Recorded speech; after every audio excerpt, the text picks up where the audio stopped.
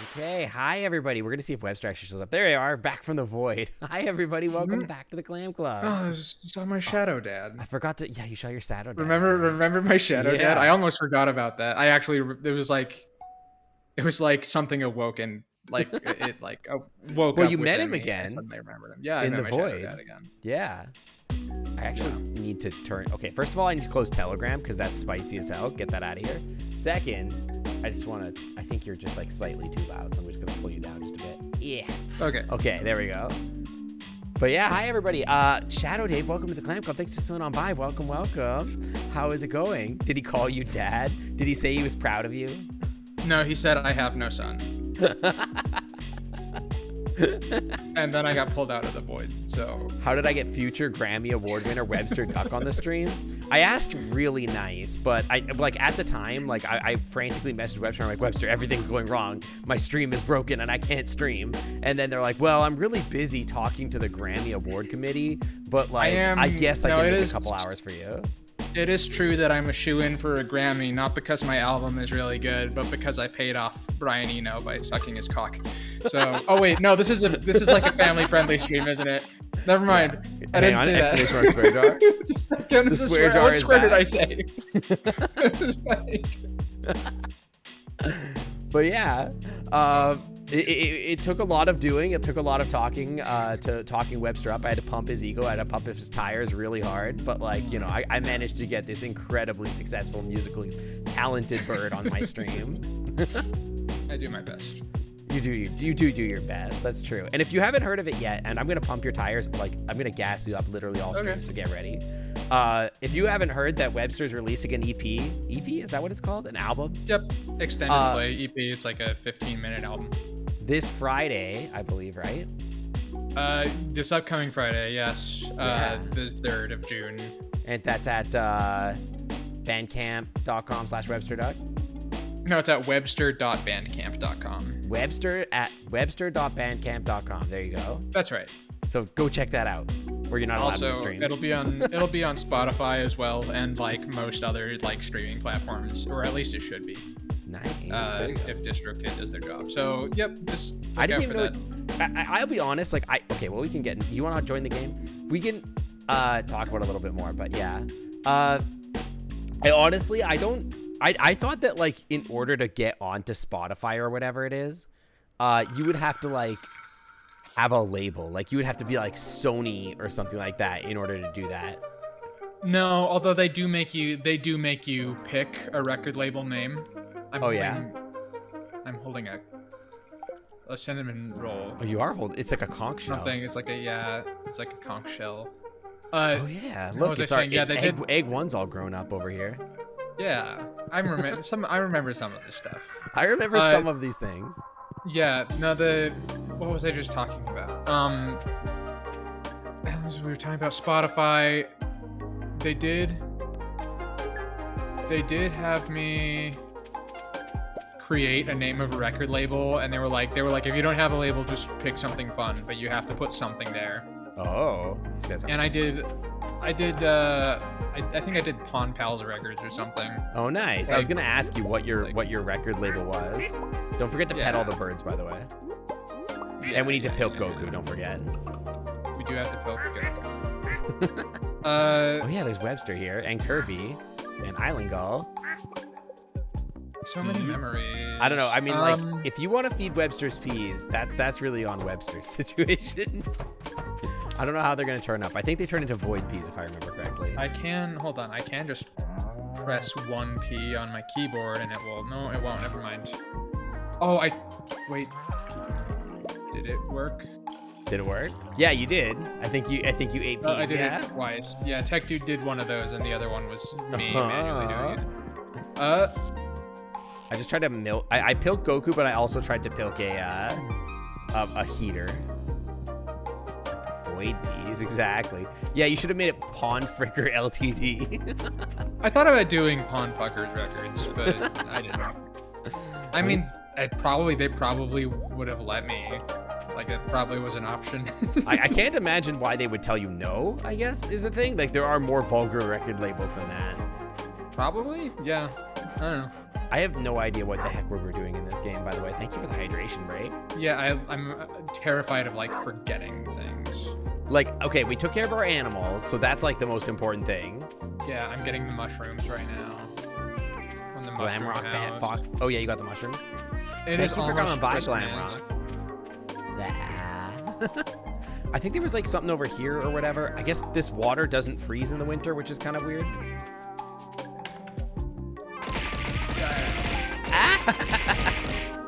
Yo, Tarko, you got your own fursona. You got a dull cyan red panda. Yo. You got a red panda sona. Maybe there's just too much salinity in this water for it to like freeze. Because it's like a connected ocean. We're at the beach. That's true. To the ocean. It's not like the ocean freezes when winter comes around. Well, although it does in certain parts of the world. Yeah, I was gonna say, like, not entirely true, but like I guess we're not in the Antarctic, so you know. I don't know. I think that was actually. Have you ever read anything by Kurt Vonnegut? I think that was a point in the Cat's Cradle. Was like, that theorized that the galaxy would be colonized by small probes or something? That one might have been Slaughterhouse-5. The Cat's Cradle, the one I'm talking about, has, I don't know, it's very weird political science fiction stuff, and it has like it's just got a bit about like a substance called Ice-9. Okay. That, you know, like that was made during the Vietnam War so that they could drop Ice-9 in a puddle and then it would become instantly solid. Like the whole puddle would become instantly solid so that like soldiers wouldn't have to muck up their boots or whatever. Huh. And it just has like a lot of stuff about like, cause like it's, I don't know, the whole book is, describing the Cat's Cradle is not like great stream content, but like, I think it's really interesting though, because I'm thinking about it and I'm like, I feel like that's something that you could do, but it's like very difficult because it has to be like an exothermic reaction. Endothermic? Yeah. And there like the book goes into like a scientific explanation of it, and I don't think it's like realistic or even like very well studied science, but it makes sense in like the universe of the book, you know? Yeah. I always kind of get like, I think it's kind of dumb when people get like all uppity about like whether or not it's real physics. I'm like, well, it would be, I think it would be particularly silly to do that with Kurt Vonnegut, but like,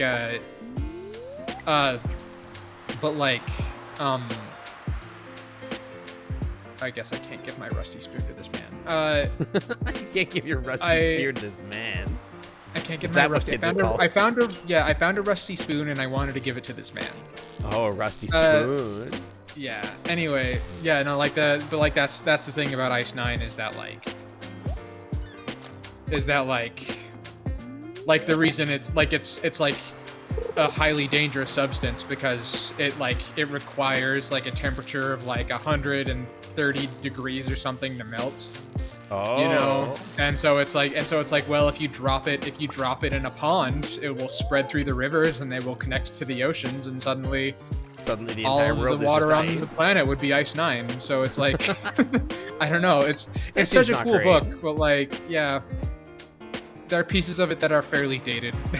You care about whether or not it's generally consistent. Yeah. I mean, like, yeah, consistency is nice for like that kind of stuff, but I also just don't think it's that important in general. A lot of people got like really up in like their panties in a knot about like whether or not what was it, Interstellar was accurate or whatever, mostly because of like the end of the game or wherever it was, the movie, if you remember that movie with like the Tesseract or whatever. But I think people got up their butts about like the black hole being like the right way or like the way it's supposed to be like looking or whatever. And I'm like, bro, a literal like Nobel Prize winning physicist assisted with this. Like, you think you know better than them? Come on. Yeah, well, and the thing about Vonnegut is it's kind of, Vonnegut's work is kind of satire anyway. You know, is like it? I feel like I mean, well, not satire. No, just Kurt Vonnegut. Not satire necessarily, but like, you know, it's like fairly comedic work, you know, and it's, well, no, I'd say satire. It's a very political comedy. Mm-hmm. What it isn't just parody. Did you watch speaking of like old school sci-fi, did you watch Apple TV stuff? You have Severance, right? You watch Severance. I only watched Severance. But okay, so you haven't seen the what the hell is it called? Foundation? Was that? Foundation, yeah. I haven't watched that. No, I remember I tried to read it when I was in. Oh, do not read high it. School It's not or worth middle it. School? It's garbage. I don't read know. it. I thought. What, Foundation is garbage? It's like It's not that it's considered one garbage, of like the seminal pieces. No, of it science is. fiction It's like it ever is. written, It's like- just it's one of those old school science fictions where like women aren't allowed to do anything, and like it's very dry sci-fi where it's like it's not really a story. It's like more of like an encyclopedia of knowledge of some history. It's a concept and it's a story told in broad 10-year strokes. Exactly. So yeah, like I didn't finish it. I got I think halfway through it. Hey, Data Geist. Hello. And I don't know. I think I was really interested in the idea of sci-fi at the time. I think because I was like, I don't know. I was getting really into like Star Trek, so it was like. Oh. That was I will say the Foundation show, like if you get a chance to watch it on it, I assume you have Apple TV since you watch Severance, or you're however it is. I finished the entire show on my 7-day free trial. Oh, okay. And then canceled, so. Well, I will say that it is an incredible show, like one of my favorites I think I've ever watched. It's not quite as gripping as Severance is. Severance obviously is like stunning. Severance is like one of my favorite shows ever. Yeah. Foundation is like incredible sci-fi, and like you said, it even in the novel or in the show. Wait, where's my fish? In the show, it still does take place over like chunks of time, but in a way that's like not encyclopedic and is much more narrative, and gives more time and space for like characters to grow and whatnot. And so it just becomes this incredible story. I don't know how better to describe it. Hi, Crouton. I might have to get. Hello, Crouton. The music might be a little loud, I think. I'm gonna turn the music down just a little. Just a hint. This song specifically is like, I don't know, there's something about it hitting my ears just a different way. But yeah. What a cute date night. Yeah, what a cute date night. We're trying to build a farm. You know, I had another idea of vis-a-vis building farm, where we could play, I think I mentioned this, I think it's called Project Zomboid. Yeah, you showed that to me at one point. And it's like this old school CRPG where like your character has to like learn skills and all this stuff. And you end up like, you can learn skills like farming and whatnot. And so I thought it would be funny for us to like go and like build a farm in like this zombie apocalypse. It would be really good. Yeah, why is there a bucket in the water?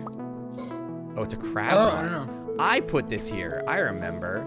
There were no crabs in the crab pot. Damn. How do I open my inventory? Tap. Escape. Got it. Okay. Check the next day to see if you caught anything. Okay, I will do that again next day, I guess. There's nothing here. I think where we left off, it was like the middle of I have eggs too. It was like the middle of winter. We just finished Christmas, and like we were just like building up a ton of money so we could have like an insane spring for like harvesting and whatnot. But the thing is that like because our farm is so focused on like, when I say focused, it's a beach farm. I think what we're supposed to do is get animals actually, and not. Oh yeah, probably. I didn't do like anything today. I spent like a few minutes trying to find like my tools and shit. I mean, and stuff, and I didn't. Yeah. No, it's fine. Whatever. I'm not worried about it. So I was like, all right, never mind. And now it's nighttime. Aw, frick. Okay. Yeah, and I'm just organizing my stuff as well. I think we were doing a bit of stuff in the mines and whatnot last time we played. Probably. Let's go to sleep. It's 10 o'clock. Look at this big, cute, cuddly bear. Was this always here? Big and cute and cuddly, and a bear. I don't remember if that was there or not before, or this little owl. There's so many cute. Look at this little bird on the wall. Yeah, I don't remember See him? when we got. Yeah, it was like a little barn owl or something. It's cute. I like like them. There's so many birds in here.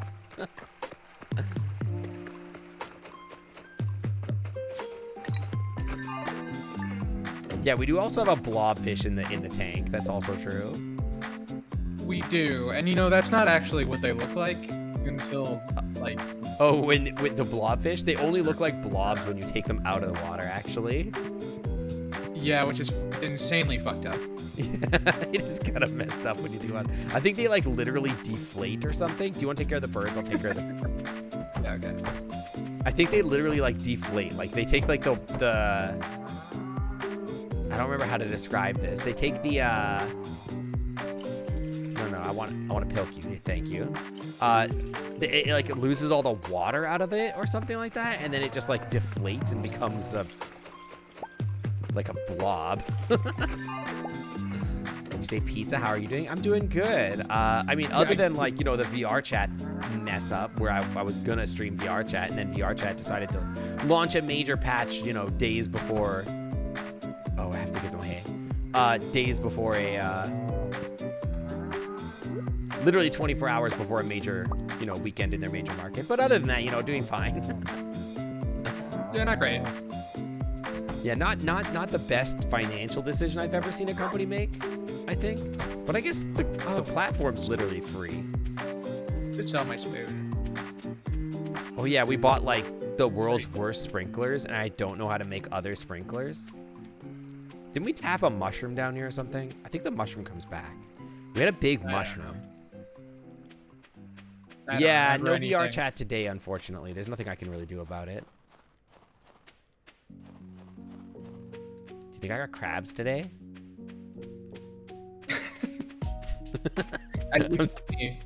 I'm so excited to find out if I got crabs. I did not. As far as I can tell, I don't really know how this works. What movie were you watching yesterday? What did you see? We went to see Doctor Strange. Oh. Which was like... I want to see... No, go ahead. I really want Bob's Burgers movie. The Bob's Burgers movies. I'm not a big Bob's Burger person. Maybe you can tell me why you're excited about it. Because it's a really funny show. I got a trilobite fossil. It's very dry. I feel like the sense of humor in Bob's Burgers is very similar to my sense of humor. That makes sense. Yeah, no, I've watched it and enjoyed this show before. It's just not something I watch consistently, I think. Yeah. No, that makes sense. Like, I don't know how to describe it. I've watched it and like thought it was funny, but it's just, I guess I just like serial comedy cartoons just don't do it for me anymore. Am I a fan of home movies? I do love home movies. I think that's also very funny. I think Discord is having a moment trying to like filter you. You just have a... You know... Say what you were about to say. I said I just like H. John Benjamin. And is that the same person?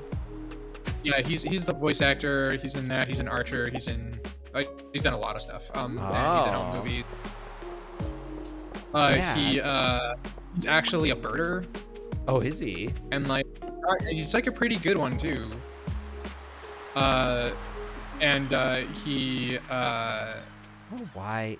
I actually think the funniest thing he did, which had like some mild viral success on TikTok recently, I think, where like he made a jazz album. And the way he. Much like you made a jazz album. I did not, but I made an album of some type. He made a jazz album. Like he hired like professional jazz musician. Yeah. Webby, do you want to leave call and join again really quick? Yes. Yeah, I agree. The mic is like a little funky. I don't know what was going on with that. Any better? Let me close some tabs and. I think it's just Discord. I think sometimes like Discord just does this. Okay, is that any better though? It sounds better to me. Yes. Okay, yeah. So H. John Benjamin, he hired like professional jazz musicians to help him make this album, and he played the piano. Except he doesn't know how to play the piano. Oh, So- right. You mentioned this to so, me like, before, I think. Yeah, so it just has like these like amazing like lounge jazz like harmonies and everything, and then they break for like a piano solo, and it's just garbage. Oh, and yeah. it's so funny. You sent this to me, and like he just like plays, and it's just nonsense. It's just chaos. Yeah.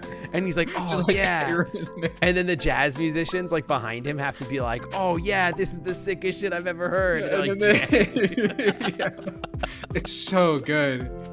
Oh my god. Like I think it's the best example I can think of like comedy music that was just instrumental. I love the idea of having enough money to just be like, yeah, these guys are gonna play music for me, and it doesn't matter if it's good or not. They're just gonna play it for me, and I'm gonna have a great time. Yeah, well, in this case, it was like they had to be good. It was him who didn't. So, That's like, true, yeah. I Do you think still that when find the it very good. water's bubbling like this, that there's like a special fish in there? Maybe. I got a dinosaur egg and a trilobite, by the way, which is kind of crazy to me. I got another chub. It's only a 3-inch one, though. 3-inch chub. Yeah. That's okay. Sadly, only a 3-inch chub. I would say that's an average chub. That might be an average chub, actually. Perfectly average, yeah. It's nothing compared to my 16-inch chub from before. Yeah, but I don't mean, know. it's I don't okay. know why everybody is making such a big deal out of it.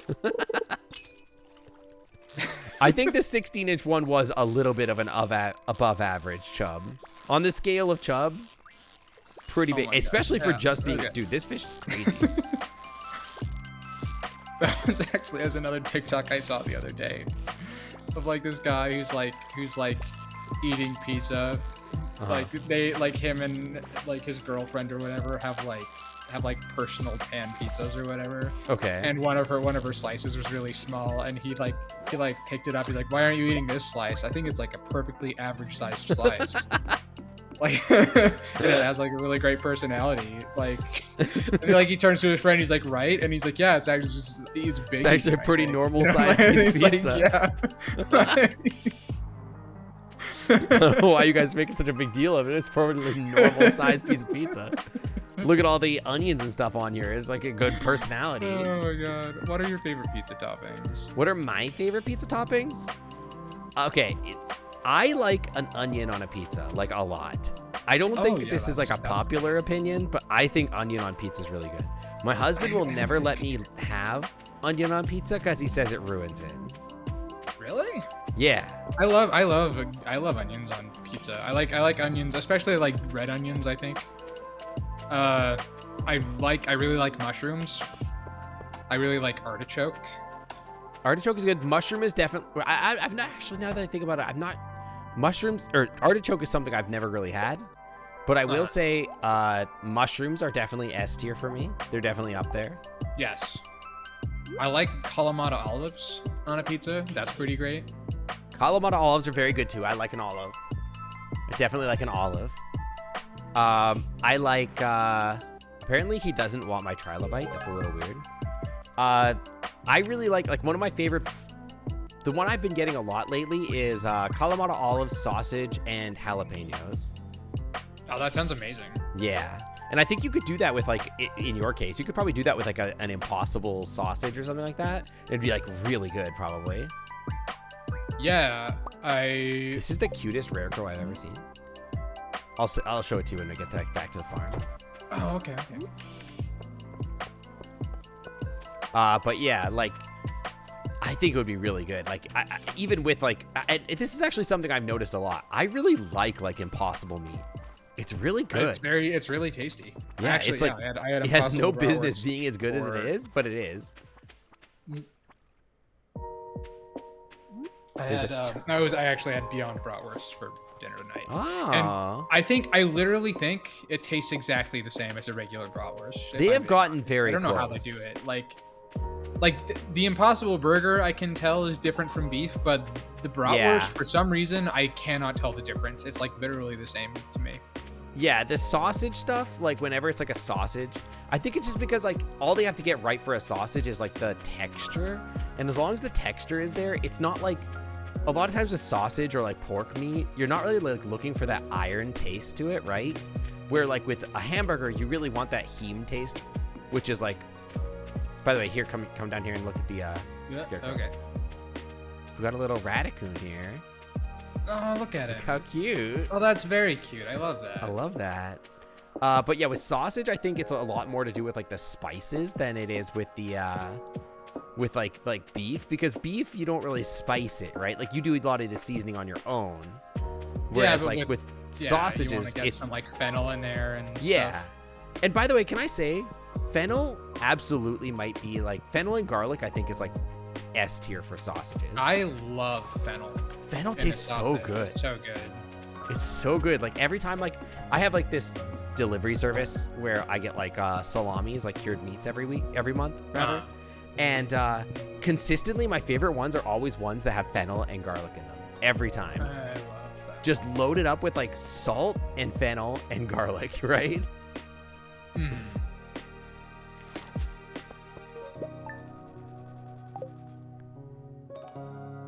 Iron is also in chlorophyll.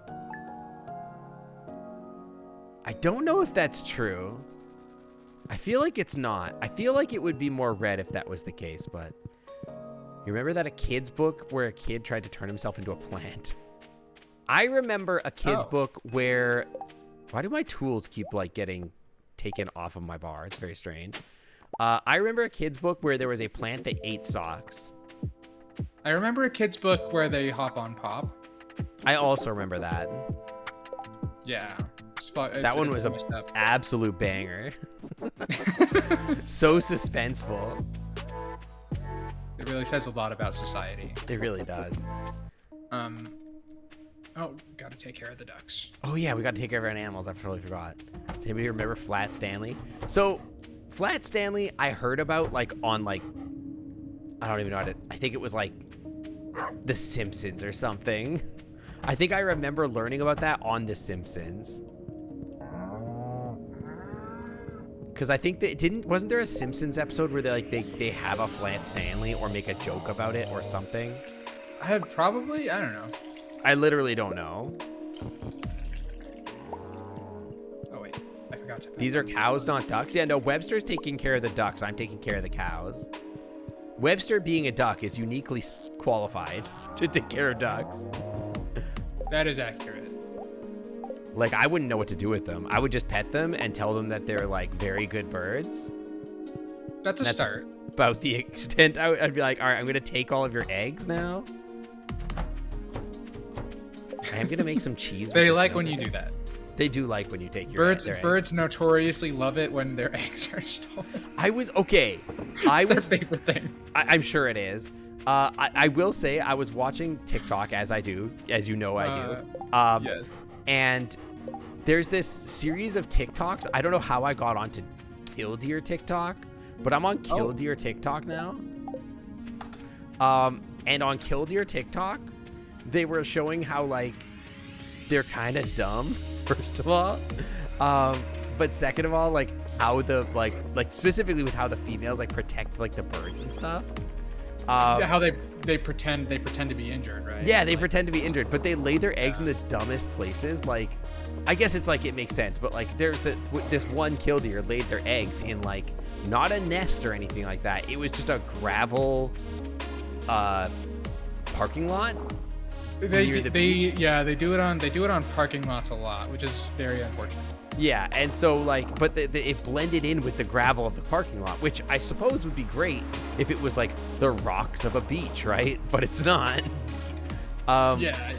But they do this thing where like, if you get close to their nest, instead of attacking you, what they'll do, and I didn't know this until I saw these TikToks, what they'll do is they'll like sort of like start screaming at you if you get close to the nest, and then they like pretend like they are like injured and they're like, oh, look at me, wouldn't I be much more interesting prey? You should come over here and eat me instead. Don't eat my eggs, I'm much more tempting, right?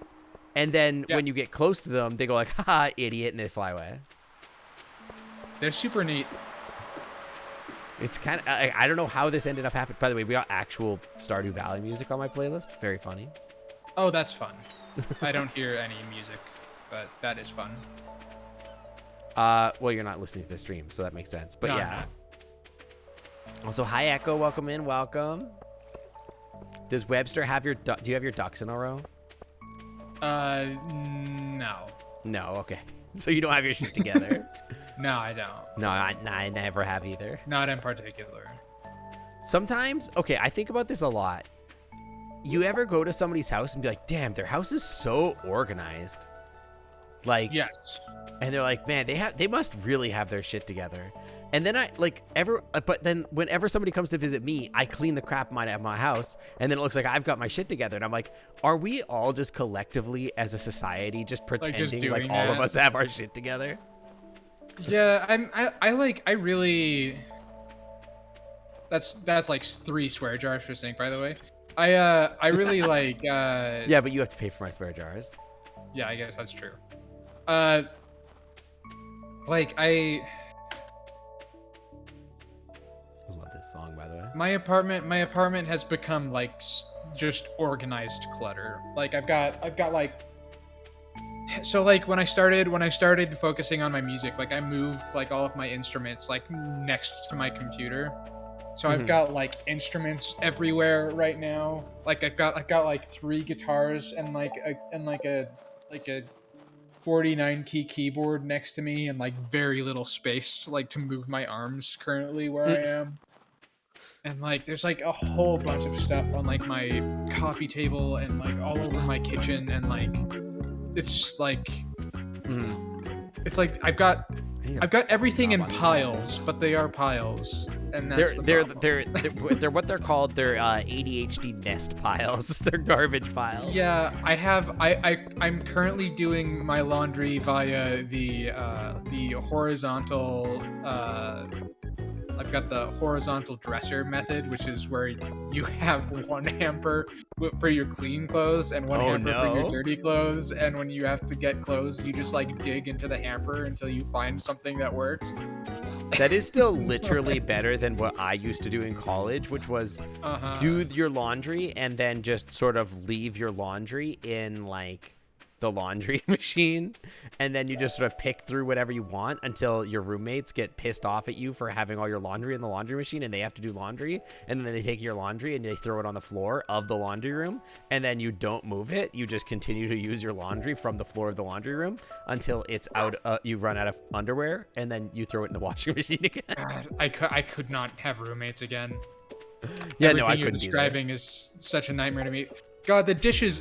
I always thought I was just like bad at doing the dishes when I had roommates until I moved into my own apartment and realized, wait a second, I always do the dishes. Like I never have dirty dishes lying around when I live alone. It's only when I'm with other people.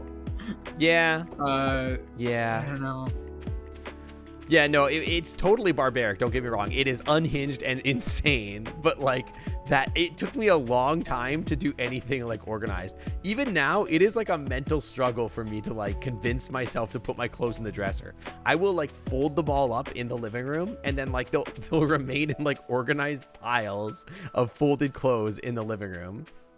Yeah, like I said, the thing about the horizontal dresser, aka the clean laundry hamper, is like even like that's like the contingency. Like the where the clothes stay is in the dryer. It's when I need to use the dryer that they move to the clean hamper.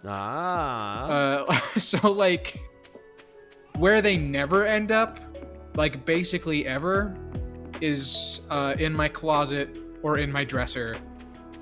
They end up in my closet often as a result of somebody is coming over to hang out and I need my apartment to look clean. And then I throw them on the floor of the closet. Like when I visited you and you put everything you owned into the closet. My closet, I promise you, is like like there's like 2 square feet of like there's like 2 square feet of like space where you can stand. Oh, nice. And the rest of the ground, like all of my camping equipment is in there, all of my suitcases and like my con stuff and like, you know, yeah, basically everything. Like it's it's not a functional closet, except in that it holds things, which I guess is what closets are meant to do. That is what they're for. That song was Yeah. Unwavering Heart by Coffee Date. Sorry, somebody asked me what the song was. I put a record on and fold my clothes. It's therapeutic. Yeah, so like, I don't know, maybe you're like neurotypical or whatever, and it doesn't cause you physical pain to like do chores in your apartment. It does cause me physical pain to do literally any chores until it becomes painful to look at my apartment, and then I am required to clean it. Eventually it reaches a threshold where it would be less painful for you to just do it. Yeah, and then I go into an ADHD hyper-focused frenzy, and I clean literally everything I own for like 14 straight hours, and then I collapse and don't wake up for 3 days. Do you know what like I've like in my adulthood I've like slowly developed various methods for helping with like executive dysfunction. And like the thing that's really helped me clean my apartment more often is just like once a week on like a Saturday, I just go to my microwave. I set a timer for 30 minutes, not 30 seconds. And then as soon as I hit start, I'm like, all right, I'm only going to clean until it beeps. And then after that, I'm done. Then you clean for like 2 hours. No, I mean, I could. But the thing is, like, usually when I'm done after like 30 minutes, I'm like, hey, it's actually really clean here. It turns out it only takes like 30 minutes to do actually most of the what stuff. It always happens to me where I'm like, yeah, it takes forever to clean my apartment, right? I like in my head, I'm like, it's gonna be like 7 hours of cleaning or whatever, right? Yeah. And then it always ends up being like I spend like 5 minutes doing it, then I'm like, wait, everything's fine. Like it's like, what was I do? Why was I so complaining about this so much? When like I'm just executive dysfunctioning in my brain, thinking like it's gonna take me years to clean all this mess up. Yeah, what do you have like specific tasks that you have a harder time like building up like function for, like executive function for than others? Because for me, the dishwasher is a hard one. The very hardest one for me, most days, is like moving from the bed to the shower. No, I used to like not shower on the weekends. That was pretty common. Well, I would shower, but it would take me literally forever. I see. The first thing I do when I get out of bed is always take a shower. But like sometimes I'll like wake up at like 7, and it'll take me until like 10 a.m. to actually do it. What flavor do I think that donut is? It looks like a lemon donut. Oh, that sounds delicious. Yeah, no, like I used to like basically just wake up in the morning on a weekend, and I would just sit in bed for like ever, and then I would get up and go straight to my computer and play World of Warcraft for like 6 hours or whatever. What stopped that is basically streaming, and then I would end up just playing video games until like 4 or 5 in the afternoon and go like, I should probably shower. Yeah, just because I had worked all weekend, I'm like, I don't want to think about anything anymore. And like I find it very frustrating when people like talk about executive dysfunction like, oh hey, it's spring. Well, that means it's spring. We have seeds. Yeah, we've got lots of responsibilities now. Oh, and there's a cutscene. Hello there. My name's Kent. I got back. Oh yeah, this guy's a hottie. I got back last night from overseas. My wife told me that a new farmer had moved in while I was gone.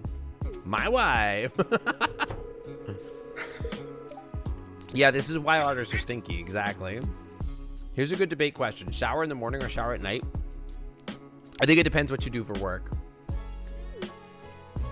If you are an office worker or you work with customers, then you should shower in the morning.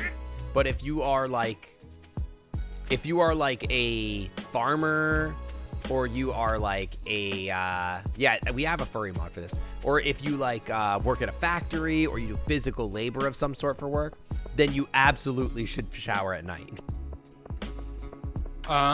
Otherwise, you get real stinky.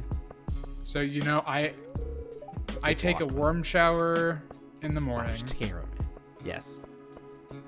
I take a warm shower in the morning before I go to work, and then before bed I'll take like a freezing cold shower, and I'll like try and get like as cold and uncomfortable as possible. Like I want to be like miserable, like so cold, so that when I finally get in bed and I'm like under the covers, I'm like, yes, I'm taking care of myself. I'm comfy. I am like like because I feel so bad before I get into bed, like it elevates the Never heard of distance and anything so comfort unhinged. that I.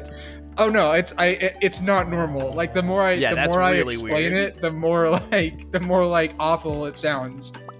But like it's like, yeah, I'm gonna make myself so miserable so that like when I do get to bed, it's like, oh, bed is so great because I made everything else so bad. Yeah, like, that's I mean, wild.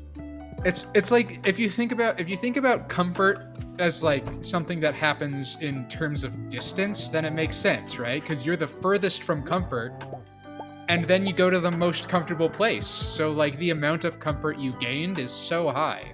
But that's presuming that like the amount of comfort that you experience is a derivative of the it's like the rate of comfort increase is like the I'm just actual saying, comfort that you receive. It's well, like in if a I was way, melting yes, an though, ice cube, I would try to make the ice cube as cold as possible to experience the most rapid heat transfer, and the heat transfer would be what we define as comfort. I mean, in a way, though, yes, though, because like we need grass seeds, by the way. Yeah, grass seeds are south if you want to go to that lady's shop. I don't think I get them here. I'll check though. Unless I'm checking to see if we already have any. No, what was I saying? I've got like, grass starter. like, is that what you need? Yes. Okay, how many? Oh, get like. Actually, I think it'll spread pretty quick. I think I can make it. Let me see if I can make it real quick, because I think that might be. Yeah, I just need fiber. How much fiber do we have? I can just make it. My microphone is attacking me. Okay. No, what was I saying? Hang on. Because does anybody know what best seeds are? What the best seeds are to plant? I have no idea. Anyway, what you're doing in that moment is you're generating. Nah. You're generating gratitude for how comfortable your bed is. Mm-hmm. And when you're just like way more grateful to be comfortable, right? Okay. And that's like a good feeling. Yeah, no, I see it as like, I think that's insane personally, but whatever. It is. No, it makes no sense at all. I'm gonna get like 100 cauliflower seeds. We're just gonna grow cauliflower. We should get bees. I don't know how to get bees. That was a lead up to a joke. No, it wasn't. I literally just have a fucked up little brain. It's like absolutely makes no sense at all. Like this is just how I am. It does make absolutely no sense. It's not even. It's not even. I don't know. Like, what are some of the other weird things I do other than brush my teeth before streaming so that I don't have to do it afterwards? There was something else that you did that I thought that was really weird, but I can't think of what it was anymore. I'm trying to think. Like, I've just like developed like these patterns. Okay, can you help me plant some seeds down here? Our mushroom is back. We got a big mushroom, yeah. We got several big mushrooms, actually. Got multiple huge mushrooms. I'm gonna whack these rocks, and then I will. Yeah. Did you feed the cows today? I did, yeah. Okay, we need more grass starter for the cows, which means I'll need more fiber. Or I have one fiber. We should probably attempt to make more sprinklers, if I'm being honest, because it would save us like a lot of pain.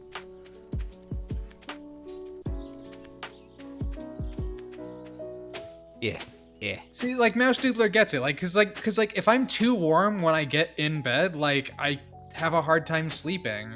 But that's why you like use an air conditioner to like make the room cold. But that takes a long time, and what do you mean? Energy intensive? What? I don't know what I mean. Just turn on the air conditioner. It's like, oh, I'm going to bed soon. I'll just turn the air conditioner on before we go or whatever. is fine. But the air conditioner. I think I'm supposed to fertilize these before I The air plant conditioner them. makes the things outside of your blanket cold. I want the thing inside, which is That's my body. not how to be cold. thermodynamics works. Okay, Mr. Scientist. You don't just like what? Like the reason that your fridge is better when there's food in it is because you have food in it to buffer the heat transfer. That's how it works. If you just keep your house colder, then you won't be so uncomfortable.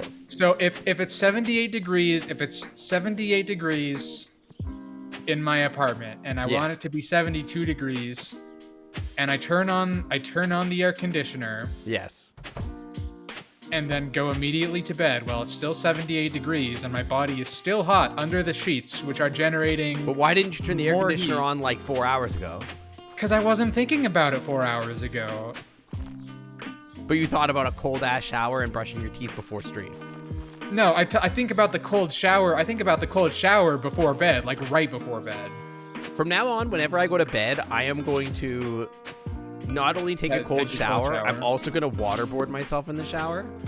And then also I'm going to lay on a bed of nails while somebody pours searing hot wax over my testicles. Well, I feel like the searing hot wax would undo. I feel like the searing hot wax would undo the cold shower a little. And then after all of that, I'm going to have somebody tell me the nastiest things they can think of about me. And then when I get into bed, I'm going to... And then you'll think about your dad. Yeah, think about my void dad, exactly. Do we have fertilizer, by the way? Do we? I have no idea what fertilizer even looks like. I've got one basic fertilizer. This game is. I know nothing about how this game is played anymore. I don't really remember how to get fertilizer. And then when I get in bed, I'm gonna have somebody like whisper sweet nothings in my ears, and then I'm gonna like pour soothing balm over all of my gaping wounds, and put some like burn cream on my balls. I mean, you see, the really funny thing about this is you're describing discomforts that wouldn't be fixed by going in bed, unlike being cold, which is a discomfort that your bed will fix. Yeah, I would say maybe exactly. I would say maybe going from like a really uncomfortable, like I would say laying down on sandpaper and then going to like the softness of your bed would be a better example. Like I could see that really working. working. Think that I wouldn't get in bed and just be like, oh, thank God. After searing hot wax is poured on your testicles? Probably not. Yeah, exactly. Like you would probably need a different type of care for that. I mean, I did say I would lay it on a bed of nails. If we don't have that is true fertilizer, I'm just gonna drop this cauliflower and not worry about it. I don't remember what the hell we're doing anyway, so it doesn't really matter. I'm self-reporting right now. What is it I'm trying to do? Where are all of our tools? Where did I put my don't know. tools? They're probably in there somewhere. I've got my own tools. Put them in the house, maybe? I'm somewhere? one seed short. Oh my God. Yeah, let these 750 thread count sheets absorb all the pain and absorb my blood. Where's my scythe? I need my scythe. Did you drop it off at the Smith man? I don't think so. I don't know why I would give my scythe to him. I don't know. Whatever. It's just that I want more fibers. I'm assuming so that the I shop can is make more probably grass closed fiber. at 8 p.m., but we can try. I'm It's not pretty sure closed. it's Let's go. He's not there anymore, Oh, though. Okay. It was time for Thomas to leave again. I don't know. I did say I'd lay on a bed of nails. It's like the same thing. We do need to water all these plants before bed. You're fucking kidding me. Nope. All right. I bought 100 seeds that we need to water. Did you plant 100 seeds? Mm-hmm. All right. Well, get ready to stay up till midnight. the game will like force you to go to bed. Yeah. Like we'll be it fine. does do that. We got good watering cans. It's fine.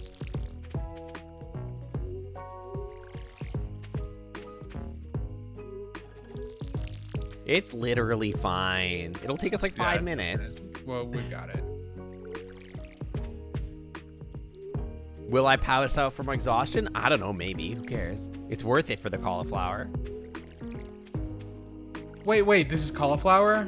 Yeah. Oh, no. You want to plant cauliflower in, like, big patches, not lines, because then you can get bigger cauliflowers. But this is fine. It'll still use. Well, I could, like, plant more. We can get more. I don't think we have... I was going to use most of our money to, like, now, upgrade our barns and stuff. Yeah, I mean, this is fine. It's okay. Yeah, I was going to, like, get some cauliflower running, and we can, like, add more later. But then, like, I wanted to, like, focus on, like, chickens and stuff. So I'm going to look at that tomorrow. Dude, it's crazy that we got Sans in here. I like that we're those neighbors who still have their Christmas decorations up. In spring. Yeah, we are. Yeah. God, I remember the first year of COVID, like after Christmas, that was so many people. They just didn't have the willpower to take down their Christmas decorations. Yeah. I remember thinking that, like, in, like, July, like, seeing Christmas decorations in people's yards and just being like, yeah. Yeah, no, I get it. Oh, man. That makes sense. That checks out. What if we just never stopped having Christmas? Yo, there's, like, all sorts of, like, leaves falling or whatever. It could be forever Christmas, yeah. They are now selling high-quality fertilizers as well as new crop selections. Okay. I don't know what it takes to... Where's the building menu on this bad boy? What does it take to make, like, iridium sprinklers? Cannot be done. How about quality sprinklers? Gold bars. We need gold bars. Do we have any of those? Gold bars? I don't know. I'm gonna look. We have 19 gold bars. Hang on. Build me. Gold bars, iron bar, and refined quartz. Gold bar, iron bar, and refined quartz. How many of these bad boys can I make? They take one each. Give me, like, a ton of these. Okay, put them in here. Okay, these water 8 adjacent tiles every morning. Oh, okay. That's pretty good. Don't forget to take care of the cows, by the way. I will do so, don't worry. Yeah. I think I'm spacing these properly.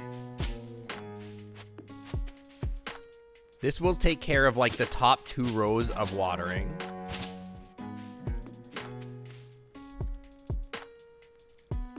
There. Get rid of this bad boy. Give me you. We're gonna, actually, no, this is not the right way to do this. Hold up. Yeah, give me you. Dude, this actually might take care of basically all of our watering problems in general. At least for that little section, yeah. Well, this is basically all we're supposed to be using on the farm, on this farm anyway, because it's the beach farm. I've been forgetting to make mayonnaise. You got to. Doctors say that the less you make mayonnaise, the more likely your risk of prostate cancer is. That is true. You gotta remember to make mayonnaise. Dude, all our plants are watered. We don't gotta water these anymore. It is very frustrating, though, because it is a sin against God to make mayonnaise. Yeah, that's like the hard part, is that it's a sin against God to make mayonnaise. You just have to get prostate cancer. It's the yeah. If you're religious, unfortunately, you're just doomed to prostate cancer. You don't know if they say that exactly? Yeah, they say that exact thing. Make mayonnaise every day. Sometimes multiple times a day. It's healthy.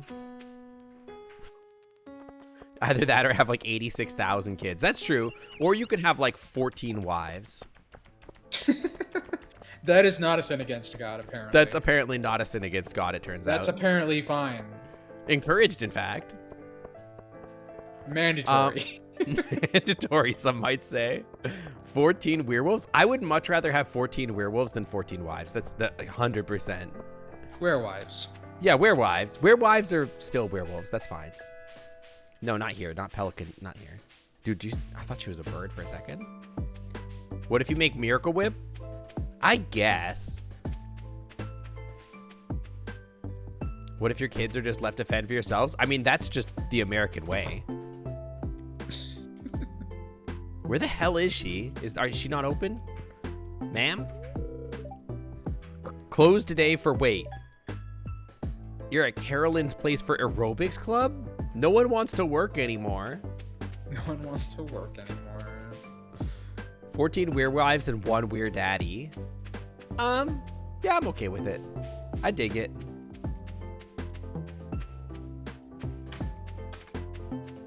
You can find them at Denny's. Genghis Khan, but a bottom. Okay, I did not take care of the cows yet. I will go take care of the cows now. I also, I want to know what it would take, because I might start, since the crops are kind of taken care of, I might start like mega chopping down some wood. And try to get like a lot of wood and stone ready for us. I think we have a bunch of stone somewhere. We've got 65 stone, 165 hardwood, and some amount of regular wood. 700 wood. So wood's pretty good. We might need more stone to build like our barn bigger, because I want to make our barn and our house and everything bigger this year, so that we can like get like a lot of cows. They always ask werewolf, but not owl. That's so sad. Pouring one out. Pour one out for the wolf. Okay, hang on. I gotta make some cheese. I tend to like make like 1 cheese a day. Doctors encourage you to make more to prevent busting. More than 1 cheese a day. Yeah. All right, don't forget to pilk your Goku either. Yeah, we're doing good. Hi, Sam. Welcome on in. The other Hello. Sam. Hello. Have you seen that one meme where Pingu does the Newt Newt and starts to stare at your stool? Newt Newt is terrifying in general, to be honest. Or Sam. Pingu. You know Samwise Gamgee was who Tolkien considered to be the protagonist of Lord of the Rings. Yes, of course. Well, it's like there are many different like stories where it's like the true hero was always meant to be not who the hero actually ended up being, right? But like they're like that's Harry Potter. That's what's the other one? But the protagonist though, not the hero. I'm talking about like. Yeah, I mean like they're meant to be like the protagonist, but then like circumstances end up being like some other way. That's also true of Ender's Game too, because Bean is supposed to be like the actual backup plan and is actually smarter than Ender and all this kind of stuff. Yeah, the main protagonist is the ring, that thing that makes you die in 7 days. I fucking hate Ender's Game. Yeah, I understand. I hate Orson Scott Card so bad. Oh no, for sure. And like, I don't know. No, absolutely fuck that guy. But like, Yeah. you know, I did read those books and enjoy them as a kid. Yeah. Well, I read and enjoyed Harry Potter, and I hate those now too. So. Oh yeah, no, for sure, absolutely. That's same situation basically. Like, oh wait, it turns out these people are dicks. Closed for the day. Nobody wants to work anymore, dude. It's the beginning of spring. Everybody's already taking a vacation. What are you doing all winter? Dude, Sam Hot Damn, actually literally the same. My favorite book as a kid was The Giver as well. It's still like it's still up there for me. That's a great book. It's so good. What was my favorite book as a kid? I've got to think what I read. Oh no, it's not extremely. I read an abridgment of The Count of Monte Cristo that I really loved. Your favorite book as a kid was how could it be anything but the Book of Mormon? Oh, I guess that's true. Yeah. Or it could be like Hop on Pop. I actually can. Truth be told, I actually don't think I ever read the Book of Mormon cover to cover. Oh, I can't imagine most Christians have read the Bible, to be honest.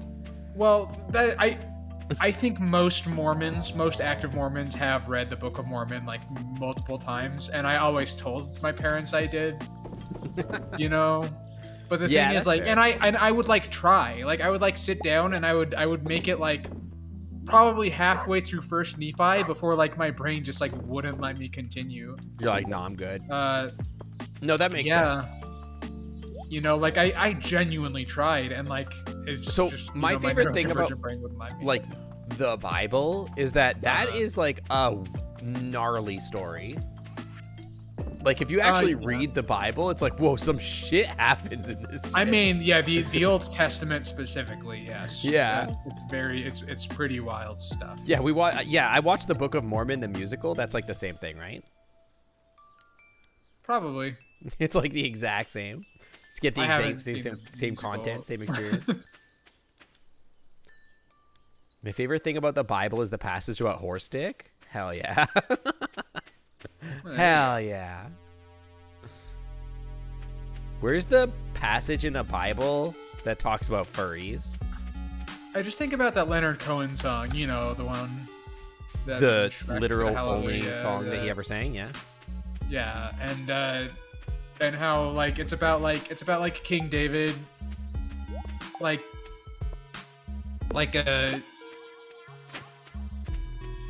like seeing a naked woman on the roof and killing her husband so that he can bust a fat load. Is that what into her. Hallelujah is And, about? like, of course it is. That's why he groans hallelujah. It's an orgasm, right? Like, it's a sex song. It's a song about sex. It's Like a there's sex song? no other way of reading it to me. Like, it's if Wait, you is know what it? happened, it's gotta be. Yeah. It's about nutting? a cold. Yeah, it's gotta be. Yeah, like I had can't no think of idea. any other I've never explanation. actually And, like, read or listened to the lyrics other than like the Hallelujah part. It's like it just seems like the reading. Wait, that, don't like, people sing this shit at like funerals? That's what I'm getting at. It's like my dad has a favorite version of this song that like takes all of the lyrics and like rewrites them to be about a Christmas song about like Jesus being born, and my dad sings this like every year. That's And every so time he good. does, I'm just like this is like It's like Like, what- your song. like, Your dad what sing it- a song about nutting. Like that's so fucked up. like what it makes me think of is like what if like it's like what if somebody did like Take Me to Church, Yeah. and made it about going to church. Like, just, Yeah. like, That's regular, literally what it's like. That song is not about going to church, by the way. Probably not. I'm going to say that is probably not the intended meaning of Take Me to Church. No, not even a little bit. Yeah. Yeah. So we don't have to water our plants at all anymore, by the way. We Hell just yeah. throw seeds there and they just take care of themselves. One Our time you heard jobs are pumped being up. automated away from us. Yeah, nobody wants to work anymore is the thing. One time I heard Pumped Up Kids in a fast food place with kids in it. Pumped The Up song Kids, is clearly yeah. about... Yeah, no, it's definitely about that. That song actually makes me really uncomfortable. Closed on Wednesday. God, dude, nobody wants to freaking work. In Catholic school, there's no health class. Instead, we had theology and the body. I also went to Christian or Catholic school. This is also something that happened to me. I want you to know, I think I've talked about this before. I got a 50% in grade 12 religion because I basically went to class, fell asleep, didn't do any of the homework. We'll put it 9. Oh my God, nobody wants to work. Like I would go to class, just literally fall asleep and then like wake up. But because if they didn't graduate me, like if they failed me out of high school because of religion, then they lose school funding based off the number of people that are like graduating that year. Like they lose their percentage, right? That's how it works. So because I literally didn't do anything in religion class, they were like, well, we have to give them a 50% or else we lose government funding as a private school, right? Yes. So I got a 50% by doing nothing.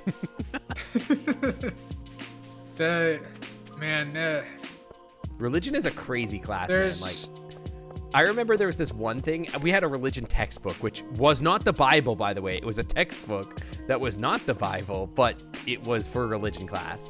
And I remember there was this messed up thing in it where like, well, it wasn't messed up, but it was so stupid where it was like one of those, one of those like brain teasers that's like, what do you see in this image? And you're like, I don't know, nothing, I guess. And then like, if you like look at it a different angle or whatever, then it has like a picture of something else. So it was like blocks that were shaped in the cutouts of the word Jesus. So the blocks were like the U, it was just like the block of the missing part of the U or whatever. And then they're like, that's right, you can see Jesus here in the space between where the objects are because Jesus is everywhere. Oh my god. And that was a question on the exam. That sounds like a parody of what you would learn in a religion class. No, but it actually was like, what we learned, though. No, like, okay, what I was about to say is at BYU, Idaho, which is like a university, like an actual, like higher education establishment. Their anatomy textbooks, for like freshmen and sophomores, like literally censor like the genitals and the nipples. It's so good. It's I mean, I guess so. I think it's pretty ridiculous.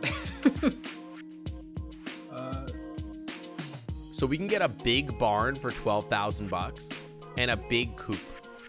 We can get a deluxe coop and get 12 more animals. And auto feed systems, yo, let's go. It unlocks rabbits and unlocks goats. Oh, I like goats. These are so doable. We should do both of these. We just need the wood and the stone. Copy Toe, welcome to the Clam Club. Welcome. Thanks for coming on by. Welcome on in. Exam question: where is Jesus? Answer: in front of me. Reason: the teacher was called Jesus, teaching religion.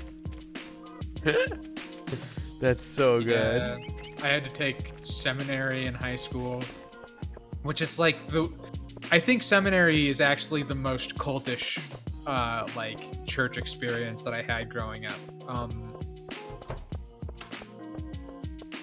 Where like one was it like Jesus in high camp? School, it was like a class that had to be in a separate building from the high school. Like you had to walk outside and like go into the seminary building because like it's like not legal to teach it. It's not like state sanctioned or whatever. Yeah, but everyone in the state takes it anyway because it's all Mormons, you know, and like it's not really considered optional by people in the community. And like the stuff that they teach you in seminary is like way more intense than like what you learn in church, you know. Like some of the stuff that I was told in seminary was like just people lying about things that happened on their mission. Where like I'd have teachers who were like who would like tell a story about like Webby, do you have an upgraded pickaxe? I've got just a regular pickaxe with me right now. Can we buy stone somewhere? I don't know. Because we need stone to build more stuff. Anyway, continue. Yeah, like I had like one of my seminary teachers said that like he gave a blessing to a woman in a wheelchair and she started walking again. Like of course, yeah. That's like literally the stuff that they would like tell us and we would like believe them like really hard, even though they were just like telling lies.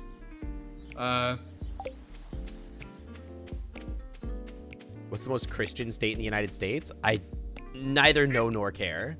And wherever it is, I don't want to go there. You had a priest who became one and because they had a porn addiction. Yeah, that sounds about right. You ever see one of those maps where it's like the most frequently like the most highly searched porn subjects on like Pornhub by state, and like all of like the southern states are like gay porn, big dicks, gay porn. Oh, like literally. Like every single one of like all of like the most Christian states, it's like incest, gay porn, incest, giant dicks. That totally shocking. Yeah, I'm not surprised. Yeah. What am I trying to do here? I need more stone. I'm getting one stone here. Chat, is there anywhere to buy stone? Maybe Utah is the quote unquote most Christian, but like that's not Christianity. That's a cult. I mean, that's well, I think a lot of Christianity is kind of a cult. Yeah. I'm not. I wouldn't say Christianity itself is a cult, but I would say that a lot of Christian traditions are. I would say that depending on which like sects of Christianity you asked,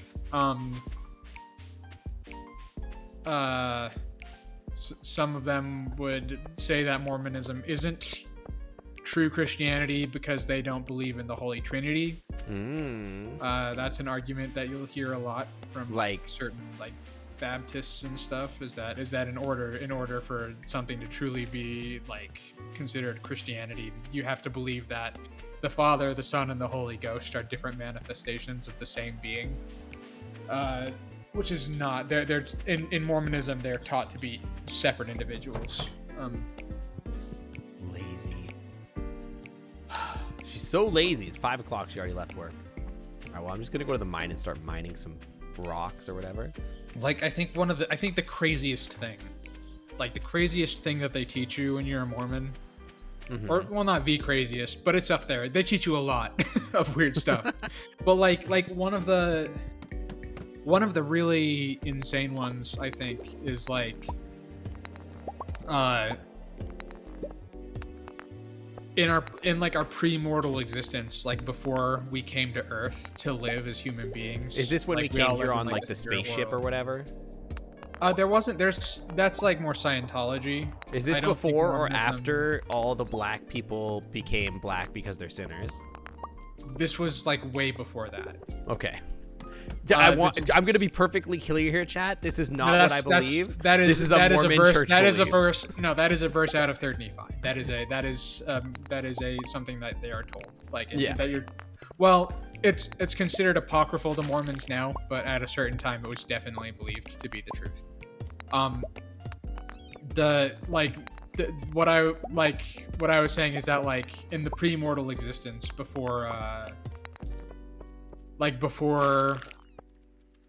we all came to Earth, like God was like, how like he was like, how do we prove that everybody here, like all of these billions of people, deserve to be like in the celestial kingdom here with all of us?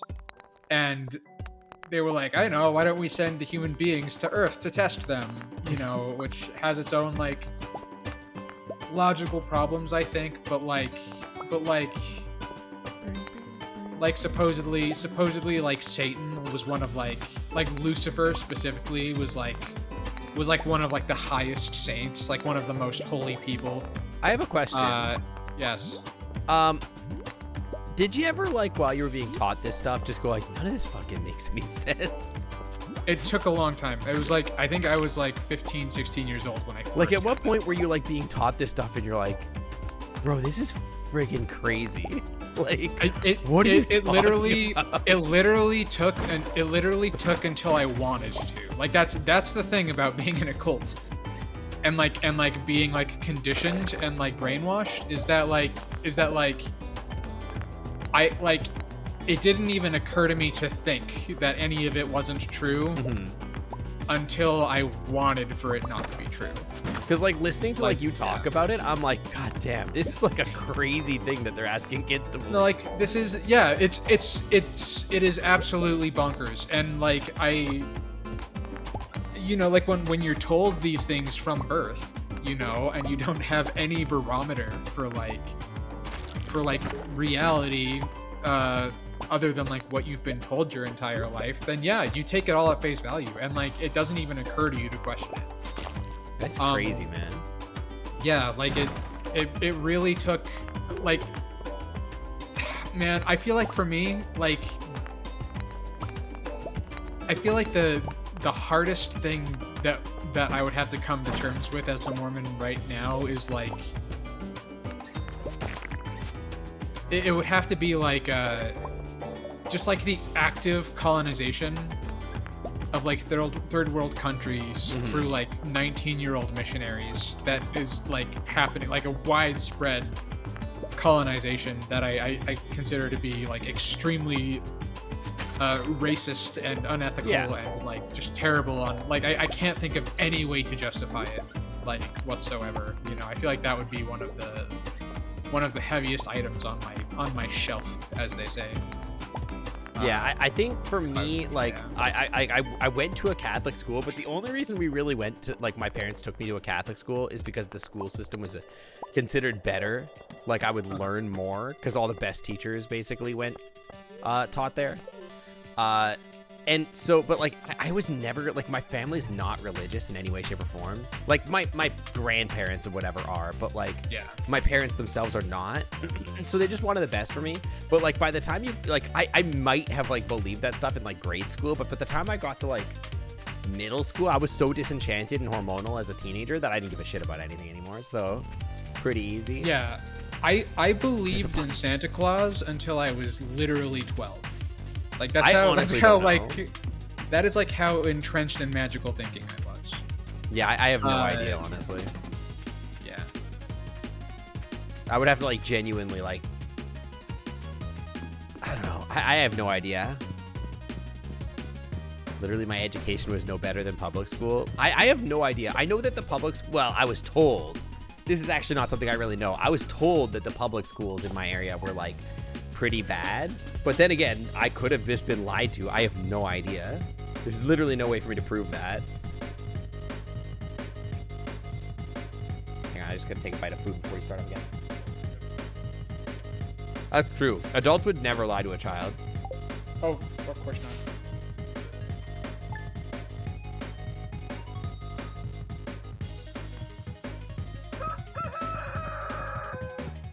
Alright, don't forget to pilk your Gokus. Okay, how much rock did I get down there?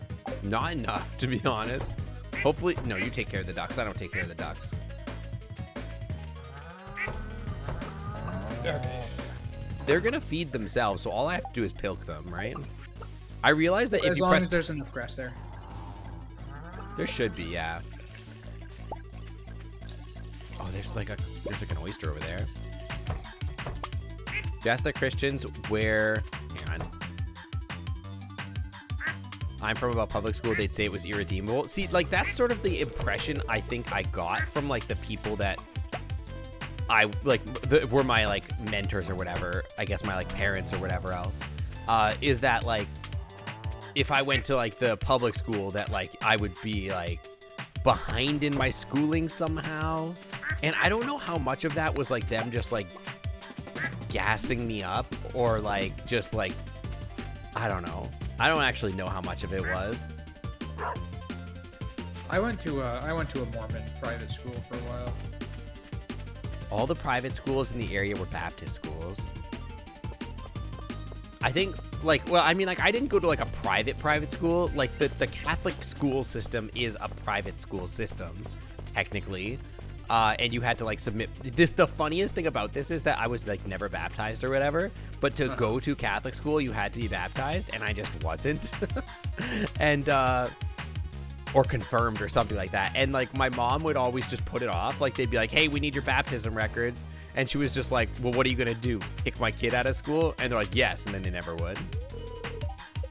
Do you know the God, like, they do not wait to baptize in Mormonism. Like, what so in Mormonism, 8 is the age of accountability.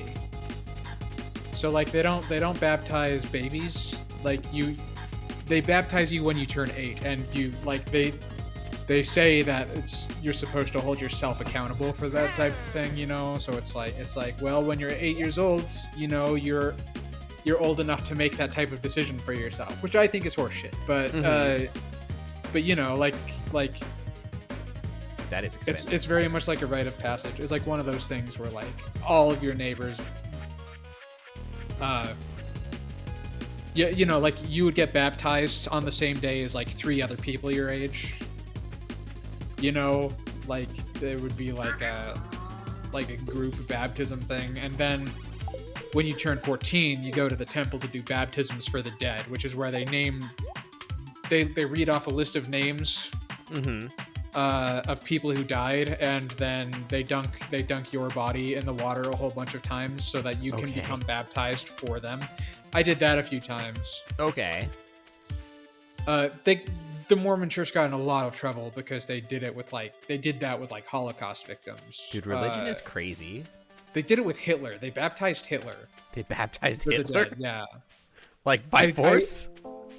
Like, after he died, they were like, all right, someone go down there, we'll read Hitler's name, and we'll baptize your body for Hitler, because according to That's crazy. according to their tradition, Against their consent. Yeah, so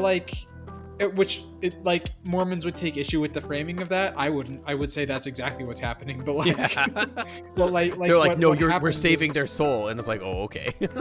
Yeah, so because what they say is well, according to our theology, after you die, you go to spirit prison until you're baptized.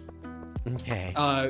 So it's like we need human vessels on Earth to be baptized. Yeah, so does that mean I can be died. the worst possible human of all time, but then afterwards people are like, no, we need to redeem his soul, and then they'll just go baptize me and I can go to heaven no matter what? No, you can go to... Okay, this is where we get into some real crazy lore. At that point, you get to go to the terrestrial kingdom. So heaven has 3 tiers. Oh my god, I saw a TikTok about this. Yeah. So okay. Hear me out. Okay, so in the there's the 3 kingdoms, right? There's yes. purgatory and hell, and it's heaven, hell, and the purgatory basically. So okay, but the TikTok was all right, so here's the thing. They're Mormons have got it right. We've just got to live with the system. But here's the thing. All the people that go to the heavens or whatever are supposed to be good servants, right? No, so, what he was saying is that the celestial kingdom, where all of the good Mormons are who live with God, and me and Hitler, because I left the church. I'm an ex-Mormon, which I automatically go to the terrestrial kingdom. Yeah, because the terrestrial kingdom is the lowest there can be. Mm-hmm. Right, so because I left the Mormon church, I'm one of the worst people who ever lived, so yes. I get to go there.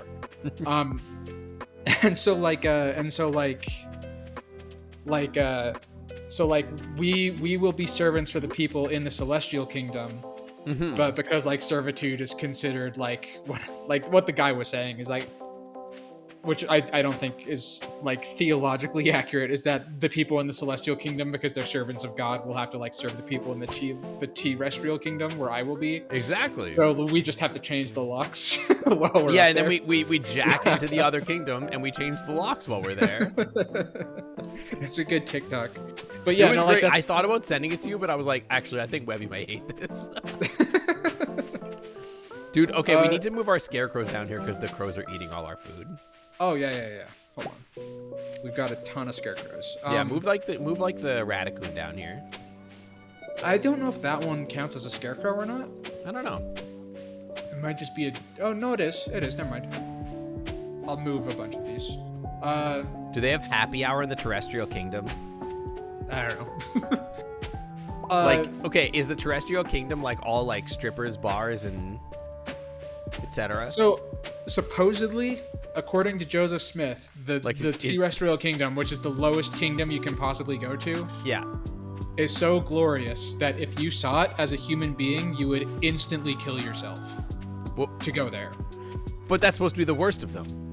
Yeah, which is the celestial kingdom is way better, but even the terrestrial kingdom, which is the worst, is still so much better. It's so much better than Earth. So much better than Earth that you would murder yourself without a second's hesitation to go there. And that's hell? Yes. I mean, there's another hell, but it's very convoluted, right? Because it's outer darkness, and so you're telling me people go to outer darkness. That Hitler got to go to the kingdom that is pogged up, they're completely cheeked up and having a great time? Not yet. Hitler's in spirit prison right now. Oh no, but he got baptized 15 times. Yeah, so he might be in spirit paradise, but nobody goes to the kingdoms until after Jesus comes back. Oh, so we got some time to spare. So we gotta wait for Jesus. Yeah, dude, when's that guy gonna do his job, man? Yeah, there is super hell, and I'm pretty sure in order to go to super hell, you have to get a second anointing. You literally have to be the president of the church, or a prophet of God, and then deny his existence. So it's not possible for normal people like me and you to go there. That's lame. I want to go to super heaven or whatever. Super hell, outer darkness. No, yeah, that's that's where it would be. Sounds like it's alright. Yeah. There's a super hell? Yeah, why do we need to distinguish between hell and super hell? That's a good question. Don't ask me. I didn't invent an ass backwards cult. This guy looks exactly like Moke. I'm just a guy. Which guy? There's a I guy don't down have. here. I don't have the furry. Yeah, I don't know. He was over here and he looked here. This guy. Well, no, that's the lion. Now that I think about it, never mind. Okay. Okay, I got copper ore. That's nothing. Geodes are nothing.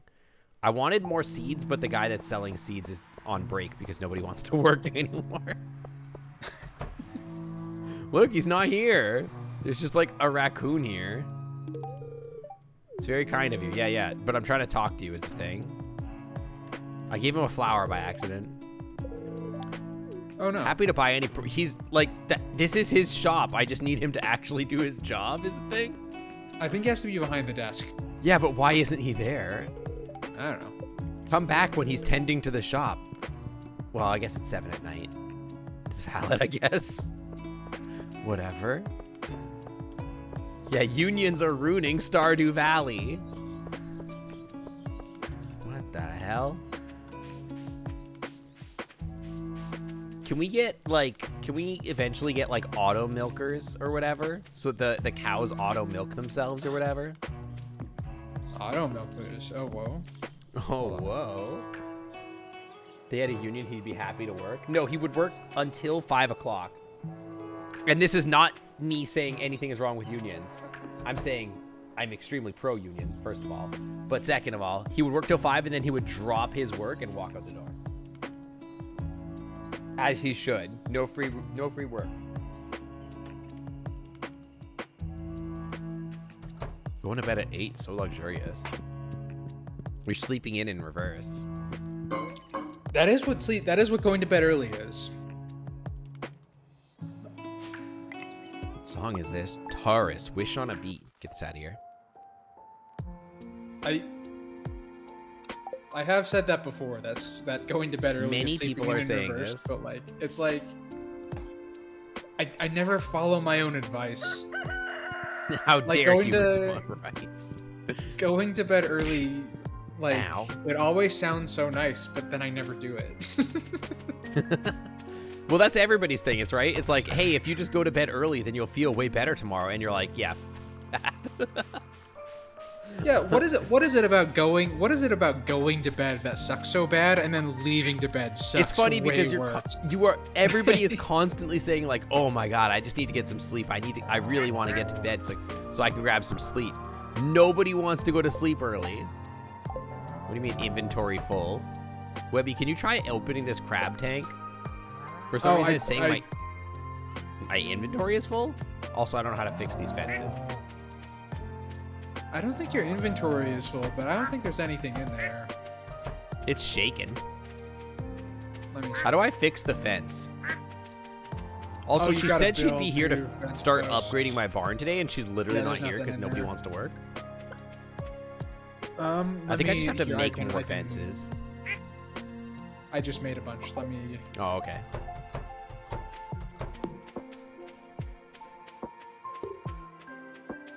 That's true. Going to bed early does mean you have to work the next day. You get home at 6:30 and you have to cook. Yeah, that's why. It's like you spend all day working, you get home at 6:30, you cook, clean, get ready. By the time you sit down in front of the TV or whatever to relax, it's 9:30 and you're like, frick, I'm not going to bed, dude. I need some of the time to my own house. Or myself, right? I think that's probably like a big reason why. I just realized I spent $4 on guacamole and sour cream for my enchiladas. Never ate either of them. Forgot that they were even there. Bye, Sam. Have a great rest of your day. I'm gonna go check on freaking Robin. I paid her $12,000 to build my barn. She's not even there doing it. I got wild honey. You should just do that, because I never put it on the freaking enchiladas, to be honest. $4 down the drain. Could have used that on a glass of wine on the cruise. Can I rant about something for a second about my cruise? This is extremely, like... This is extreme. Just be Disclaimer, yeah, this is yeah. extremely privileged to be able to I mean, complain about let me rant about my cruise. I feel like is a great way to start a sentence. Yeah, like I don't think anybody had any. Yeah, no one wants to hear about Yeah, I'm on the cruise and my food was 2 degrees cooler. It than I was expected. lukewarm. It was lukewarm when they presented me with my free steak. Yeah, no, no, okay, but this is actually kind of stupid. Like, we're dealing with this all today, and like we're going on a cruise in like 5 days, right, to Alaska, which I'm more excited about being able to be in Alaska than actually like the boat itself. That's like whatever. But when we booked it, it came with like the alcohol package or whatever, which is like the drinks package. So you get free coffee, well, free, you paid for it, but you get the coffee included, you get like all the drinks and whatever included, right? So today we found out that like 5 days ago or some dumb crap, they decided to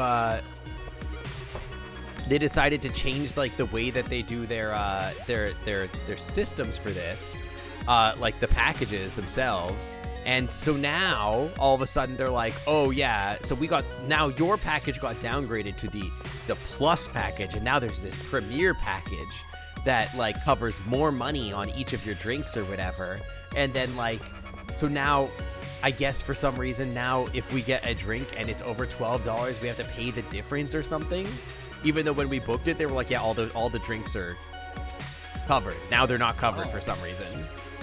And they're like, yeah, no, sorry, that's just the way it is. And I'm like, what the frick do you mean that's the way it is? When I booked it, I paid for a certain thing. This is literally bait and switch. Yeah, no, we called and complained, and they're like, yeah, bring it up with your travel agent. That's not our problem. Well, that really sucks. Yeah, and the travel agent was sort of like, yeah, this is your own fault, basically. Oh, come on. The whole system's stacked against me, man.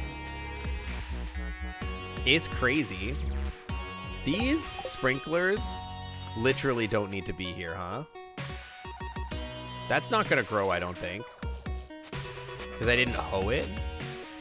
Maybe it is, I don't know. You're an otter, you should just swim to Alaska? I will admit, I don't think I swim fast enough. I don't think you need to be here. River otters swim to Alaska. Not on purpose, anyway. I think they live there. I think the ones that are there stay there, but I don't think they migrate to Alaska. Probably not. I don't know how to. Whatever, man. Just put the sprinklers here, and put another seed here. I'm trying to maximize our ROI or whatever. Agreeing to provide a service for a price and then changing the service is definitely illegal. Yeah, so what I was told is that it isn't changed. It's the same, but they just fricked up on the marketing, is what I'm being told. Is that, I don't know how to describe this. So the package is the same. They just added another level above what ours is, right? So like our package always covered $12 drinks, and that was always going to be the case. But then they added another level above and then added more fancier liquors and wines or whatever to it, and then said, oh, but if you want the fancier one, you have the option to do that, and there's more wine available. But the names changed from Premier to Plus, and the Premier became the new thing. But like in my documentation, it says I get the Premier package, and so I'm like, what the hell? This is insane. So it's just like a marketing problem, I guess. But it's still insane. Anyway, that's my rant about my cruise. I know it's a privileged rant. Anyway, I'm annoyed about it. I would be. Yeah, now you can rant about your expensive cruise. By the way, the fence is still not fixed. I literally fixed them, and I guess they just deteriorated like while I was out. I can come back and fix more posts. If you could do that, please. Thank you. Yeah, I will. Hold on. That's not a marketing program. That's illegal. Well, again, what I'm being told is that I am still getting the same value of what I paid for. It's like the same thing. It's just they changed the name, basically, is what they're saying. And I'm like, all right, whatever. I just don't want to fight you on people on this. But the other thing is that I went to go look at all like the menus or whatever, and like I couldn't find a drink that was worth more than $12 anyway, so whatever. I mean, you could probably find a wine. I bet they wouldn't be willing to argue that in court. I bet you I would not be willing to pay a lawyer to go to court over the $100 or whatever. I would not litigate over this. Like this, it would not be worth it to me. The drinks would have to be so good for me to litigate over this. And they're not. Trust me, they're not. Yeah. They're just not. They're Like, okay. I'm talking, I would need like a vintage 1995 Bordeaux, like It's like the every night. fanciest wine. Like, yeah, yeah. Like, yeah, I don't know. Hold on. Fix the- You don't actually sue them, you just threaten to sue them for free stuff sync. That's how America works. Yeah, saying that's how America works is not really something to be proud of in most situations, to be honest. And I also don't think most people would litigate over this. I genuinely don't think. Yeah, I don't think so. Well, then again, most of the people that go on cruises are giant entitled boomers, so, you know. Probably. So they might I've been sue. on one cruise to Ensenada. Hi, Kodai. Welcome on in. Hello, Kodai. I should run it by Boozy Badger. I do not care enough. I only care enough to, like, rant about it in the moment, and that's about as entitled as I feel. This is not worth blowing out of proportion. Like, I am not gonna go full Karen on some poor dude on the phone. Like, I don't care that much. It's annoying, but it's like, it's fine. like, if you can still get like a Long Island iced tea without paying extra, then like, Yeah, exactly. Who cares? You know, yeah. The only thing I'm kind of annoyed by is that, like, it's going to cost me extra to get, like, some of the fancier wines or whatever. That's the only reason it's annoying. What am I going to do in Alaska? Hopefully see a lot of really cool birds. But I'm a little worried that, like, a lot of the birds that I'm going to see in Alaska are sort of the same birds that I would see here in the winter. Some of them would be. Like, a lot of the scotters and stuff like that. Is it scotter or scoter? I've heard scoter mostly. Okay. Hopefully check out the other otters. If I see otters, I will lose my damn mind. You write a strongly worded email. Again, I actually went on to, like, the, I went on to the website because I was just trying to check out, like, basically what the excursions and stuff like that were going to be over the weekend. And then I saw that this happened or whatever, and I went on live chat and talked to somebody, and they literally were just like, yeah, anyway, talk to your travel agent. It's not my problem.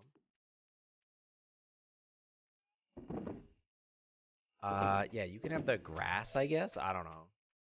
I don't know why I have most of this stuff in here. You can have these flowers and this clay and a pine cone. Hell yeah. Actually, we want to keep the fibers. It's a little late for that. I mean, that's fine. Just for future notice, keep those because we can turn them into grass starter. Oh, okay, yeah, noted. Yep. No way you like otters. You deserve better. Better than what? Better than otters? Webster, do you still eat spicy food? Do I still eat spicy food? Oh yeah, like all the time. Yeah, me too, all the time. There's this I probably shouldn't say where it is, actually, now that I think about it. Anyway, there's this I guess it doesn't really matter. Anyway, you're craving a fresh apricot. I'm not gonna get that for you. There's this place called the Roll Pod near where I work. Okay, but like red pandas. There's a place called Roll Pod near where I work, and it's like an Indian place where they like roll up like chili chicken and like masala and all that kind of stuff, right? Like they take like different Indian dishes and they put them in like basically take a naan and then they roll it up with like egg basically into like a little tube. It's like a taquito, but like Indian basically. Okay. It's really good, but I keep ordering like extra spicy or whatever, basically. I think I shouldn't have done that. Like there's like regular and then like extra spicy and blah blah blah all the way up to very very spicy. I get very very spicy and it literally is not spicy. Oh, that sucks. And like I don't understand. I feel like with Thai and Indian restaurants, I feel like it's always kind of a crapshoot because sometimes like you'll get like Hey, can you fix the fence again? Oh my god, it's because we set up all the fence posts on the same day, so they're deteriorating. Yeah. At the same time.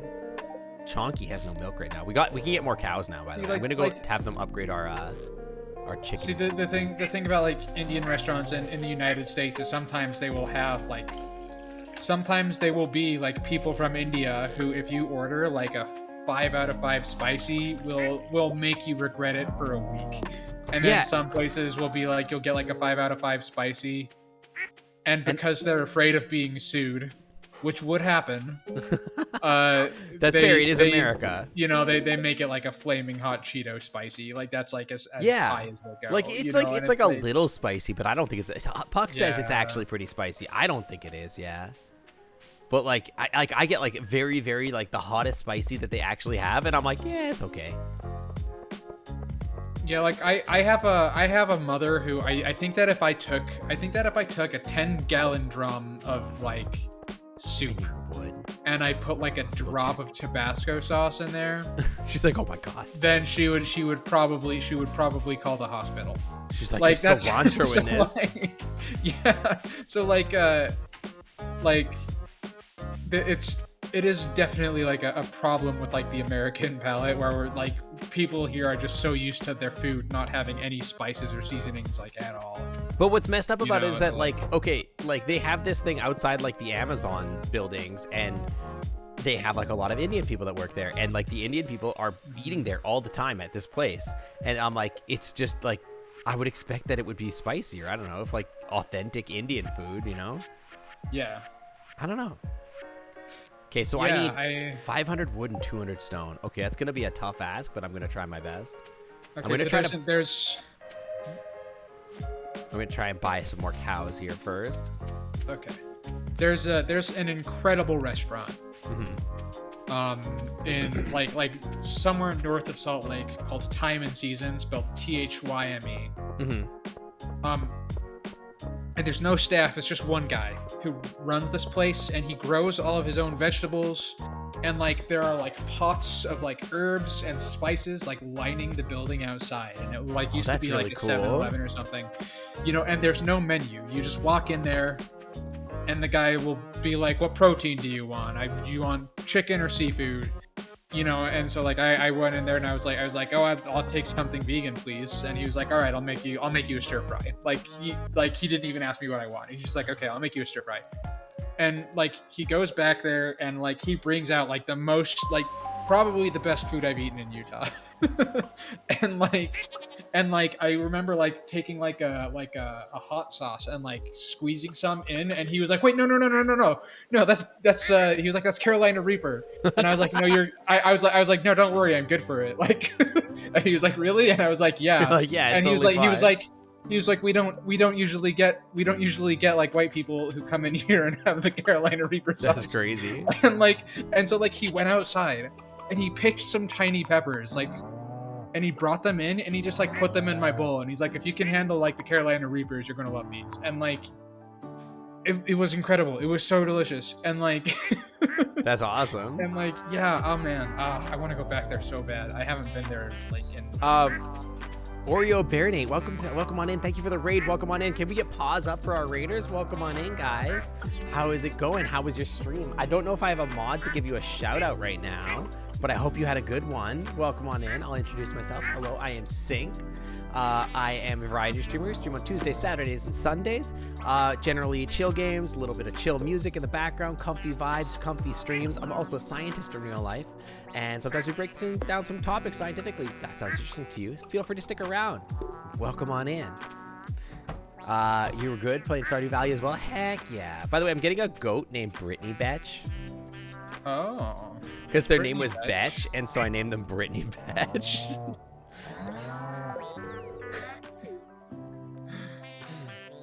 Brittany, it's Betch. So anyway, I'm buying like a lot of goats. I'm buying like a lot of goats. yes. Nutty. This one's name is Nutty. Nutty. I do love the idea of getting whatever the chef wants to make. That's pretty good. Yeah, we have the furry mod, I mean, of course. there isn't really a menu. He just asks what you like and he makes you something. Like the reviews are like somewhat mixed because like some people are like really put off by this style, and like the guy's kind of cocky, but like he deserves it because he's like, you know, like he's like he's really good and he knows it, and like so do like a lot of other people like who like come from around the world to like try this guy's restaurant, and like I don't know, man. It's just super good. I want to go back there real bad. It's been a while. Building is full. We have all the goats we can possibly get. Now, we are going to need, like, a lot of grass. Because we're going to have a lot of birds and a lot of ducks. By the way, I think we unlock rabbits next with our upgrade.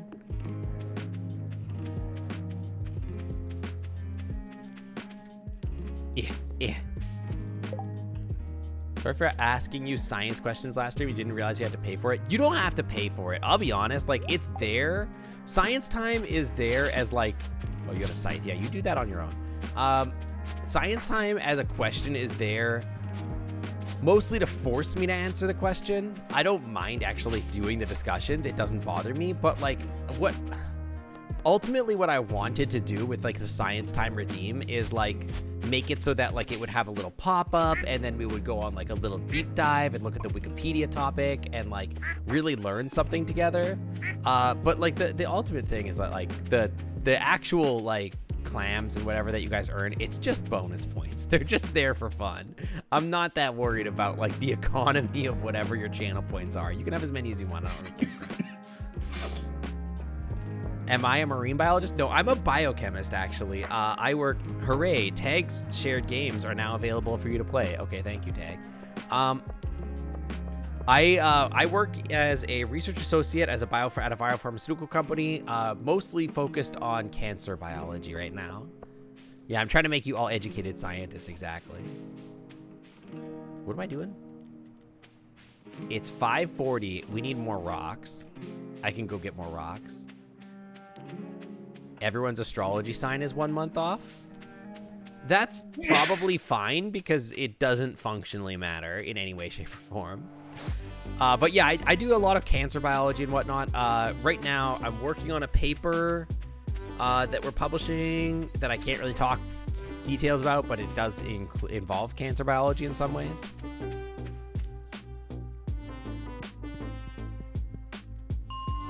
Let's go to floor, like, 20 here.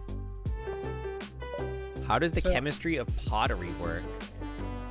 Like bonding of turning the clay into ceramics or turning the liquid glaze into glass. This is actually, okay.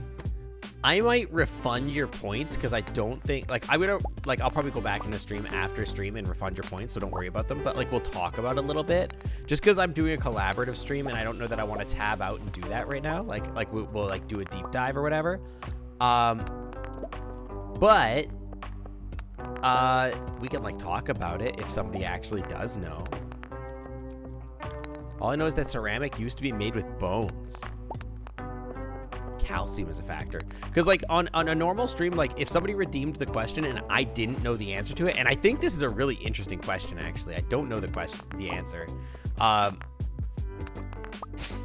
Normally what I would do is, like, we would pause the game and we would tab out and we would, like, go and figure this out together. I think that would be, like, a really good question. If you want us to do, like, a deeper dive on that question, though, we could, like, maybe on Saturday, because I have a Saturday stream. Did I hear about the cancer-killing virus? Well, yes. I mean, you're talking about the thing where we program a virus to seek out cancer and then, like, infect it with, like, cancer-killing agents. Yeah, I've heard about that. I know we worry about silicate dust from pottery, especially when baked. I assume it has something to do with, like, the actual, like, I don't know how to describe this. Like, the chemical structure of it all probably has a lot to do with it.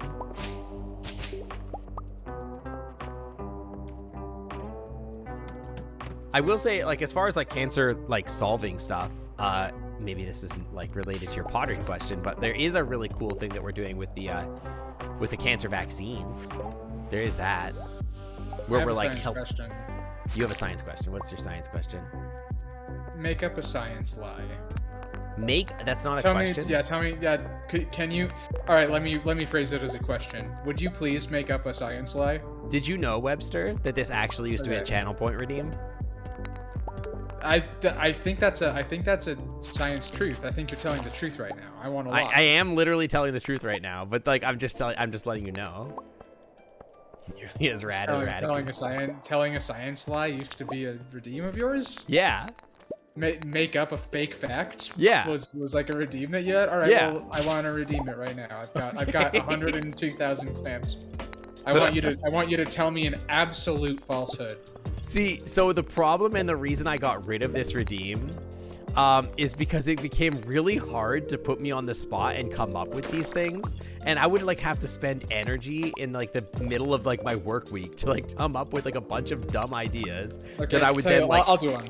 No. I'll come up with one. It's fine. I'm just talking about the history. I'll do it. But like I'm giving you like a history lesson of what happened with this. What it ended up being is like dumb story time I would tell about like what otters' role in the ecosystem was, and how like every year we would go to the moon and like turn the lights down on the moon, and that's how the winter happened and stuff like that. It was it became unhinged and crazy. Okay, let me think for a second. Hang on. You do one and then I'll do one. Okay, I'm thinking.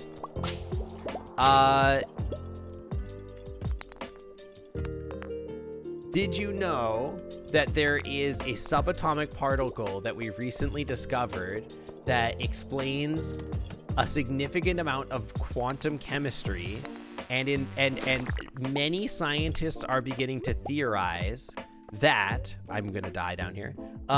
That it is responsible for determining how lucky each person is, because it actually determines the quantum flux rate of your body.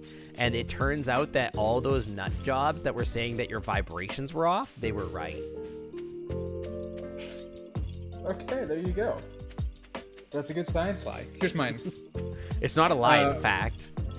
Horses reproduce by budding. That's like way simpler, and like I wish I could come up with stuff like that on the spot, because like I always try to come up with like these insane answers like that where I'm like, oh yeah, the quantum entanglement of an atom, and then you're like, yeah, did you know horses reproduce by budding? And then I'm like, bro, why are you so smart? If you cut up a little bit of a horse and then wait 24 hours, you'll have two of them. That's so it's like, yeah. Did you know that you can propagate horses by putting them, that you could just take a horse, like it loses an arm, and then you just put it in the water for like 4 days and it'll grow roots, and then you can grow another horse. Have a whole new horse. Whole new horse. Genetically identical to the original horse. Still need more rocks. So stupid. That's how they make mules. They cut off a piece of a horse and graft it onto a donkey. Hi, a little chew.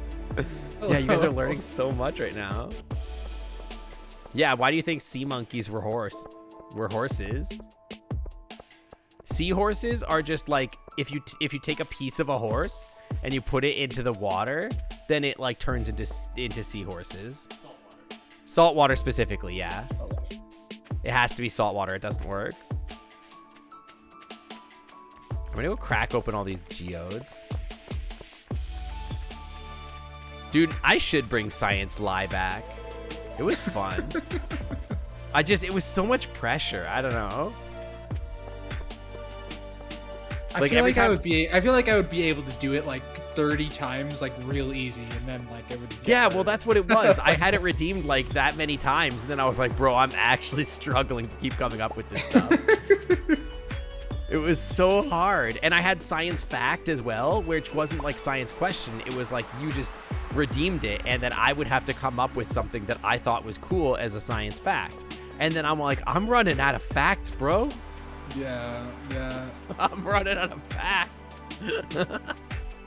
I don't know how to come up with more. I'm like, I've only been taught so much stuff in 4 years of college that's interesting. Most of it's not interesting. Most of it's boring as hell, bro. Here's another science lie. Okay. If you were to take all of the salt out of the ocean, there would only be enough for like 5 shakers. It tastes like more, but it's only that much. Only for 5 what? Shakers. 5 shakes? Yeah, 5 salt shakers. That's crazy. Yeah. But most of it is useful? Yeah, it's like, hey, did you know that S100B protein is underexpressed in most cancer cells? And you guys are like, okay, Great. Like, that's like the kind of thing that I would have to come up with, like science facts. And you're like, great, fantastic. I love knowing about like S100B protein expression profiles. I feel like the more specific things get, like what's that like Facebook account that's like, I fucking love science, and it's just like image macros. It's like not even real science. It's just like pop science, like nonsense. But that's the thing, is like most science is like insanely boring. Oh my god. Like most of it is just like the most inane dumb crap. Did you know that Cabbage Patch Kids are actually made out of cabbage? Oh no. I feel like that's not much of a science lie. It's more of just a regular lie. But that could be a science. Really, listen, that could be a science lie. I guess it. Yeah, I can see scientific elements to that. You thought they were made out of kids? No, they graft. It's just like what Webster was saying. You take a cabbage and you graft it onto the skull of a child, and then you get a cabbage patch kid. I had a Cabbage Patch Kid when I was. They start growing cabbage as their hair instead of like their hair. That was like one of those toys that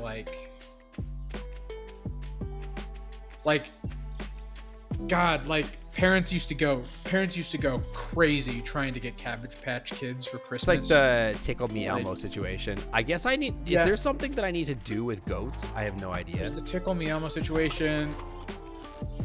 There was also like Woody and Buzz Lightyear toys, like the year Toy Story came out. Those were like apparently very hard to get your hands on. By the way, these have all extremely eaten all of the food on the ground. Oh, hold on, we should plant some more. Can you plant like a lot of grass starter, and maybe we can make that fence like significantly larger?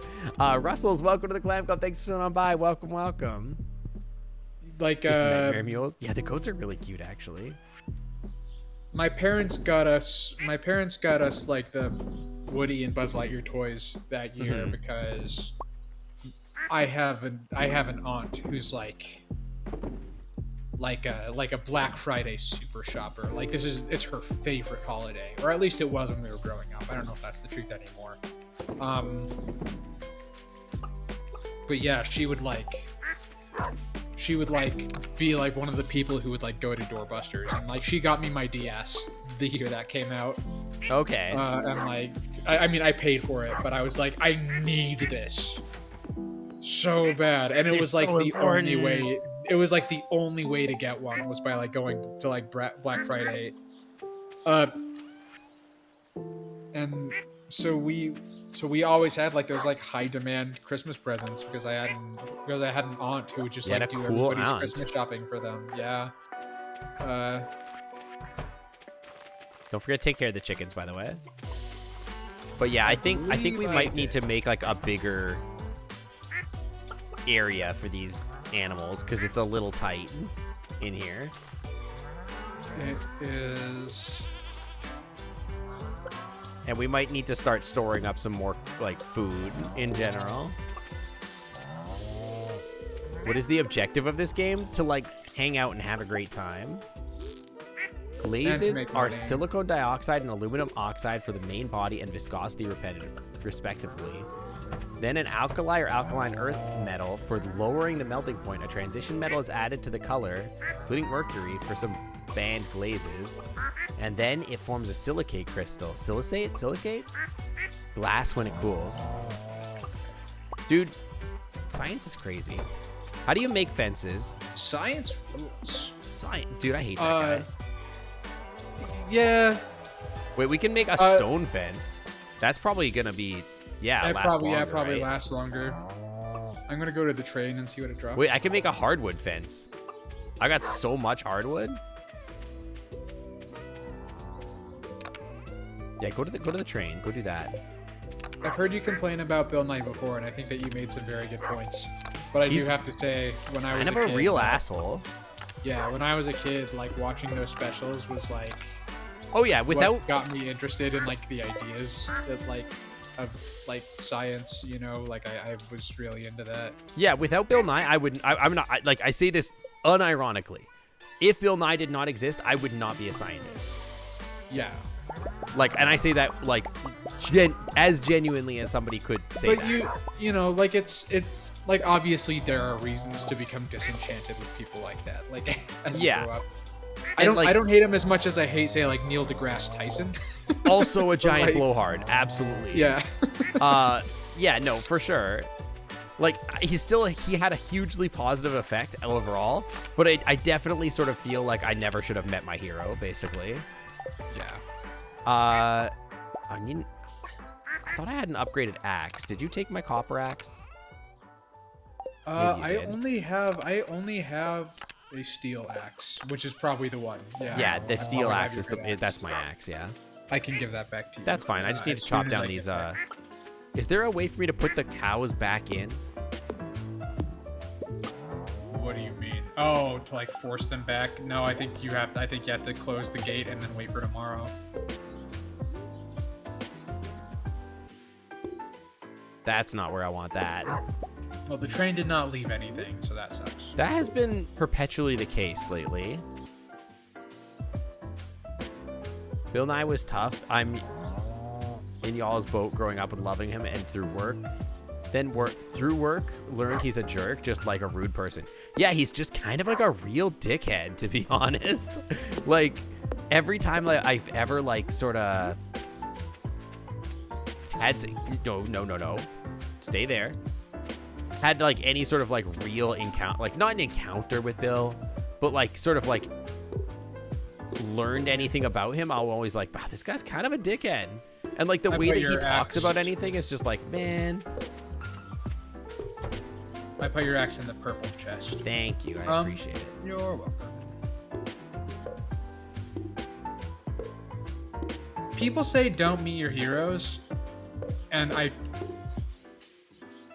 feel like that is.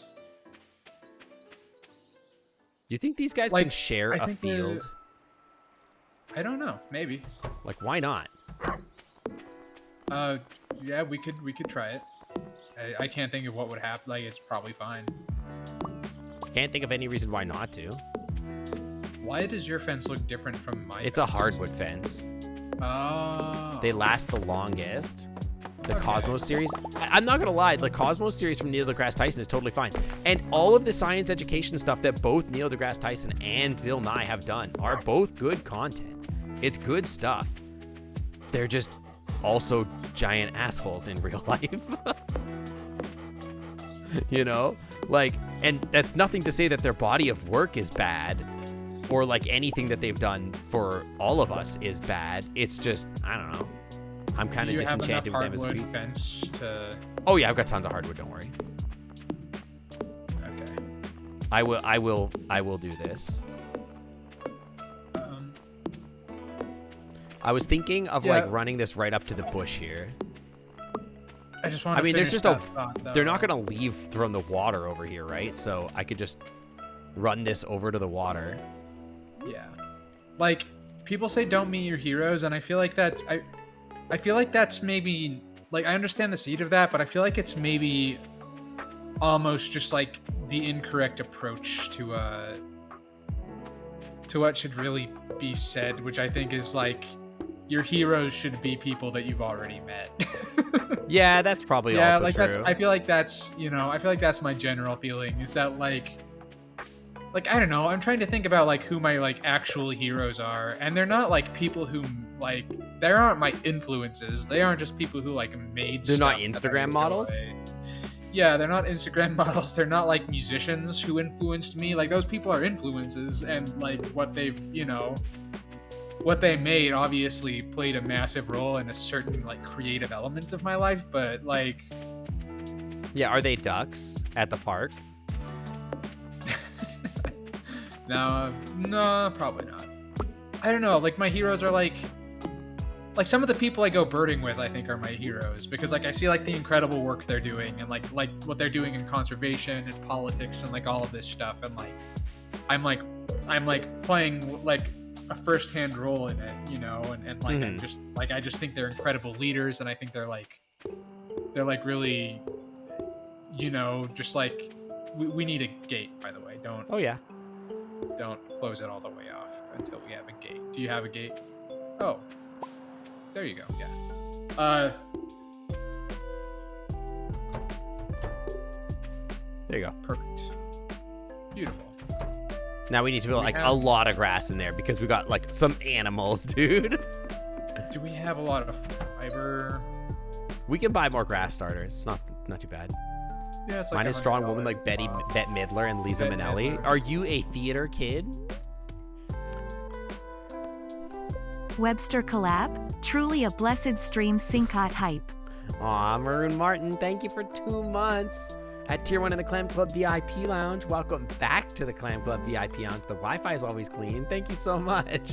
Yeah, Webster's like one of the my most important people in my world. Aw. I love Webster.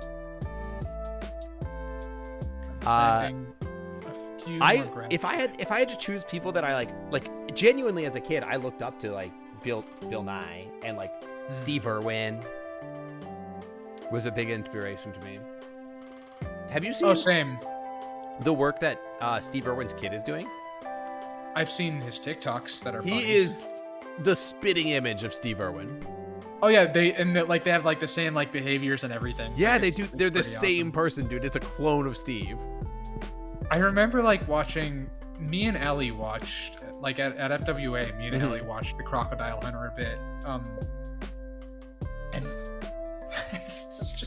it's such a funny show because he's just like fucking with like Komodo dragons. Yeah, it's crazy. like why on earth would anyone do this? Like, Oh, look at this Komodo dragon. You know, He's so like- pissed off at me.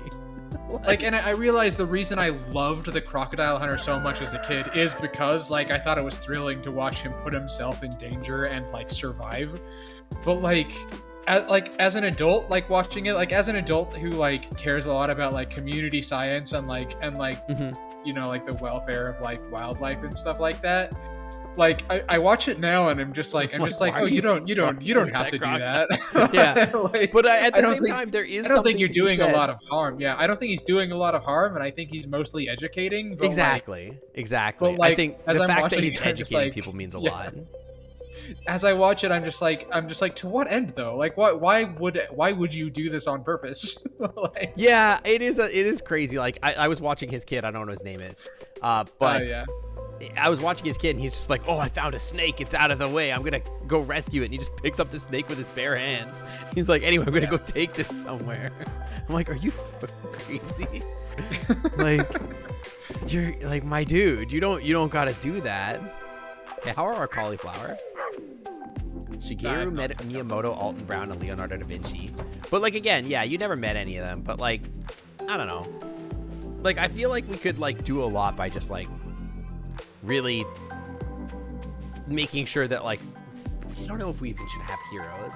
We should like have people that like we think are important to us in certain situations, but then not always like allow that to be like, you know, our heroes and our role models are never going to be perfect people, and you have to just sort of understand that and accept it, and accept that like you can look up to people when they're not necessarily going to be perfect people, you know? Yeah, I generally don't think that like anybody should be lionized. Because like when we start putting people on pedestals and start saying, oh, this is my idol, and then they do like one wrong thing, and or whatever, and then they're like, oh, they're useless, cancel them, get them out of here. It's like, okay, Like I can tell you this much. Like there were like a lot of musicians that I really looked up to, or that I really loved, at least the work of, that did many things that made me severely disappointed, like to the point where I no longer feel comfortable like listening to what they make, you know. And like I feel like I've just kind of learned the hard way that yeah, I have to acknowledge that like these people are strangers to me, like yeah. I've had people who were influences and I considered them strangers, and then, you know, through also being like an artist and a content creator, they eventually became friends. But I don't know where I'm going. I guess what I'm talking about is like not necessarily that they do something that's like morally bankrupt or something like that, but it's more like, you know, I kind of think Bill Nye's kind of a real asshole. But that doesn't make me think that his work wasn't important or that he can't be somebody that can be looked up to. Because, like, he inspires a lot of kids and a lot of people to think critically, and that's so important. And so I respect Bill Nye for that, and I think that they're worth, like, looking up to and all that kind of stuff. But I also just don't like him as a person. Yeah. That's basically sort of my point. You put this in the purple one. Yeah, give me you. Steel axe, yes, please. And I will put the regular axe in here.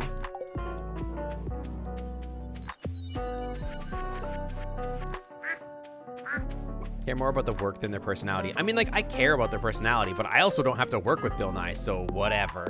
You know what I mean?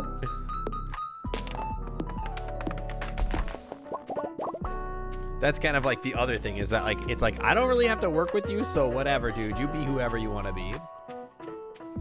Ripley, thank for the fish. Bulbous Nye. Yo, I wonder if this guy's got this hat that I want yet.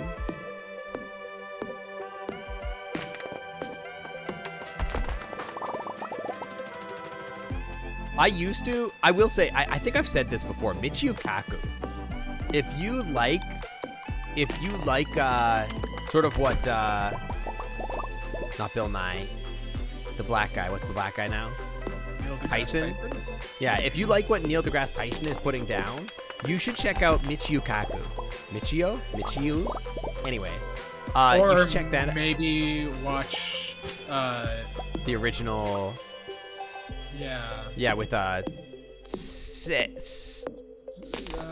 Seg something. Segai? What the heck is Sagan? Carl Sagan. Yeah, the original Cosmos is really good too. But Michio Kaku is like incredible. I feel like it would be a super bummer to find out Carl Sagan was an asshole. I think actually, I would not be surprised if he was an asshole to people. But like that might be true, but he's like super dead now, and we don't have to know that. Yeah, it's fine. So it's like. But Michio Kaku had, like, I've got a few of his books, and his books are accessible. They are like, they're written in a way that, like, even if you're not like a scientist, they will reveal a lot about the world to you. But also not in like a, like, you know how like Neil deGrasse Tyson has that very much holier than thou attitude about science? Like, oh, how ridiculous of it for you not to know that gravity works this way, whatever. Yeah. He's just a boomer. Like, he's just a science boomer. Yeah, Michio Kaku like writes about things in a way that's like more like he's excited by them, and like that, like, he thinks they're so fascinating and he's excited to explain it to you. That's sort of how he does it. And I think he's a brilliant author, absolutely brilliant. And like, if I was to, like, I don't understand how he doesn't get more attention, other than maybe he doesn't have a kids TV show or whatever, but like, he should, to be honest. He's brilliant. I love that guy. Isn't it kind of sad how, like, I feel like there isn't really an equivalent to this type of thing that's all that popular with adults. I think part of it is just that, like, you kind of get like your curiosity like bred out of you if you let yourself, you know? And like, yeah, I mean, like, I don't know, it's kind of a bummer. I know that for me, I struggle with that every once in a while, where I'm like, oh, what happened to science being like engrossing and like so interesting, and like everything about it was, and I think it's because science ends up stopping being about just curiosity for curiosity's sake, and it becomes, okay, I'm going to need you to memorize these 15 parts of the cell. Yeah. I'm going to need you to memorize everything to do with the electron transport chain and all this kind of crap. And it stops being interesting or fun because you're not learning stuff that's stuff to tinker with anymore. You start learning it just to learn it and repeat it on tests, and that's not fun. Yeah. But when you get into, like, if you do not let that that interest or curiosity go away and you become a scientist, you do still get some of that. So. Yeah, well, you know, like, I'm not even just necessarily talking about science. I feel like, well. Do you want a cool backwards baseball cap? I did see that. It is a neat hat. Do you want this? I do like it. Sure. Okay, I'm going to get it for you. Do that. Thank you. I think I threw it on the ground. No, it's here. Okay. I don't know. Like, Brief history of time. I think this might be partially an autistic trait, but like I do develop like I tend to rapidly develop interests and like I think I acclimate to them very quickly when I do. And I know you've seen that happen firsthand. Yes. Where like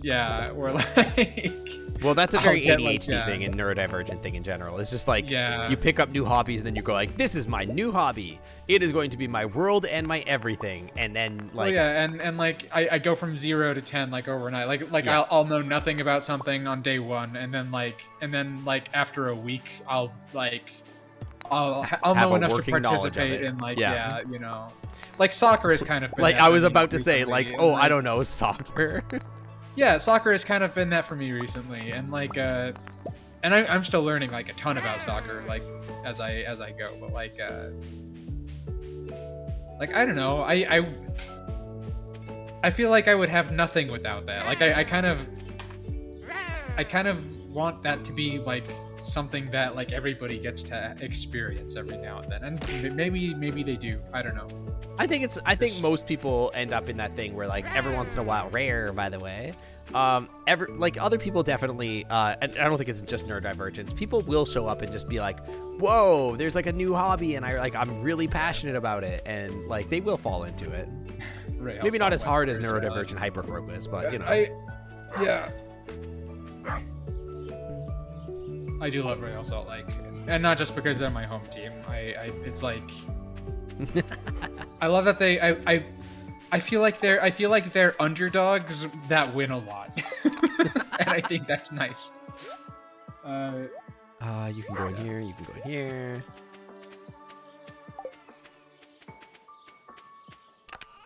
A lot of people I know, including me, are always interested in learning new things.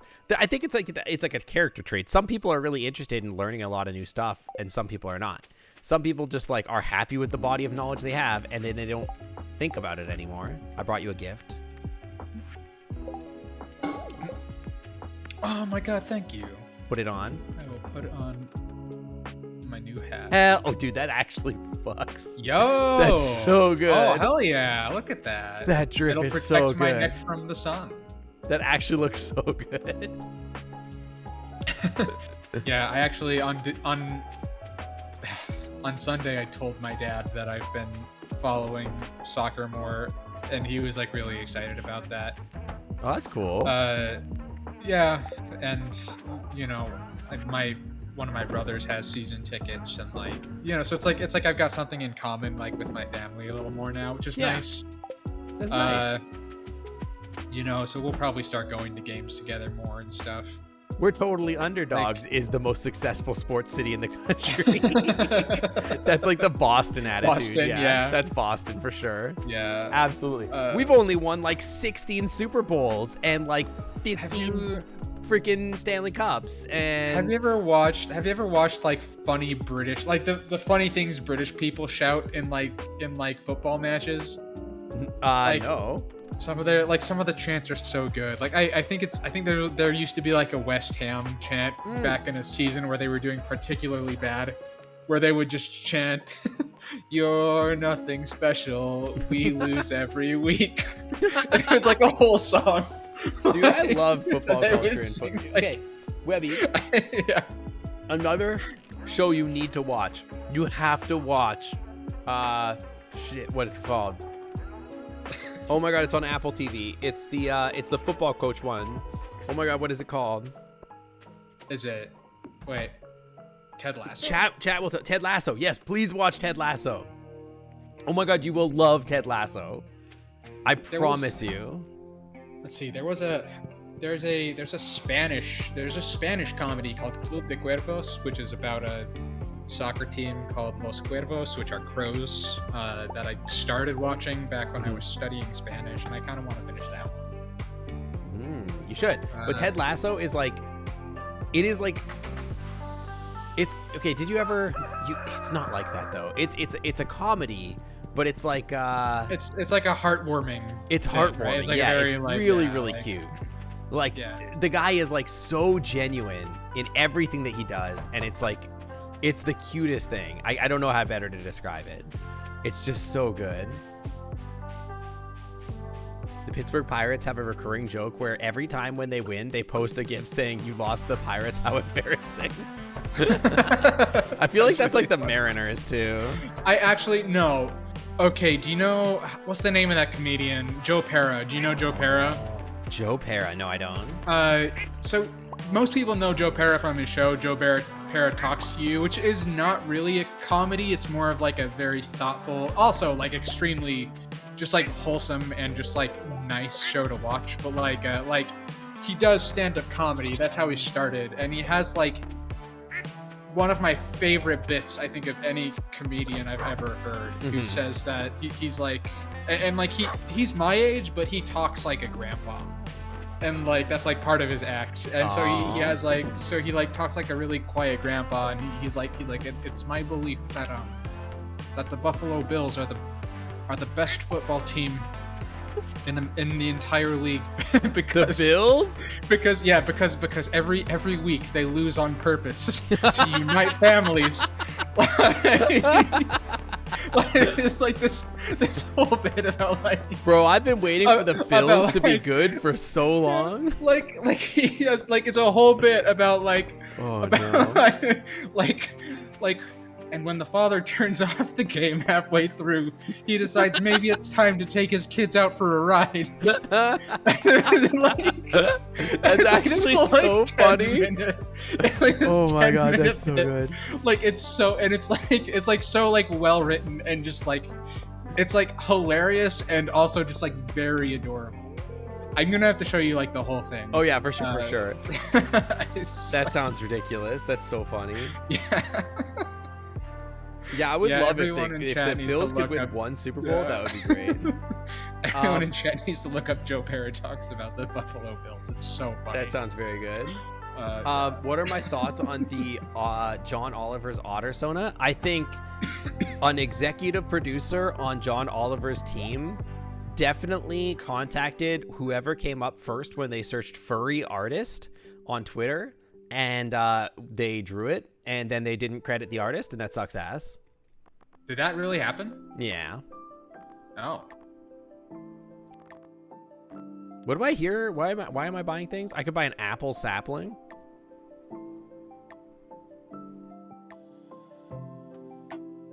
Do you want oranges, apples, pears, or pomegranates? Pomegranates sound nice. We could buy some pomegranates. I'll get a couple pomegranate trees. I'm trying to think. I assume we don't have to water a pomegranate tree? I have no idea. Unless they had their own artist do it. Okay, if they did, then there's a furry on staff. For sure. See, when I saw it, my thought was they probably commissioned someone, because like when they talked about the subject of furries, I feel like they did a good job, like, yeah, they do a talking about them with integrity and knowledge, like, which is way better than I think most like television representations of the culture have done, like, in my lifetime. Yeah, there's definitely a furry on every staff. That's true. Every company has a furry on staff and they just don't know it yet. But yeah, I'm surprised they didn't tag the artist unless the artist said that they didn't want to be credited. And if they did, then I think they should have said that, I guess. But I will say that if I did art for John Oliver and and it was going to be on national TV, I probably would ask for them not to tell anybody who I was. Because as cool as it would be to have that exposure or whatever, you would also get the incredible number of trolls that now are coming after you. I mean, unless I heard somebody in specific like mention that there was any bad faith here, I don't know why I would assume there was. I'm not saying that there's bad faith. I'm just saying that I think that you will get trolls that come after you because you're on national TV. You know what I mean? Yeah. And it's like, No, it's like, what was it? When Lil Nas X was like, I'm going to get a fursuit or something like that. Was it that? I think it was that. And then like, yeah, and then like some fursuit maker was like, okay, I'll make you a fursuit. And then everybody was like, oh, frick that. Why would you get that artist? Blah, blah, blah. And then they got like ratioed into hell or whatever. You know what I mean? It's like, it feels like it would end up being that. Maybe, but this was like for a bit. Like, this is a little different than that, I think. I don't know. This is whatever. Like, I get it. Like, there's room for controversy. I agree, because everything has to be discourse in Yeah, the of course. information age. But like, I don't know. But anyway, I will say that it was not the style of otter that, like, I prefer. I like a bowling ball pin shape otter, an otter with very, very short legs. And that otter was a little more anthro than what I would expect out of an otter, but it's fine. It didn't look a lot like Jamie Oliver, but you know. Yeah, Welcome to Pride Month and ignore the discourse. Pride started as a riot, first of all, and second of all, screw the conservative boomers that want you to think that Pride is anything but that. And also, Pride is only the debaucherous celebration that boomers think it is in their own mind palace. And what it is in real life is what if Pride rocked as much as boomers say it does in the discourse, then I would want to go. Yeah, but I would it go. doesn't. Instead what it is, it's like Bank of America giving me a fucking you go there and you get a slap bracelet from Chevron and a Bank of America pen, and like Chase Bank gives you like a freaking card or something. Cool fidget. Yeah. And some condoms or something.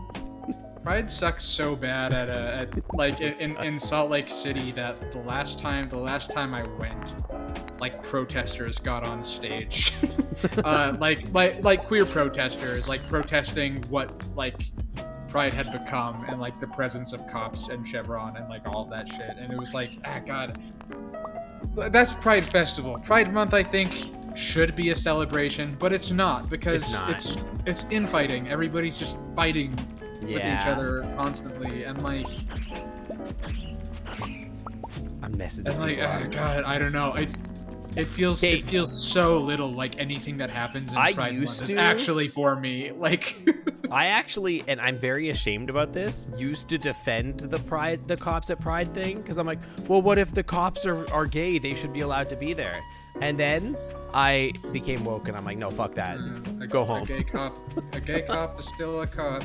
Yeah. Fuck you, go home. Pride in Portland, Oregon is popping at the clubs. See, I want it to be fun and cool, but I just don't anticipate it ever being so. I will say this. The most fun I ever had on Pride Month was one year. I looked out my window. I live on the 4th floor of an apartment building, and there's kind of several buildings surrounding a parking garage. And I looked out the window and I saw that across the street, somebody had put up like, yeah, exactly, cosmic. They had put up like a gay pride flag, or no, I think it was a pansexual pride flag and the transgender pride flag. And I was like, oh hell yeah! And so I put up my like genderqueer pride flag and my asexual pride flag. To like broadcast back to them, you know, and like have a little celebration with them, even though I never met them. Yeah, and then the following day, I like opened my window to see like if anything had changed, and they had put up like they had responded by like putting up like a pup play. Oh pride hell flag, yeah! And like, I thought this was gonna go very differently. Yeah, they put up like a whole bunch of like really wild like kink pride flags. Dude, like some of them I had to like based. Google. I was like, oh god, oh I love it. I felt underdressed, like just having like my little genderqueer flag and my asexual flag. Dude, while they were just like really putting it all like straight out there for everyone to see. I can't put trees here for some reason. And I never met these people, but I did definitely see them leave the apartment building with pup hoods. Nice. Hell yeah. I'm just like, okay. Dude, those people are absolutely that's pretty based. neat. Yeah. Oh, what the heck? Anonymous gifter, thank you for the 10 gifted subscriptions. Yeah, they're Thank for you sure. so They are much. for sure furries. Oh yeah. Oh, thank you for the subs. Yeah, they were like for sure furries. Like, I don't know. Dude, that kicks ass. I love that.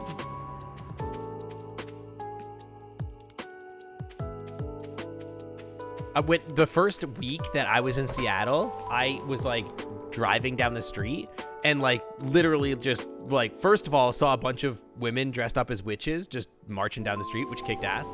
And then second, there was just like 4 dudes just like holding hands together in different color pup hoods. And I'm like, dude, this city's crazy.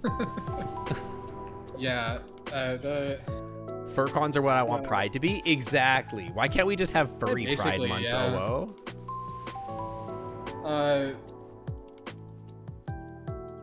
Thank you for the 10 I gifted feel subscriptions. like- Very generous. Thank you very much. I actually think that part of the reason that like soccer is the sport that I finally got into is that like when I go to the games, you know, like no matter what month it is, like the crowd will just be like littered with pride flags. Like people just have them like out and they're like waving them. Like it could That's be like awesome. February and it's like that doesn't happen anywhere in Utah. So it's like, all right, well, I get it. I guess there's lots of gay people who watch soccer here. I guess that's a thing. Yeah, that's probably part of it, yeah. Actually, speaking about pride flags, actually, when I interviewed at my company, one of the reasons I was so jazzed about like coming to work at this company was because when they gave me the tour of the lab, there was just pride flags everywhere, like all through the elevator banks and stuff like that. There was trans pride flags. There's like just normal pride flags everywhere. And I was like, dude, hell yeah, this is awesome. I was like, I actually felt like, it's funny, they say like things like representation really does matter, and it's like, you know, the single fact that you guys were okay with having pride flags up, I was like, that's like a lot to me. Yeah, I mean, yeah. See, like on one hand, like I feel like I feel certain ways about this because like when I see like a brand doing this, I like roll my eyes so hard. Yeah, but in like, the when workplace, it's different. I don't know. Yeah, in the workplace is different, or like when I see like a bunch of pride flags, like being waved like by participants at like a stadium, you know, and there's like a ton of them, and it's like not even Pride Month. Like that makes me feel a little bit less like I'm in physical danger when I go there. Yeah. Like, great, love that actually. Dude, I went to Pride Night at the Seattle Krakens. For the Seattle Krakens, it was chill. There's not like they had the actually I'm playing in the Seattle Pride tournament in 2 weeks, actually. Oh, fun. Yeah, I've never really done something like this. I tend not to participate in Pride events very much. But the Seattle Krakens are hosting a Seattle Pride tournament in a couple weeks. And then there's like a couple NHL players that are showing up. And then there's this other guy that's like, I think he plays in the minors, but he's like this prospect for one of the teams that's like really, really active in like gay rights and like all this kind of stuff. And he's gonna be there and playing with us as well. So we actually get to play with like these pro players. It's gonna be really cool. That's way cool. Yeah, I'm really, really excited for it. Upgrade our coupe, please. I have requested a construction of a deluxe coupe.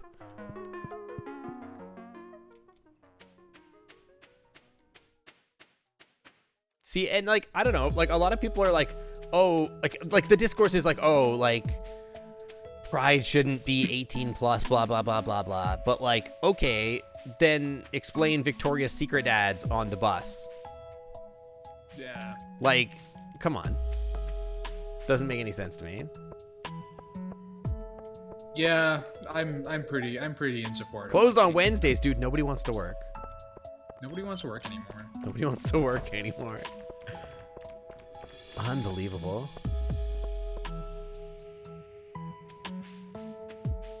But I don't care if they want to wear that stuff. Who cares?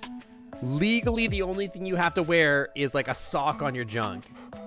Legally. Okay? So whatever. Let people have fun. Yeah, go out RHCP style. Yeah. Man, they should do that again. Red Hot Chili Peppers, they should go back. They should do the sock thing again. I feel like like okay, maybe I have people a story would like about them this. more if they started doing That was right? that was during like the 2000s, right? Like early 2000s. I think this was like early 90s, like late 80s that they were doing. Oh, the was sock it? thing. Okay. It Because must have been. when I was in high school, maybe in middle school or something like that, a bunch of kids in my school ran across the soccer field with just socks on their dicks in the middle of one of the games. It was friggin' crazy. Damn. Yeah, I mean that's a tradition, obviously. Yeah, I have no idea, but yeah, it was crazy. Is our cauliflower ready? Have you been you've been taking care of the birds, right? I assume. Yes. Okay, good. I wanted to buy grass starters for them, but nobody wants to work anymore, so. Do we have plant fibers? I have no idea. You have 16 in your inventory, which can make one grass starter. Okay. Good start.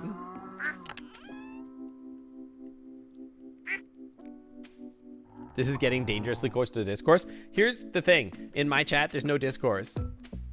And what I mean by no discourse, it's that this chat is based, and we will not hear talk about anything that is not based. And what is based? Based is letting people live their damn lives and not worrying about what happens at Pride, because Pride started as a riot, so frick off. Let people live. Let people have fun. If people want to run around in a pup hood, do it. Who cares? So, Real Salt Lake's, like, the name that their fans have, like, what they call their fans is the Riot. Oh, hell And yeah. I've thought about bringing a sign, like, to one of the games in Pride June is a riot. that says like Stonewall was a riot or something. But I would Dude, get do kicked it. out. Oh my god. No, on the I would. boat? It's against the rules. Like Oh, is they it? have like a they say like no political signage. Like Oh. so one of the supporter clubs at the last game brought a sign that they had to sneak it in, and when the photos were posted online, they like blacked out their faces and everything. But they brought a sign that said, "Fund teachers, not cops." Hell yeah, And absolutely. it was like this really big sign that they had up in the supporter section, and it was dope as hell. It was like they had them out of the stadium in like 10 minutes. We need But, like, RSL branded pup hoods. So true. On the boat though that we're going on, the cruise, not to be talking about my privileged life again or whatever, but cruises tend to be like mostly conservative boomers on there or whatever. And last time we were on the cruise, there was a bunch of like absolute dickheads with like, of course, Let's Go Brandon, etc. t-shirts or whatever. Fuck them. But so this time my husband got shirts. One says 1973, and then the other one says trans rights are human rights. And so we're gonna wear those on the boat. Oh, that's nice. Yeah. And we're just gonna we see are how running angry very we long can rest. make the weird conservatives.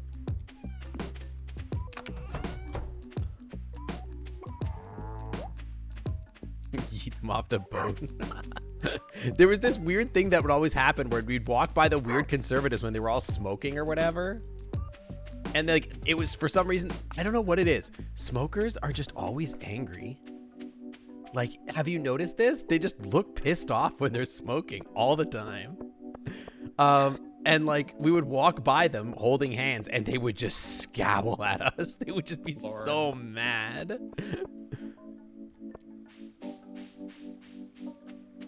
It's their time. I'm poisoning their time with my gay hand holding. Oh yeah, one of we're going on this cruise with my friend's parents, and they are weird conservatives, and I will have no patience for them. If they start look. What did you find? They're kissing. Oh, look at them. They love each other. They love it. Look, they even followed each other around. They're looking at the beach together. Did you see a little So jump? cute.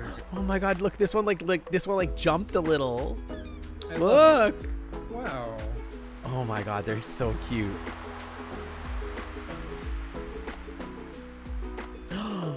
I'm pretty sure I saw a TikTok recently of like think I saw a TikTok recently where like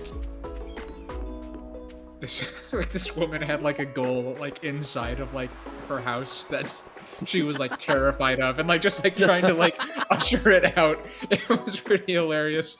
Like it looked pretty scared too, and she had to like carry it to the beach, like just like screaming and like running. I would have to refind it. I love the idea of like you're like, listen, I'm just trying to bring you to your home, and it's like, ah! Just screaming at you, like, put me down, and you're like, I'm trying. That's so good, dude. I love asshole birds. They're so good. They're so perfect. Yeah, there's a novelty Twitter account called Animals Going Goblin Mode, and they're like they posted a really great photo that someone took of an ice cream, like of their ice cream cone, to like post it on Instagram, like right as a goal, like about to just devour it. Oh. Hold on. Actually, I'm gonna see if I can find that right now. That's so good. Hold on. Did you get the mushrooms today? I may have. I will go look. I'm gonna get us like a buttload of grass starters tomorrow. Do gulls get brain freeze? Probably. I love the videos of like coyotes getting brain. Have you seen the ones where like the coyote's like licking the ice, and then he gets brain freeze? And he's like, ah, like he like turns his head. He like gets all pissed off. I sent you the image on Discord. I would have to tab out to get this. Hang on. Yeah. Oh my god, it's so good. Oh my god. That's so good. Oh.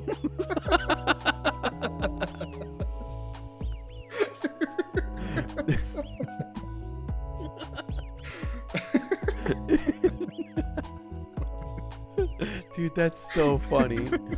Oh my god. He wants everything, the whole damn scoop, dude. It's just that he took so much of it.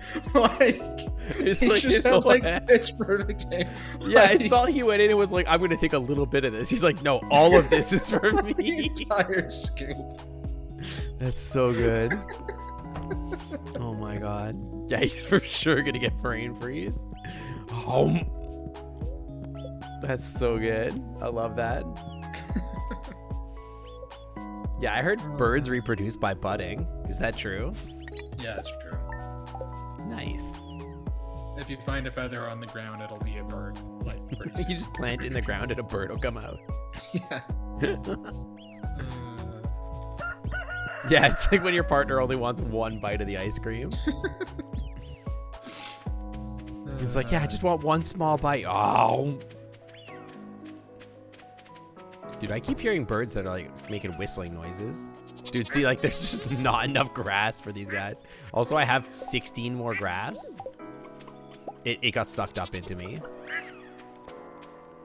All right, how old are these bad boys now? Oh, I've got goat milk now. Oh god, the goats need to be milked now. R.I.P. me.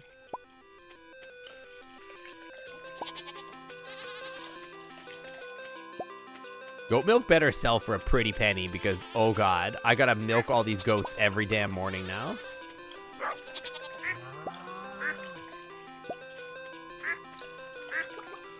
I don't even know.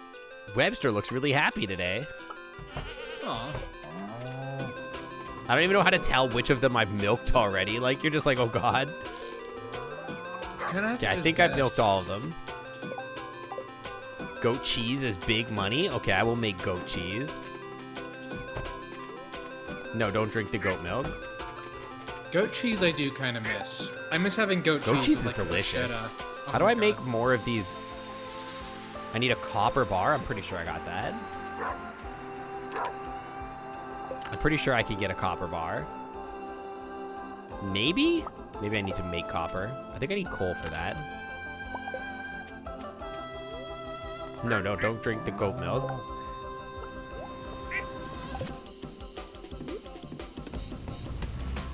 Okay, we gotta make one copper bar here.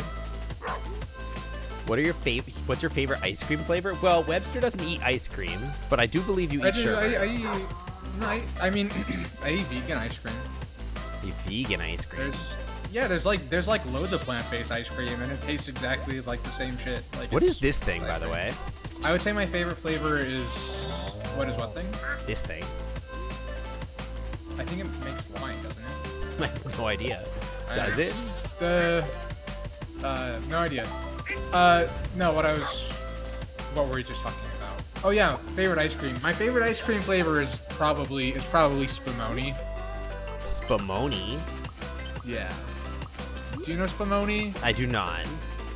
So, you know how like Neapolitan is chocolate, strawberry, and vanilla? Uh-huh. Spumoni is kind of like a similar structure to that, but the flavors are pistachio, cherry, and chocolate. And it will Whoa, have, that actually sounds really good. It's so good. It's so good. My answer is probably not as fancy. I just like mint chocolate chip, to be honest. Mint chocolate chip. Mint chocolate chip's really good. Mint chip is great. It's delicious. Are there good vegan cheese options? Sam Hot Damn. It depends on your use case. Because the answer is yes, but I would say vegan cheese by and large is less functional. Like there are great vegan cheeses that are very good if you melt them on a pizza, but they won't be very good when they're solid. And then there are vegan cheeses that are very good when they're solid, but cannot be melted at like high temperatures. Based on mid-build. Yeah. Dude, the goat cheese takes a while, but hopefully it sells for a good chunk. Yeah, mint chocolate chip. I'm kind of down for like almost any ice cream, to be honest. I like ice cream like a lot. I can't think of like an ice cream flavor that I hate. Apparently I've spent all the wood and all the stone. Yeah. So I need to get both of those even more to make what I'm making. I'm gonna make like a bunch of cheese things so that I can make like crap tons of cheese every day. Like I need like probably one more cheese thing at least. Don't love pistachio, but my mom does. Dude, pistachios are amazing. Like they're so salty and good. Yeah, but pistachio ice cream tastes like amaretto, and it's like, oh, that sounds so good. I know, yeah.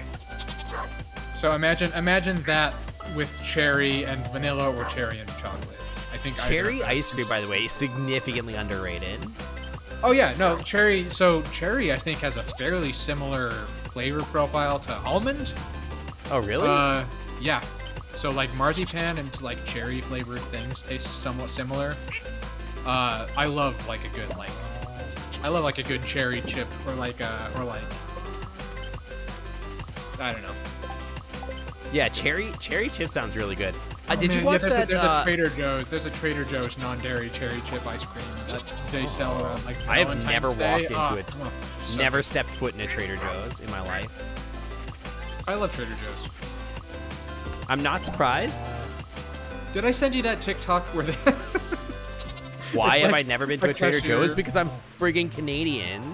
There's no Trader Joe's in Canada. There's a TikTok where it's like this girl like checking out her groceries, and she's like, do you think I found everything okay? And she's like, yeah. And she's like, and do you like all the things that I bought? And then the cashier's like, yeah, I'm really impressed by all your groceries. like a whole bunch of like just like a back and forth like that. And then like one of the comments in the replies that I thought was really funny is, this is just Trader Joe's. Man, this is a Trader Joe's. Yeah, I mean, I don't know. I've never been to one, but I feel like every grocery store in Seattle is basically just a Trader Joe's, if I'm being honest. Well, the thing about Trader Joe's is, like, at Trader Joe's, you get, like, the same, like, types of stuff you would get at Whole Foods, but you don't pay Whole Foods prices for them. Oh. You know, like, so it's not owned by Amazon. Yeah, it's not owned by Amazon. At least at the time, for the time being. At the time of this recording. Yeah, like, I'm telling you, so Trader Joe's has their version of Oreos. They're called JoJo's. They're way better than Oreos. There's 4 Trader Joe's in Seattle. What's the closest one to South Lake Union? There's and they have like seasonal flavors of them, and I'm gonna buy a ton of grass starter. And one. Yeah, of the, I was actually gonna go do that today. So yeah, please do. I'll buy like 30 and just plant all of them. Yeah, are they in so Seattle or are they in friggin' Tacoma or Fred or away or something? Yeah, but they like in spring, I think, or maybe summer, they have Neapolitan JoJo's, which is like it's like one chocolate cookie, one vanilla cookie, and the cream is a strawberry cream that has like bits of dried strawberry in it, and it is so fucking good. Neapolitan JoJo's, I would kill for those. 17th and Olive is like, yeah, I think that's in Westlake or Eastlake rather. I think that's in Eastlake, or like almost in Cap Hill, I think. Olive is like not that far, but like 17th is like far. Trader Joe's also treats its employees well. That I do love to hear. Highly based situation there. I do love to hear that a company does treat their employees well. Doxes myself cutely. If you can triangulate my position and where I live based off of like, yeah, 17th is a little bit of a distance, but Olive isn't that far, then good luck. Good for you. I'm proud of you in that case. What do I think about their chocolate covered ginger? I don't know if I've had it. The last time I got ginger from Trader Joe's, it was before my pelagic because I didn't want to get seasickness. And I ended up getting seasickness anyway a little bit. Dramamine helped more. There's like another grocery store around that's like I feel like there's like a bunch of grocery stores like this that they're like there's a bunch of co-ops, and I don't think Trader Joe is a co-op, but I they sort of feel the same way. I will say that a lot of those that are trying to replicate the Whole Foods, like they try more to replicate Whole Foods than Trader Joe's, in that all the food is local, organic, and very expensive.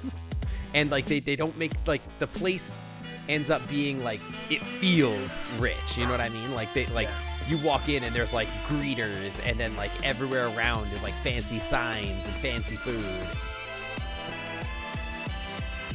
There's guards too.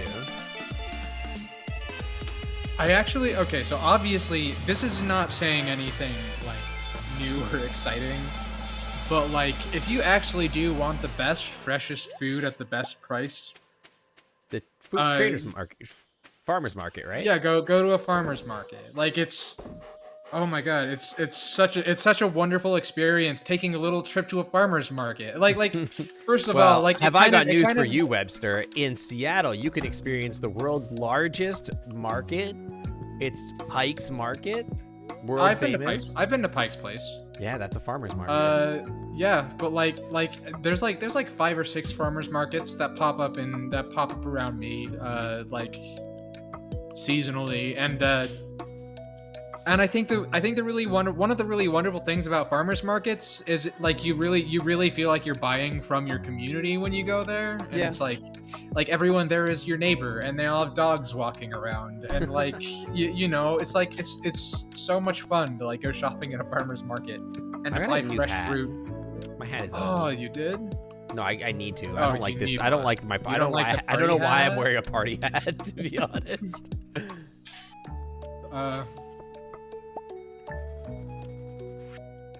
The goat cheese sells for $480 a piece. That's pretty good, and that's not even like a purple goat cheese. That's just a regular goat cheese. That's pretty good. One of my best memories that I have. There's a Trader Joe's in Queen Anne. Queen Anne is doable. I mean, if you're close to Pike Place, I can't figure out why you would ever go to Trader Joe's, actually. Well, I wouldn't say I'm close to it. By the way, tomorrow we're holding the Egg Festival in the downtown square. Please we should probably bring eggs to that. Let's see if we got good eggs today. Yeah, bring a good egg. Maybe save 2 good eggs. I wouldn't say Pike's Market is like a hop, skip, and a jump, but it is around. I mean, is it closer than Trader Joe's? Do goats only make What do we milk want to every couple name? days? What do we want to name our new chick? Our new what? Did you buy more chickens? We've had one in the incubator that I think has been stuck in the incubator because we were waiting for an upgrade on the. Like it literally, the game could not turn it into. Oh, I'm gonna go get I don't know if rabbits. it's okay. a, What I don't what know is if it's a duck or a randomize a chicken. name for me, and then tell me what it is. Masper.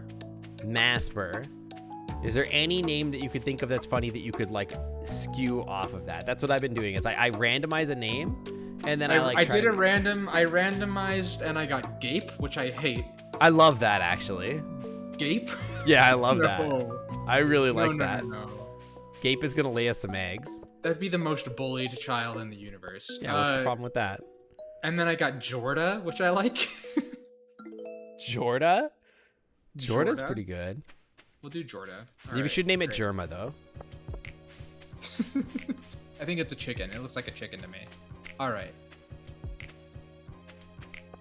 Gape the chicken, exactly. Oh, I should start my cheese. What am I doing? I'll start my cheese before I come down here. I got some pretty good eggs. Gape won't I'm lay ready for eggs, the they'll drop them. The cloaca is so loose. Damn.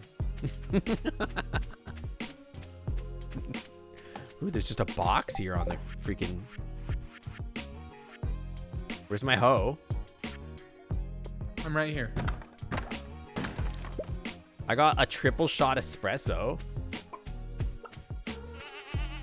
I'm wondering if a purple duck egg or a purple large egg is better. Probably both For are the good. eggs. Ducks are rarer though, because like we have to level up to get them. So it's probably better in general. Oh, I came here to start cheese. That's right. But I think goat cheese we could only do like once every couple days for some reason. Yeah, he's just falling out of the cloissy. The cloissy. Goodness. Dude, I love the new music that I've been using on the stream. It's so good. I wish I could hear it. It's really good. Like it's good like down tempo game music, and it's like I just love it. It's so chill. And every once in a while you get one of those things where you get the song that you recognize. You're like, yo, it's a vibe. Purchase animals. I would like a rabbit, please. They're $8,000. They shed wool every few days, apparently. Holy crap. Patrina. Bobo. Stop me when you think one is good. Tronode. Sounds like a medical supply. Futzers. This one's got to be... How does this game come up with names? This is ridiculous. I don't know. Futzers, I want to make it like Fooster. Capina. Zookers. Simli. Banana. I like banana. We name it banana. Like what is this? What is this clip that was just posted? I don't know. 10 out of 10 friendship, apparently. Oh. Purchase more animals. Another rabbit, please. Okay. Which one is it? You said, "Where's my hoe?" and I said, "I'm right here." That's the one. This one, Prana. This one's Tirana. No. Your name is Tirana. Tirana. They're gonna mess like bunnies, by the way. Okay. Can we get more than 2 bunnies? No, absolutely. I don't have that kind of money. Are you kidding me?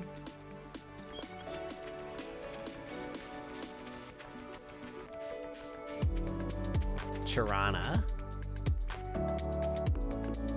Shopping at a farm is an interesting idea. I'm not too picky enough to notice the difference.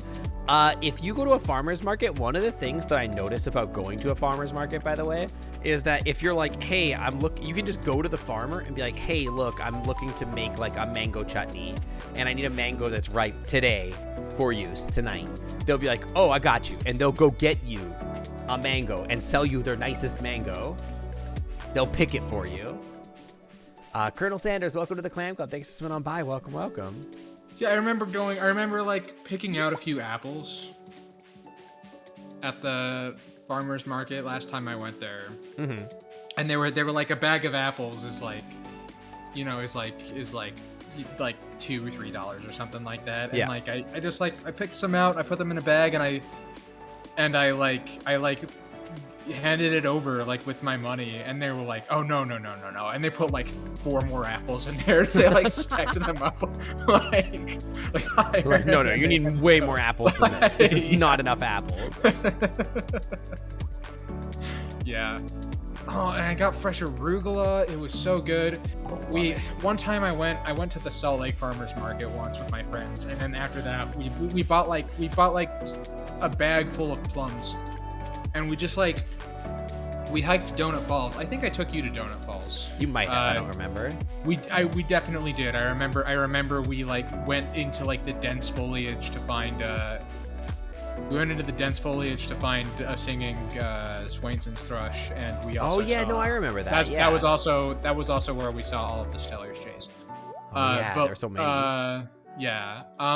But you know, like we made it all the way there. We did a long, like, exhausting hike, and then we just like ate fresh plums, like after an amazing hike, and it was just like so much serotonin, you know, like I want to do that again. Yeah, I've been thinking about that. I'm like, man, it's been a hot minute. Rare, by the way. Yeah. It's been a hot minute since I've been hiking anywhere, so I want to go see our bunnies. I mean, especially now that I'm doing cardio again. Oh yeah, you have to kind of make an event out of visiting a farmer's market. Oh yeah, for sure. No for sure. way, it's already been 3 months. Time flies by in an amazing now that I'm doing community, cardio I guess. again, I can probably I probably have like way more endurance for hiking. You know, Look at the little bunnies. Look how cute they are. So tiny. Banana seems curious, but a little cautious. She's getting used to the new home. Aww. Look at how many animals we have.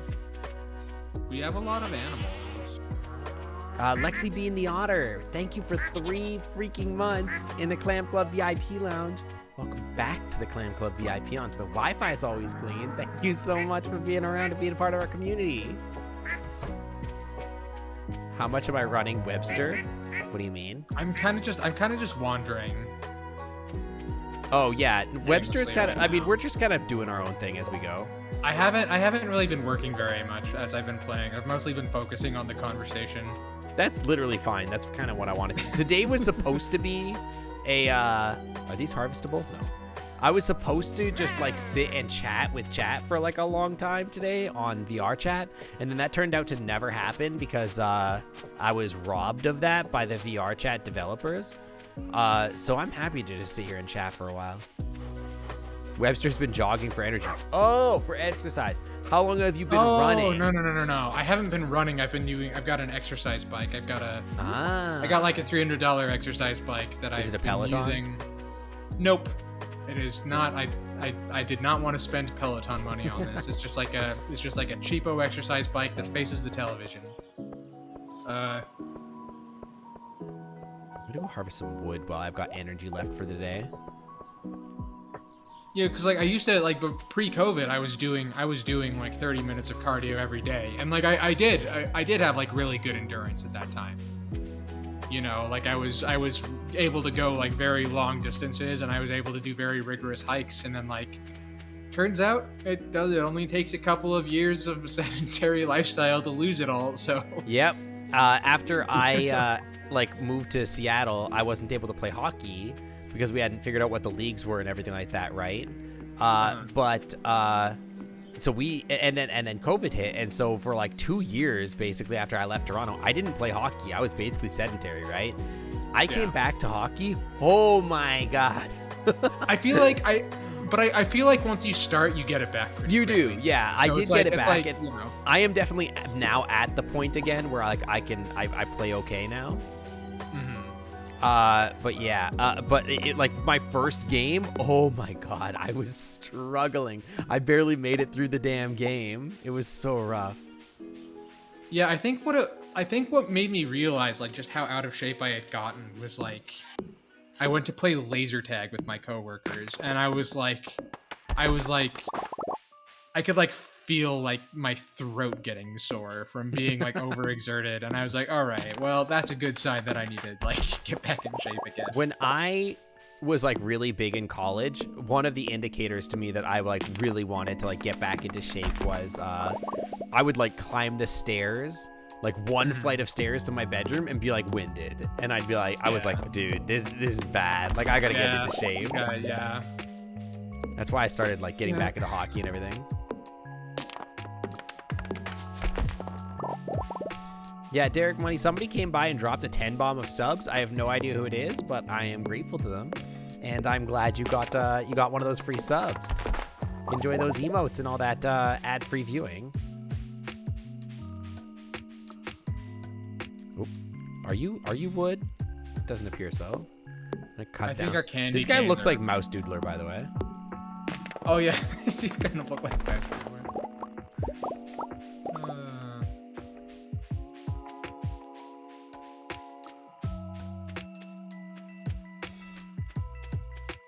Hatmouse should be dateable. It's embarrassing that Hatmouse is not dateable. So cute. Dude, we had 70 grand to start the season. We got no money left. We're broke as hell. Yeah, we basically lost everything. He's a mouse in the regular game? Well, we didn't lose everything we invested. I should probably come to bed. Yeah, just a couple broke buds hanging out on the farm. Nothing gay about that. I mean, soon we'll be able to sell. We did invest in the animals. That's going to be a big deal. Yeah, broke buds mountain. Exactly. Just a couple buds working the farm, sleeping in the same bed together. Totally not gay. Bros. Just a couple bros.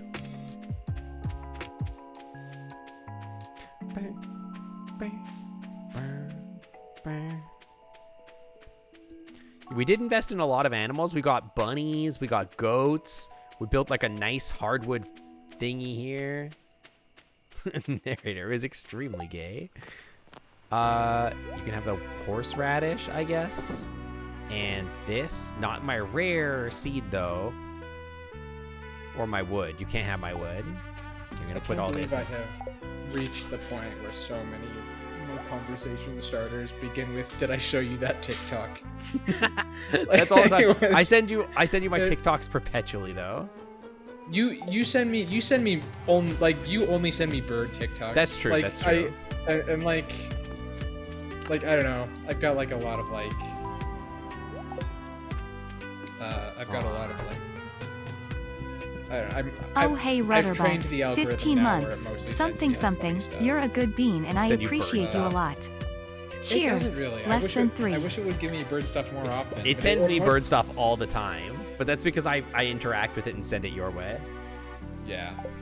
And like I tried to train the algorithm by like liking all of the. Yeah, you gotta like the bird stuff and interact with it and look at the comments and stuff. Lysic, thank you for 15 freaking months in the Clam Club VIP Lounge. Welcome back to the Clam Club VIP Lounge where the Wi-Fi is always clean. And obviously, thank you for being around for me and being such a good friend. You mean a lot to me. What is this? What is this, like a lightning rod? Yeah, that's a lightning rod. I'm not sure why it exists, but it does exist. Did we miss the Egg Festival? We may have. Is that today? Maybe. Was that today or was that? I went through town yesterday, so I feel like it would be weird for it to be yesterday. Lightning rods make batteries. I don't think we've made any batteries. Okay, so it's the Egg Festival is today. We got to take care of our animals first.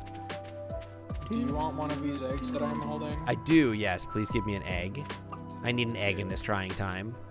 Behind this tree where no one can see. No one can see us sharing large egg to sink. Yes. Yes, I will accept your large egg. Thank you. Only when there's storms. I think they happen mostly in the summer. The bunnies, I think we need to shear them or something. I'm not sure how it works. I like that our animals can have enrichment by like existing in the same space together. That's cute. And I'm glad that the cows and the goats don't step on the chickens. It is nice. Have you ever tried that method of vegan egg yolk out of tomato? What? Never heard of that. I've not heard of that. I have heard of, I know that, like, people use aquafaba, like, the bean juice left over from cooking chickpeas as, like, for, like, certain, like, egg substitutes and, like, well, I don't know. Is this gonna be enough grass? Like, is it self-sustaining? I think it might be. There's a tree in there starting to form. Duck and otter sitting in a tree morbing. Oh, frick, I'm gonna morb.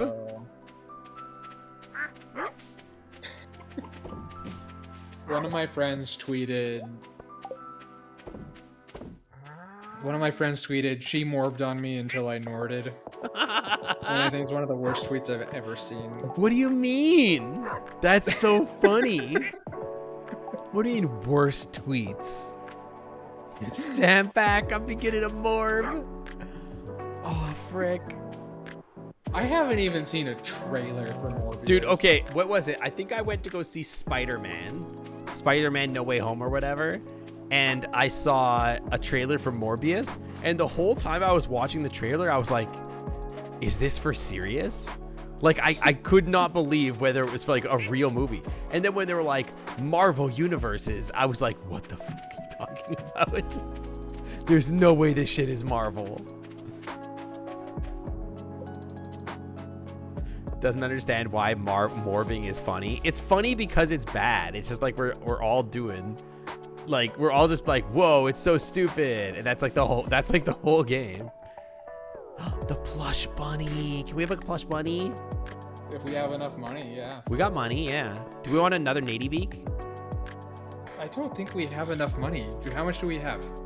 We have another 3,000. I guess we do. Okay. We get strawberry seeds. Jared Leto is only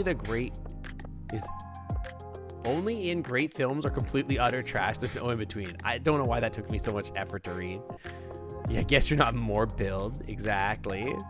I'm gonna grab strawberry seeds as well, like 5 of them. I don't know about seasonal plants. There's a trans pride flag. I'm gonna grab that. And then I'm gonna leave it at that. Morbius's poggers. Strawberries are the best crop for spring. Okay, that's fair, but isn't spring like 5 days from over is the thing? So I could get like a bunch of these and plant them next spring. Okay, why don't I get like all our money's worth out of this? We'll get 20 strawberries. In 5 days, excuse? What do you mean? It's like March 18th or something like that.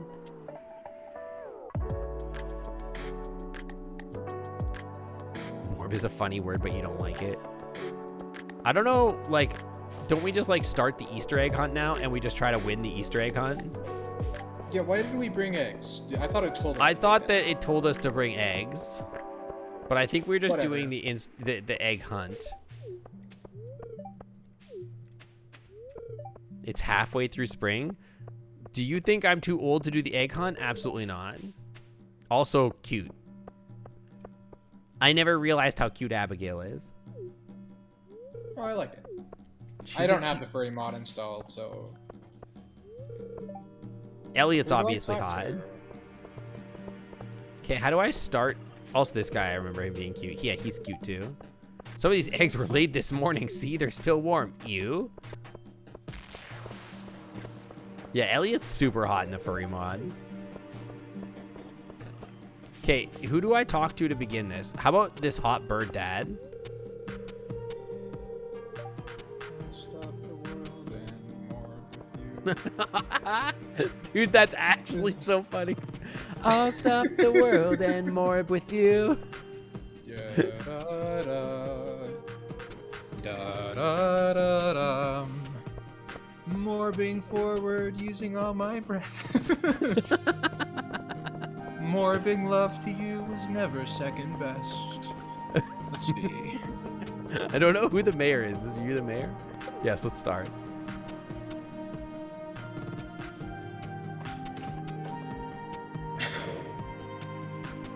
Okay, if you don't win the race, I'm gonna be pissed off. You have to Okay. try your hardest, okay? I'll try my best. Okay, try your best. Start judging me morbingly. Don't judge my morbing. I morb in the private of my own home, away from prying eyes. Stop morbing. We love you. Stop morbing. We love you. Are you an egg? You're not an egg, are you? Not an egg, confirmed. Morbing. Where are the eggs? I think that's an egg. That's got to be an egg. Yeah, that's an egg. That's apparently not an egg. Wait. Oh no, she's gonna get it. Get out of my way, lady. I got one. I see another one. I see another one. I got two. Three. Wait, we're on the same pace. Oh no. There's another one right there. I can't get to it though. There's one over there. You have 5? No! Yes, you're too old for an egg hunt. Get away from my egg. She took my egg. You absolute monster. Dude, you're getting so many eggs. I can't even see any more eggs. Oh no, I'm gonna lose. I lost. I got freaking owned, dude. Well, you told me that you'd be mad at me if I lost, so... You did win. Because maybe you're gonna be the one that morbs me. Need like 8 to win. After all, you're my wonderwall. You're my morbing. Why do they sound like that?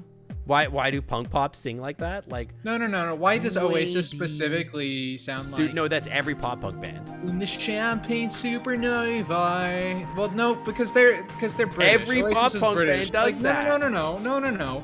I think what you're thinking is that like Blink-182 does because they're highly Californian, and Oasis does it because they're British. Like Webster won. Here's your prize. Enjoy. The know mid-Atlantic what accent. Maybe you wanna be the one that saves me. I can't even do it. How many people's lives change? How many lives are living strange? Simple Plan does the same thing, dude. Champagne supernova. Champagne supernova. I wonder if that's like the sibilant British R or something like that. Yeah. I hate Oasis. You hate Oasis. I hate Oasis really bad. They're like, well, I don't know. I hate the Gallagher brothers. That's what I hate. Because I actually think the song Champagne Supernova is good, even though I think the lyrics in that song are so shitty, so bad. Is Like- Champagne Supernova a euphemism for the girl come? No, because that song means nothing. Oh, okay. Look at our coupon. That would be too deep. I think the song Geyser by Mitski is about that. Oh, okay. Uh, Also, don't forget about Watermelon Sugar. Also about female orgasm. but the lyrics of Champagne Supernova are like slowly walking down the hall faster than a cannonball. Where were you when we were getting high? Somewhere you can find me, far beyond the landslide in a champagne supernova in the sky. This means nothing. These lyrics mean absolutely just like nothing at all. Yeah, I'm not gonna lie, that does sound like it Like, doesn't mean they're anything. just so bad. Some of my least favorite lyrics in a song that I actually think, by and large, is pretty good and Hey, nice to don't forget to put don't forget to make mayonnaise. By the way. I don't have eggs. Make I'm just saying in general we'll be making mayonnaise. Okay. Does anybody ever talk about how much the music in Mario Galaxy slaps? Is this a completely new and unique point of view? This is not Mario Galaxy, by the way, but it does remind me of it. I'm just waiting for cheese, and then I'm gonna come to bed. Okay. It might take a long time. I don't know if you have time to wait for cheese, but you can go ahead and push it. And see. When does it push me to bed? Oh, I just got an email saying Maybe I'll just go to bed. that the band Fucked Up has released new merch. Hold on. Oh. Yo, this is a dope shirt. I might buy that actually. It's from Year of the Hair though, which is not an album of theirs. It's not a single of theirs that I'm familiar with. Everybody's got their opinions about Mario music, dude. Mario Galaxy is so good. Come on, da, da, da. I don't know any of the words. That song was not. Such a good song. Yeah, but it's not from Mario Galaxy. It's from Mario Odyssey. That's what I meant. Mario Odyssey is what I was trying to say. But if I said Mario Galaxy, I meant Mario Odyssey. Has anybody ever talked about how the music in Mario Odyssey slaps so hard? I like the one that's like a surfer rock jam. You know, the one's like do do do do do do do do. It's all really good. Yeah. I really liked the soundtrack of that game. I loved everything about that game, actually. I think the whole game was awesome. Yeah, Mario Odyssey, amazing game, actually. One of the best Mario games, for sure.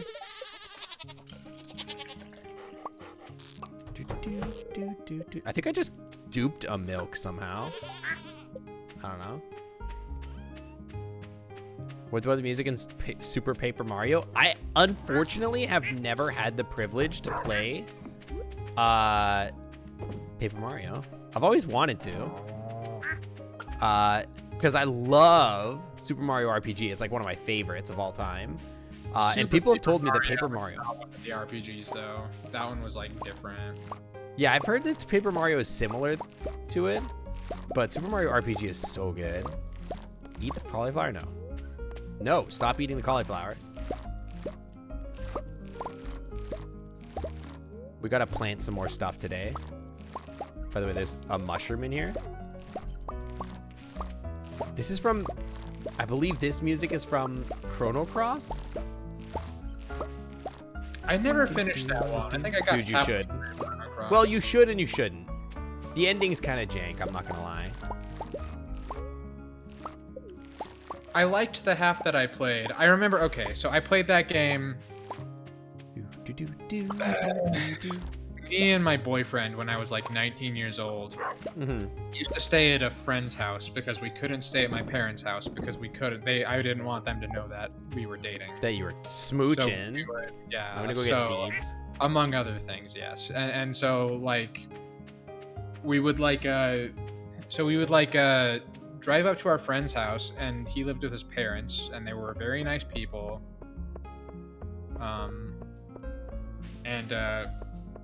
And we would just like go there. We'd spend the entire weekend there, and I would just play like JRPGs on his PS1 the entire time. So I played like all the way through Chrono Trigger. Dude, Chrono Trigger is so good. It's like my favorite. Chrono Trigger is the fucking best. Can somebody tell me what out of all, like, we planted cauliflower. Is cauliflower good? I don't even know. It takes 12 days though. You want to know what I think is one of Chrono Trigger's greatest strengths? 15-hour game. Well, it is if you play it through at 15-hour pace. Otherwise, it's a 40-hour game. I think for most people, it's a 15-hour game. I think that like, if you play that game at the pace that it expects you to, you finish it in 15 hours. I do everything in the game though, so. Because I get to the end and then I'm like, the end of the game appears and then I'm like, no, I'm doing all the side quests now. Yeah, I mean, you can replay it to get the different endings and everything. Yeah, like obviously. But well, I don't mean just replaying. It's like you get to the point where like Lavos is challengeable, and then like you there's like all these side quests you can do and all this other story you can get, and like if you do that stuff, like if you get the epoch. And then or epic, I guess is what it's called. And then you immediately go fight the final boss. It's something you can do, but the game ends up being very short if you do that. Whereas if you don't do that, and you go do all the side quests, you do add like way more than 15 hours of content. I'll say that. No, I don't know about that. I think so. It's been a hot minute since I played it, but. Because yeah, like hold on, because like. That's true. I think your understanding is skewed. Sam Hot Dam has a very good point. You are the best to ever do it, and so it's like kind of unfair for the rest of us, to be honest. What I will say is to like finish that game, and when I say finish, I mean satisfyingly finish it and get the best ending. Mm-hmm. It's definitely like half as long as like a Final Fantasy 6 or like Final Fantasy 7. Like it's Final Fantasy 6 has a lot of content that's not optional. Yeah, so like that's what I'm getting at, is to like finish that game and to like get basically the entire story and to get all of the characters and to get the best ending. 15-hour game, like 15 to 20 hours. Like I'm. That's You true. know, Also, very- Chrono Trigger has a scaly ending where everyone is a dinosaur, making it a superior game.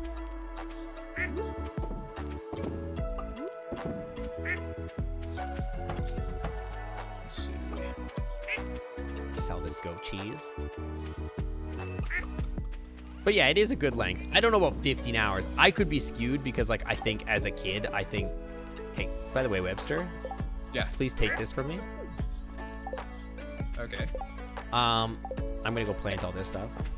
I think maybe as a kid I was like skewed, like maybe my understanding of it is skewed, but it didn't feel that hefty. It felt heftier than 15 hours. I don't know. No, see, like that's the thing, is the story feels massive. Like so much happens in it, and it's like you know, like the story does not feel smaller than a like 40-hour JRPG by like any measure. Like it really feels like just as much happens in that game as what happens in a game like Final Fantasy VI or whatever. But like I really feel that is just like a credit to like its pacing and everything, because it is actually like much shorter and like I think it's just that it's very concise, you know, and it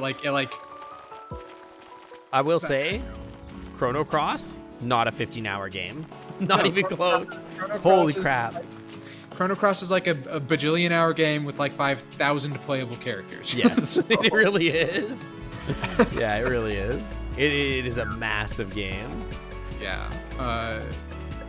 You know, like I've been playing through Final Fantasy VIII, which is like that's like a 40-hour game, and It's I'm at least 40. Yeah. I'm kind of starting to feel like it's overstaying its welcome with me now. Actually, Where like, are you in the game? I just started disc 3, so like So you're basically done the game. I'm getting close. I think Disc- I've got like 10 more hours. Disc 3 is essentially like, it's essentially the final dungeon. Like that's pretty much No, it. that's disc 4. Oh, Disc- okay. Okay, yeah. But like, Sorry, like I was disc thinking 3 Final is, Fantasy like- 7 maybe. Yeah, no, that's yeah. That's I think 7 is 3 discs, and the last one is just the final dungeon. Final Fantasy 8. Final Fantasy 8 is like. Have you beaten Final Fantasy 8? Yes, many times. Yeah. So it's like. Oh god, I don't know how to explain where I am without like significant spoilers. So maybe I. It's a 30-year-old game. Okay. Well, yeah. So like it's like you know, like there's like the plot twist where it's like you find out that like Ultimacia is like a future sorceress who's like possessing people through time. Like that's like Yeah. as soon as that's revealed, like that's where I am. It's Oh, like, yeah. right there. After That is you- where the after game you, like, becomes kill- completely bonkers. Yeah. So The like, game becomes like unrecognizable as a story basically at that point. Yeah, so like I actually really hated the plot twist where you find out that all the characters grew up in the same orphanage. I was Yep. like, oh, I hate this. This is Yeah, just that's the part of the terrible. game. Like I was really loving the game up until that point, and then at that point I'm like, that doesn't really track. This is unbelievable. Like I Yeah. feel like every Final Fantasy protagonist has a certain amount of amnesia, but for 6 characters to forget their entire childhood, It's a lot. it turns out they all grew up together in the same orphanage and they're all orphans together. I'm like, okay, wow, Yeah. all right. Like, I feel like that's like the most, like that's like a parody of a Square Enix like plot twist. I thought I bought another Nady Beak, but I don't see it in my inventory. Oh, well. Oh, bummer. Maybe it gets shipped to you? Nah, I don't think it does. Whatever. I don't know where to put this trans pride flag. There we go, perfect. It's not a trans pride flag, but I'm gonna call it that. That's okay. Yeah, so like, well, I don't know. It's like Oh, we have bees, like the or we story- had bees the at some story point. of Final Fantasy 7, or at least, or I think the setting of 8, I think is weaker than 7 and 9 and Yeah. 6. They're my favorites, but I like, do don't know. love 8 for like, I will say like the music is like so good. I don't know. Hi, The Void Hound. music, I love the music in 8. And like so like the battle system is a little janky, but it's like it's so breakable, and that makes it very fun. Like the junction system. Dude, the junction system is literally just get Ultima, put it on your attack, and Renzo Kuken everything into the ground. Basically, though, it's so easy to break it. Yeah. Like, Let me literally, cheat. you're just like, anyway, I'm going to cast Lionheart. I'm going to Renzo Kuken. Anyway, I hit you for like 2 million damage. You're dead. If you play triple triad for like 5 minutes, then you can destroy that game. Like it's no longer a challenge. And that sounds like a weak point of that game because people like video games to be challenging, but I love breaking JRPGs. There are still fights even with that are difficult. I believe the Ruby weapon or something like that is like still insanely difficult. And that's probably an optional boss, right? Oh yeah, very, very optional. So yeah. But one of the weapon fights, even with the junction system being broken, is still like insanely difficult. Omega weapon. Yeah. Maybe I that's might be what it was. biased because the main character has a tail. I don't like the main character's tail, but Final Fantasy IX is my favorite by far. Our house is very much becoming cluttercore. You know what? I think that. Oh yeah, no cluttercore, as in we still have our Christmas tree up. Yeah. Late spring. Aside from that, yeah, it is just kind of like a mess, but I enjoy it. No, what was I saying? Like 9. I feel like. I think if you play Holy Final crap! We Fantasy made 25 grand off that cauliflower. Yeah, see, cauliflower is amazing. It sells for a ton of money. What was I just saying? Final Fantasy now. when it goes out the rails too, though. I don't think it does. Like, I feel My like, favorite maybe part they'll of Final bounce back, Fantasy but, IX. like, My favorite part of Final Fantasy IX is in the last cutscene where Zidane like crowd surfs on top of bunch of living vines. See, like, so my least favorite part is the ending cutscene of Final Fantasy IX, where, like, it turns out, like, Vivi has, like, a whole family. And the reason I find that frustrating is because he's portrayed as being, like very asexual, like, the entire game. Yeah. Like, he doesn't understand, like, sexual urges. Like, it makes, like, he doesn't relate to it, he doesn't experience it. And like, I see a lot of myself in that character. Partially because I really do think that character is like autistic coded, like a It's lot. funny actually. My little brother always loved that character too, and then it came out as Ace like a few years ago. Yeah, like I don't know. I feel like there's a lot in that character that I relate to personally. So like, I think probably the best character in that game. And like. I feel like the most frustrating thing about Final Fantasy IX is that Freya is such a great character, and they just don't develop her. Like, I feel like she's got an interesting motive and like a cool story, and she also is like a rat person with a tail that is great. Very cute. Yeah, I do like Freya a lot. Like. By the way, the I think berries that, are blooming all through the city, so like if you walk around, maybe you can find some stuff. I'm doing that right now, so. Some like foraging. Yeah. Like. Can I just just think say my Final Fantasy hot take that I think I've said 1,000 times before? Is it that remake is good? Because we shared that. We talked about that together. Oh, remake is good, and if that's a hot take to you, then you don't understand video games. No. But anyway. It's that the plot twist at the end of remake is good. I still think the plot remake is good, but whatever. Same. But I think that's a hot take. But what is your take? That might be a hot take. I think that is approaching a hot take, but my hot take is that Final Fantasy 13 is actually good. Oh, that's a massively hot take. Yeah, Final Fantasy 13 is actually good, and you're all just sour and salty. I waited in line like midnight to buy Final Fantasy 13 because I believed in it and I was so excited for it, and I was so sour. Final Fantasy 13 is so much better than Final Fantasy 15 that it's not even funny. Like Final Fantasy 15, but I believe that because like I didn't hear amazing things about that one either. TBH. Final Fantasy 15 needed everything that Final Fantasy 7 Remake has, which that Final Fantasy 7 Remake is actually fun to play, and Final Fantasy 13 is frustrating to play, because the combat system just makes it's so obtuse and makes no sense. Final Fantasy 13 also has. Here's the other thing about Final Fantasy 15: there's no music in that game. The game has no creative music of its own in any way, shape, or form. All they did was just take radio stations of other games. Yeah, that is actually the one glowing thing I will say about Final Fantasy 13 is it was the first time they had like any Final Fantasy game where Nobuo Uematsu was not involved like at all. But the music was so good in 13. Yeah, like, the the person that they got did such an incredible job. Yeah.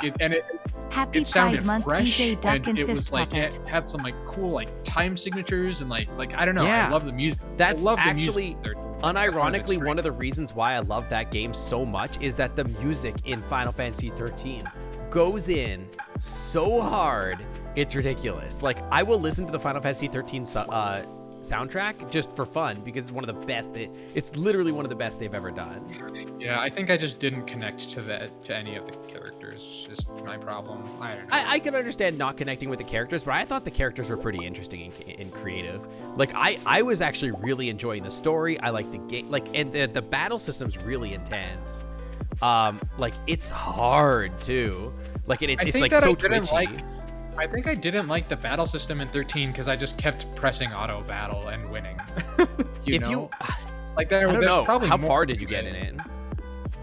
Not very far. I did not get to the part. I did not get to the part where the world opens up. Like like all of like the hallway segments where you just run straight. You know. But like, even then, like the game never really stops being a hallway simulator, and that's fine. I don't think that's as much of a problem as people think it is, because I also think that like in 2022 the year of our Lord Jesus Christ, amen. We have too many open world games. Yeah, but Final Fantasy has kind of always been that. It's always been, no, it's never been open world. What are you talking about? It's basically just a hallway, but you've just been tricked into thinking it's open world. Well, no, you're right in many ways in that you kind of have the illusion of non-linear storytelling in like most Final Fantasy VIII is very linear storytelling. Like I will say comparatively to like 7 and 6 and 9, but I actually think Final Fantasy VII is a great example of a game where you can benefit from exploration if you go to new places on the map, and you have the option to do that. But you're right. For the most part, those games, there's a place you're supposed to go. Yep. And you do have to go there manually, but it's the only way to advance the story. Exactly. So and there's not often a place where you can just go and try a different dungeon for fun. It's just not a thing. There's side quests. There are, but not a lot. Not as much as people remember. Yeah, there's not a ton of them. There's they're fairly few and far between, except I think in 7, which has the golden saucer, and it has yeah, later on for sure. And in Final Fantasy VI, the whole second half of Final Fantasy VI is non-linear. Yeah, exactly. Final Fantasy X is basically just as linear as 13, but nobody gives 10 shit for being linear.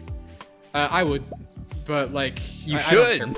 I don't really care for 10, but that's maybe my hot take. But six though, the second half of 6 is totally non-linear. There are events, and if you want to get all of your characters back, you have to do them. You can do them in any order, and you do them just by exploring the map.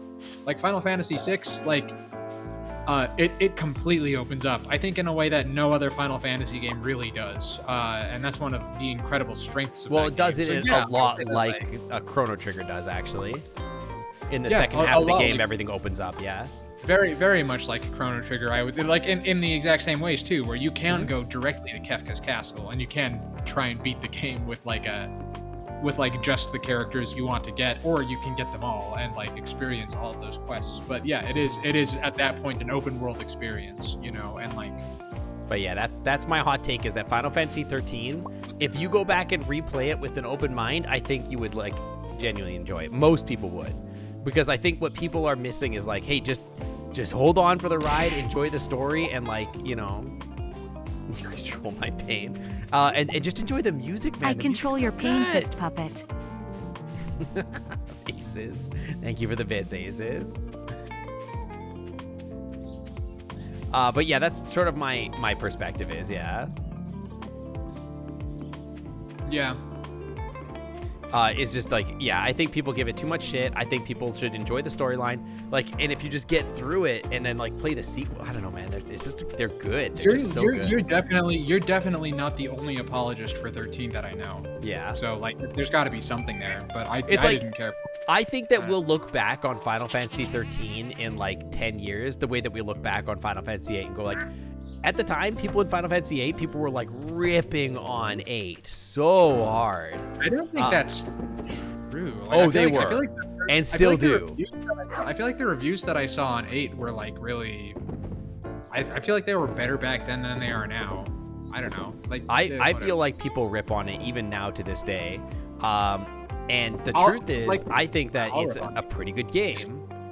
I think it's a pretty good game, but I think it's way weaker than the ones surrounding it. Sure, but that's why it got such a bad review, right? Because the reason why 13 got so much shit is because people love 12. I do not understand why people love 12. That game is ass. But they love 12 because it's like tactics-like, I guess. I don't understand it. I haven't played it. I know Azra loves 12. I haven't talked to. I do not understand 12. It doesn't make any sense to me. But people love that game. People love 15 or whatever. And I guess it's just like people coming off the heels of 10. I don't think people love 15, dude. I've never heard, like, I have not heard a lot of like glowing reviews for 15. Like, I think most people don't. Maybe love is a strong word, but I think people like it better than 13. Maybe. I feel like I haven't heard anyone talk about Final Fantasy 15 since it came out. I still haven't finished it. I don't know. So at least I still hear people talk about 13. It feels like a single-player MMO, basically. Yeah, for the most part, people talk about 6 through 10, I think. But like, well, I don't know. But yeah, I don't know. Like, I just think, like, if you were to tell me what's your favorite game between like Final Fantasy 10 to Final Fantasy 15, I'd probably say 13. If I'm being honest, like, I would probably say 10, but I don't care for any of them. Like, I think that the games that I enjoy from that period are Kingdom Hearts, actually. I think Kingdom Hearts is better than all of those. I mean, sure, yeah, for sure. And that's because, like, again, like the combat of like Final Fantasy 15, for example, should have been the combat of Kingdom Hearts, essentially. Yeah, and obviously, so I'm omitting 11 and 14 from this conversation. 11 is garbage. Don't even think about it. I played 11 and I didn't like it. Final Fantasy 14 is good, but it's an MMO, right? So like if you don't like MMOs, it's like whatever. But I will say the thing about Final Fantasy 14 that is cool is that you can kind of play it as a single player Final Fantasy game. And it does work. Like, it plays like a Final Fantasy game, and it keeps getting content. It's kind of neat in that way. Yeah, like, actually, I think I can confidently say that I had so little faith in Square Enix's ability to make like a good Final Fantasy game that it blew my mind when 7 was good, when the remake was good. This Final Fantasy 7 remake is so good, dude. Wait, is it Nier? Like, is Nier Squaresoft? The fact that no, it's not. I don't think it's not, because Nier is a game that I keep listening to the music to, and I'm like, man, I want to play this game. I can't get into JRPGs. I can't get over an RPG in which I can't influence the story. Yeah, the trick is that you don't actually influence the story in most of the games you play. But we have to feed the animals today. There's like not really. Yeah, I'm trying to think of any RPG where you really influence the story. But Ripley plays like CRPGs. Well, yeah, like Disco Elysium, which I haven't played, but I'd argue that you influence the story a lot in that one. Mm-hmm. Yeah, like, you know, so like they're out there. I think Ripley, I think me and you just like different games. Ripley didn't care for Outer Wilds. Oh, I know. What was the other game that really pissed off Ripley? Elden Ring. Oh, Elden Ring? Yeah, Ripley hated Elden Ring. Oh yeah, like Fallout 2 and Wasteland. You definitely have influence on the story in those games. Also, hi Odell, welcome on in.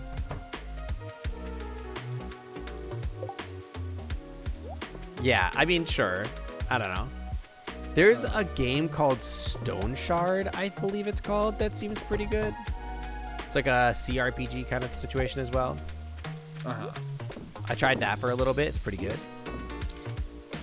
So, like, I think that Yeah, the thing with JRPGs is you really have to be in it because you want to hear the story that was like written for it. Yeah, And for sure. It's like a visual novel in that way.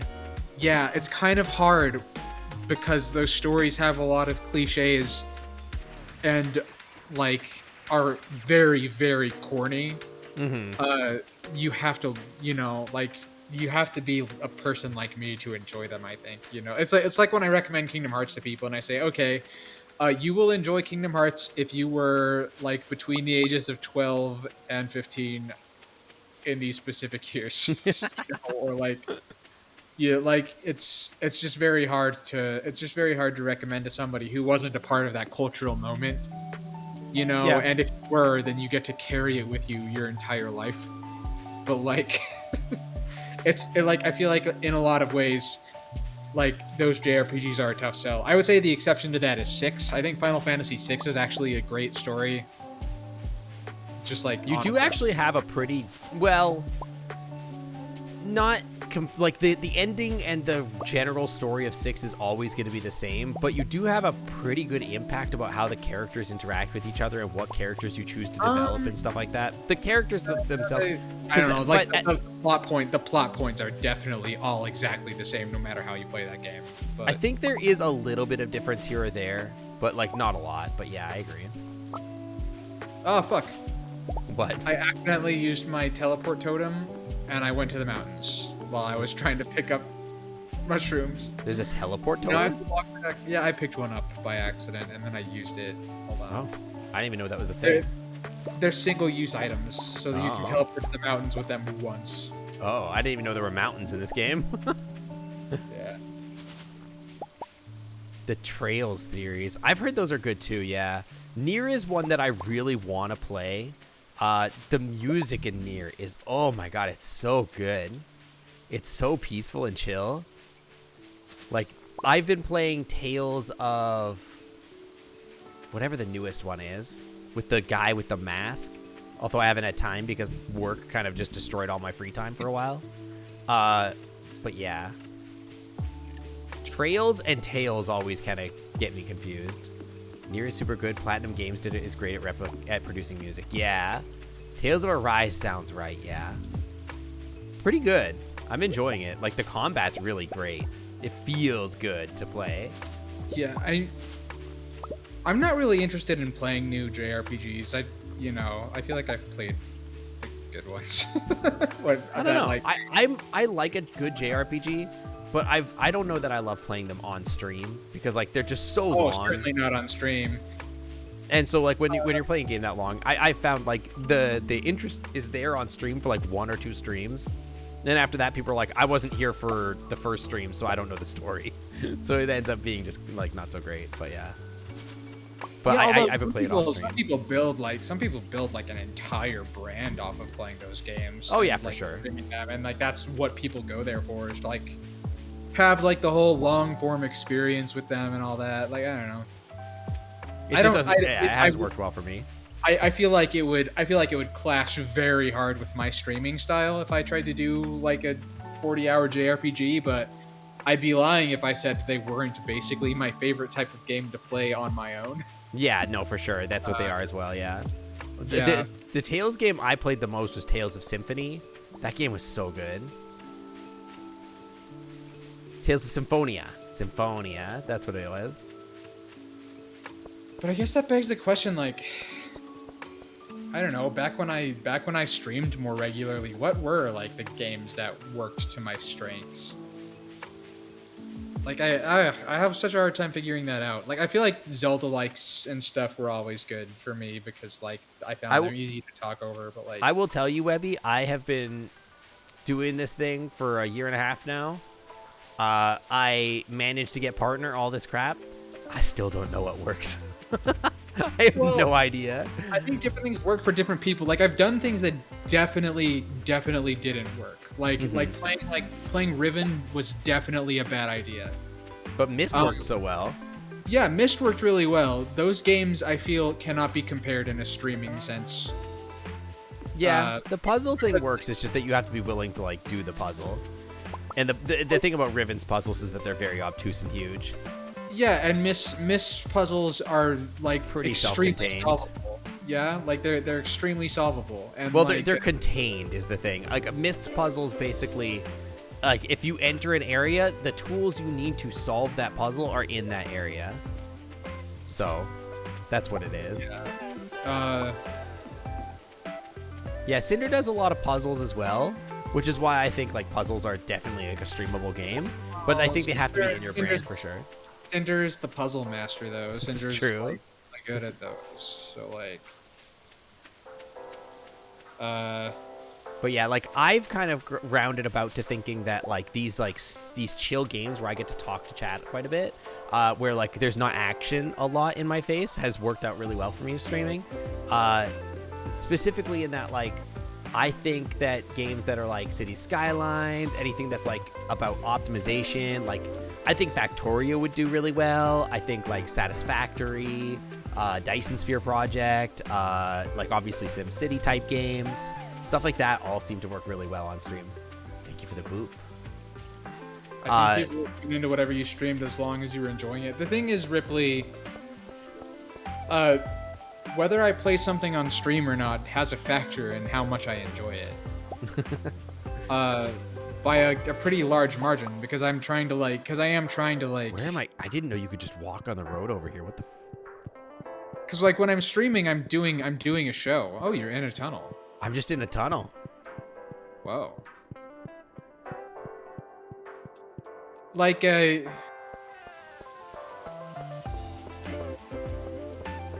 But yeah, Fury for some reason. All right, so like Fury, I feel like was the first time where I was mostly streaming for the game, and like I really enjoyed the game, and people were coming to see me beat it. Yeah. Like that was, I think that was the first time where people were only coming because they wanted to see my gamer skills at play. The thing about that game, I think, is that like it is the story doesn't matter. It's short enough that like there's a certain subsect of bosses that like it doesn't really matter if like if somebody misses one boss, they can come back and just be like, oh cool, you're on this new boss, whatever, right? And whereas like I think with the thing about Elden Ring, which I do think you might like, is that it is like 150 hours long, and so like I can't play that game for so long on stream. It's like my stream just becomes an only Elden Ring stream. It's crazy. Yeah, well the thing about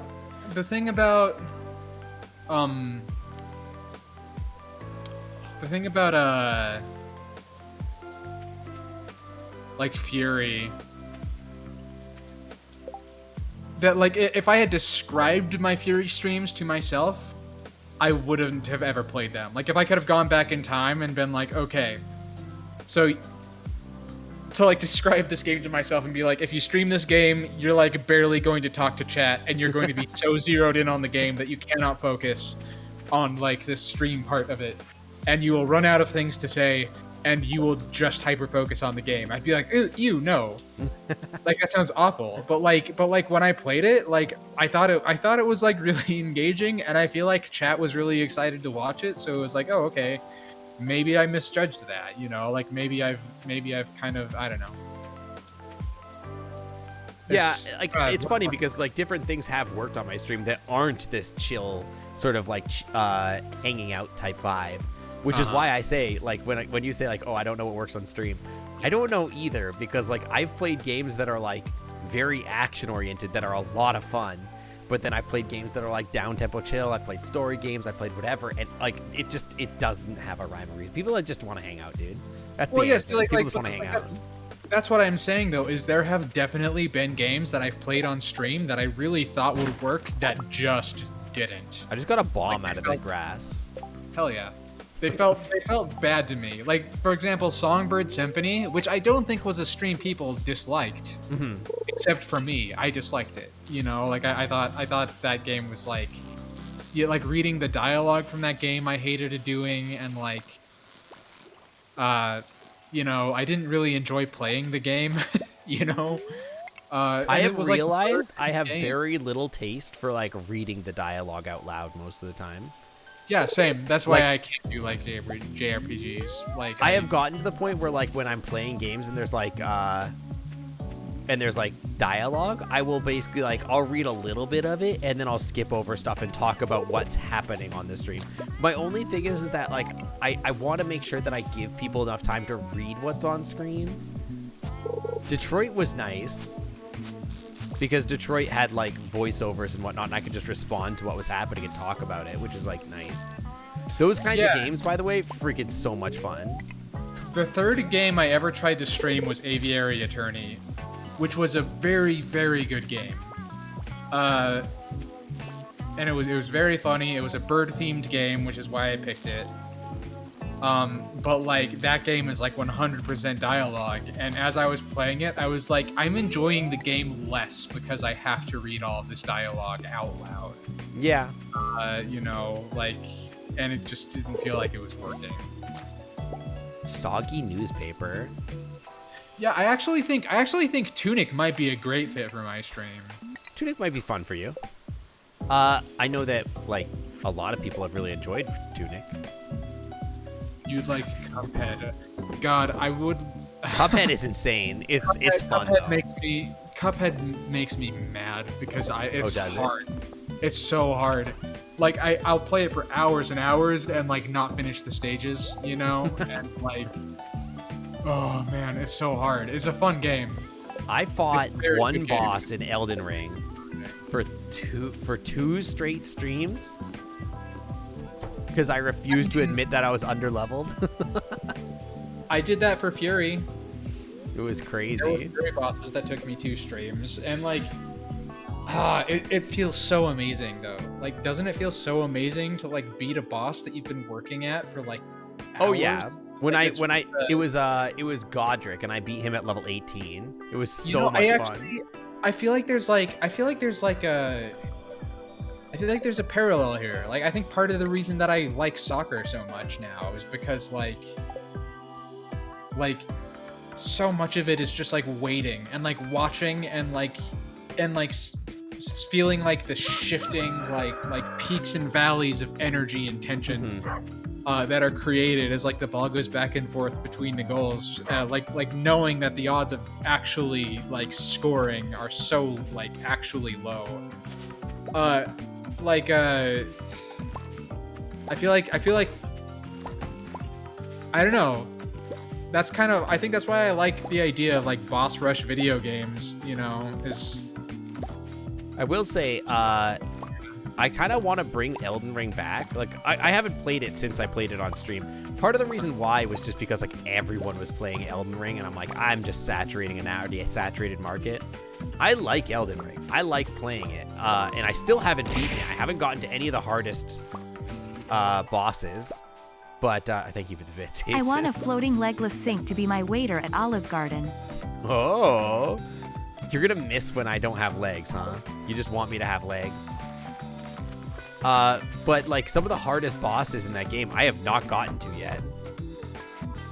And I've been meaning to, and I think they'll be really fun to play on stream because it's like one of those things. It's like people, that's the thing. It's like if I'm on one boss, there's nothing that you missed. I'm just on this boss. It's like slamming my head against it, you know? Yeah. So, I don't know. The Hollow Knight, I know you bounced off of it, right? Yeah, I felt like I had a couple good streams out of Hollow Knight and it kind of lost its energy. Do you want to know what it was? You want to know what that?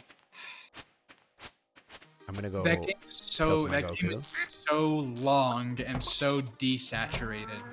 Oh And yeah, he just wanted to color. Yeah, I feel like a game can be one of those things for me. That's fair, yeah. There's not a lot of color in that game. It is like a tremendous game. It is long though. By the way, I think we should finish this one day left and then probably call it. Yeah, it's almost sleepy time. But yeah, no, it's definitely a longer game. Yeah, it's long and grim and just like. Can I tell you guys a secret about the new model that is not public information just yet, but I suppose will be public after I speak it?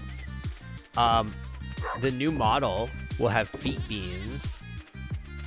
Ooh, feet beans. But yeah, no, I want that. But yeah, I mean, like, I don't know. Yeah, there are areas of Hollow Knight that are colorful and whatnot. But yeah, I think you would if you were gonna play like a Metroidvania more, like Guacamelee or something like that would probably be better for you. I think that, like, if I hadn't already played like Axiom Verge, I might have had fun with that on stream. Maybe. Although I think I'm glad I played that one off stream. I can't really play games that like require like 100% of my like intense focus really on stream. I don't think, except for a game like Fury, I guess. But like, if the focus is like a story-oriented focus, then it becomes, the funny thing about games like that require a lot of focus is that like I'll feel like I still want to talk to chat, and I'll just keep glancing at chat while I'm like in the middle of a boss. This happened when I was fighting Godric so much. I would just be like fighting Godric, like be doing pretty well, then glance at chat, and then just die instantly. Well, yeah, like if you were to go back and like watch my Fury streams, you would notice a pattern where it's like I would start the boss, and while I'm at the phase, and I notice speedrunners doing this too, like Liam, the guy who has like the world record for like Mario 64. Yeah. Like if you watch like their streams, like they'll do this too, where it's like when you're in like the early stages of like a run, or when you're playing a boss in Fury, and you're at the part where you know you're going to be starting over, like over and over again. Yeah. You know, be engaging with chat, and then just like gradually you become silent. You know. You're like, I'm sorry, I'm focusing. Yeah, all you can say is like, it's like, damn it, all right, trying again. You know, yeah, I know, right? Am I responsible for any of your those deaths? types of lines? And like, Aces, you've probably killed me in game several times. That's almost certain. Especially since like you're literally donating bits, so there's like a sound notification to know that you're saying something. So then I can go look at it. So yeah, for sure you distracted me. I have not played the new Metroid yet. No, the Metroid Dread. Oh yeah, Metroid Dread. I have not played it either. Nah. Twitter did not try to bully me into playing Celeste. Actually, like I tried to play. I wanted to play Celeste a few times, and every time like chat would like suggest something else, and I'd be like, actually, I want to do that instead. Celeste is great. It's got like good LGBTQ representation. It's got like a really great story. The music is fantastic. It's a great movie. Great game. I played half of Celeste on my own. I just never finished it, and I thought it would be a good stream game, but it's good. It's very good. I enjoyed it on stream. I kind of miss Ori and the Blind Forest and stuff. I should play Metroid Dread, but I don't know. It's just not as furry. It's not furry bait like Ori was. You know what I mean? Yeah. I don't know. I don't even know what would work if I started streaming again. I don't know what I would do. I don't even know you if I should would make music on stream. Sometimes I want to do that, but sometimes you should do that. It's awesome content and fun. Like some of your favorite streams that you ever did were like the all right, chat, pick a number between 1 and 100. I'm going to use that beat, and then you just do that. And like, you know, the song on Tourniquet that most people said was their favorite was one that was made with help from chat. So. That's what I'm saying. You could make great music that way. But I don't always want to do that though. Like I'm not always to do that. So it's like I'm just saying those are find other things to do as well. Like that's why, like, you know, variety is like the thing that you do, right? Because you could just be like, oh yeah, Thursdays are music days or something. Yeah, but I don't want to have a schedule anymore either. Okay. I think I'm kind of done with that phase of my life, at least for now. Maybe someday I'll change my mind, but like I'm so like, God, I just got so burnt out on streaming. Yeah, I have days like that still too, like, to be honest. You know. Like there are days where I'm just like, I just don't want to go live because I'm just like, I just feel like I'm like, oh, I've been so busy with work and everything like that. I've been thinking about like doing less streams in the summer, but it's kind of messed up because summer is like the best viewership times. But then I'm like, yeah, but I also want to go look at birds, you know? So I don't know, it's tough. So I've thought about cutting back my streaming hours in the summer just so I can go like do some hikes and stuff. Yeah. I don't know. It just kind of feels. How did the goat and the chicken get over there? Did they escape? They're behind the barn. Wait, what? Hang They're on. behind the barn. They're behind the barn. Oh, I found it. It's here between the silo and the barn. Oh, there. Interesting. I guess it doesn't really matter because the water's over there.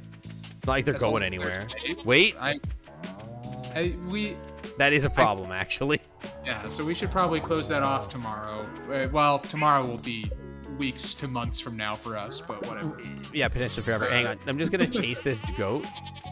Please, sir, please move. Please get out of here. Can you grab some hardwood fence? And we'll seal this off. Ow. Yeah, we need fence like right here. I think just grab some hardwood. Go from on in there hikes somewhere. in your fursuit and stream it. Actually, we could just run it up against this wall. It's okay if they come back here, actually. There we go. I'm going to make sure he can't come back here. I'm looking for hardwood. Should be in there somewhere. I'm looking for it. Oh, all right. I got some. Oh, they all just went back home anyway, so it's fine. Do we only need one? Let's see. Silver. What the heck? That redeem scares the crap out of me still every time. There you go. Okay. Perfect. It's closed off. Except it's still open here, but you can't. But then I get put a through. fence there, so they're okay. Great. All right. We're good. Yeah, we're okay there. And they can't get past this egg maker, mayonnaise I was maker. playing Animal Crossing music on your stream now. Is it? Yeah. Remember in the that mix. first week of Animal Crossing New Horizons? During Like, the pandemic, where everybody was hiding it was- inside and just only it playing was Animal week- Crossing. Week 1 of the pandemic, and that became okay. So like, that week was so bad for me because it was like the pandemic started and we had an earthquake, and I was terrified to exist. Like I remember like I was probably having like the largest like panic attack of my life because I was like, all right, well, I can't leave home and the ground is literally moving. And like I like I had to like go and like live with my parents for a few days because I didn't trust myself to be alone for a while. And I brought my Switch with me and I started playing Animal Crossing, and I just remember like that game was like therapy for me. Like that first Yeah. the first couple of weeks, like the only way that I was able to like see my friends, and that's what we did. Like me and my friends would just like visit each other's islands, and this was how I would like hang out with people, you know, like that was the only way that I could like hang out with anybody. I have never really been much of an Animal Crossing person. I know how much that game means to people because of that, exactly what you're talking about. But I also Yeah. had a very different pandemic experience from everybody else because I was literally trying to solve the damn thing.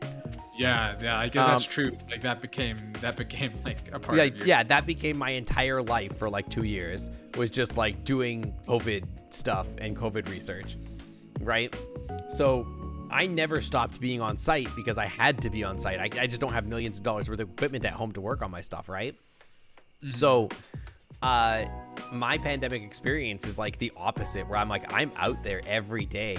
And the Yeah. weirdest part to me is like, you're like, I can't leave the apartment. I have to leave the apartment. And not only do I have to leave the apartment, what was messed up about it was stuff like, I would go down the street and it would be a ghost town. Downtown Seattle, there's no one there. It was surreal. Oh, I remember like I was experiencing like phantom earthquakes. Oh. You Hang know, on like for a second, Webby. Okay. 1 second. I think we got it rated. Oh, okay. Yeah, Yo, no. can we get paws up for the Raiders? Beans up for the Raiders. As always, Raiders always get our beans. Welcome in Con Cub. Thank you for the raid. Welcome on in. I hope you had a great stream. I introduced myself real quick. My name is Sync. I'm a variety streamer. We stream on Tuesdays, Saturdays, and Sundays. Also a furry. I should say that I'm a furry in my intro. I'm a furry variety streamer. Yeah, the beans. We always counter raid with the beans. We play chill games. We play simulator games. We play like lots of like sort of down tempo type of games. Cozy vibes here. Lots of that. Lots of chatting with the stream. Yeah, variety streamer, exactly. And I'm also a scientist in real life, and sometimes we like to break things down scientifically. If that sounds interesting to you, feel free to hit that follow button and stick around. Thank you so much for coming on into the stream and sharing your community with mine. And also Genius, welcome to the Clan Club. Thanks for coming on by. Webby, what were you saying? You were saying you got earthquake phantom sense. Like after the earthquake happened, like for like the whole week, it was like it felt like my room was moving. Like I felt like I was on like it felt like I was on like a ship in a storm, like 24 hours a day. And I was like, is this all in my head or is it like vertigo? Like, did I like dislodge something in my ear?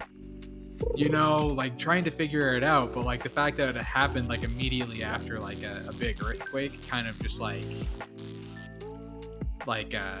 it just made me wonder if I was like going crazy. Cause I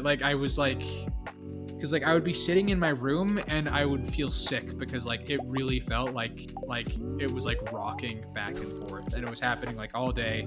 And then like I would leave the apartment and go to like the graveyard across the street and just like look at the geese and like it wouldn't stop. And like I've never heard of that before, honestly. I've never heard of anybody being like that disrupted by like an earthquake. How big of an earthquake was it?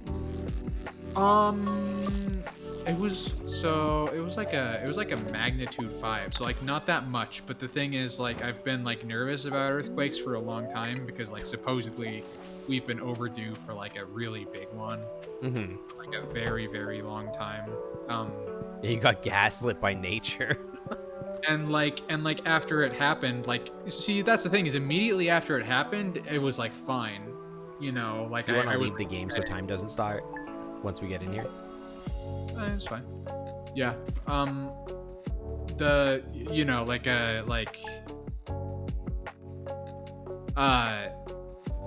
but then like I started looking up like liquefaction tables and like seeing where I was like and worried that like oh no, if a big earthquake were to happen like as like an aftershock of this one,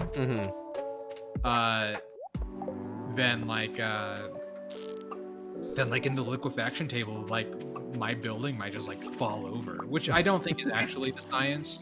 Well, you tend to overreact to stuff like this, but yeah. Well, yeah, like I do, like, and I would just like would start dwelling on like the worst case scenarios, and like I actually wrote a song about it, but like it's not a very good song, so I don't share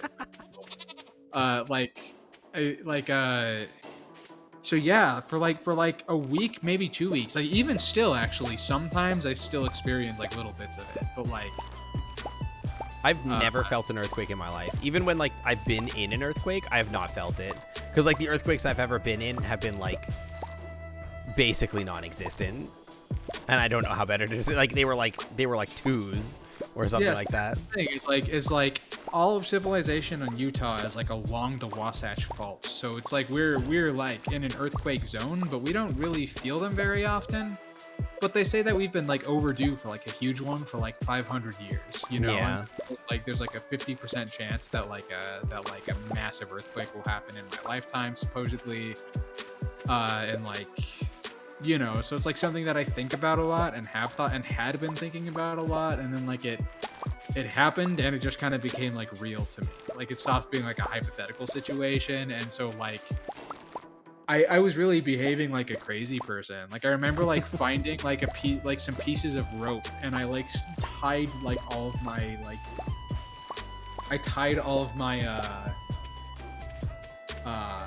all of my doors shut and everything, so that like glass couldn't fly everywhere in an aftershock, you know.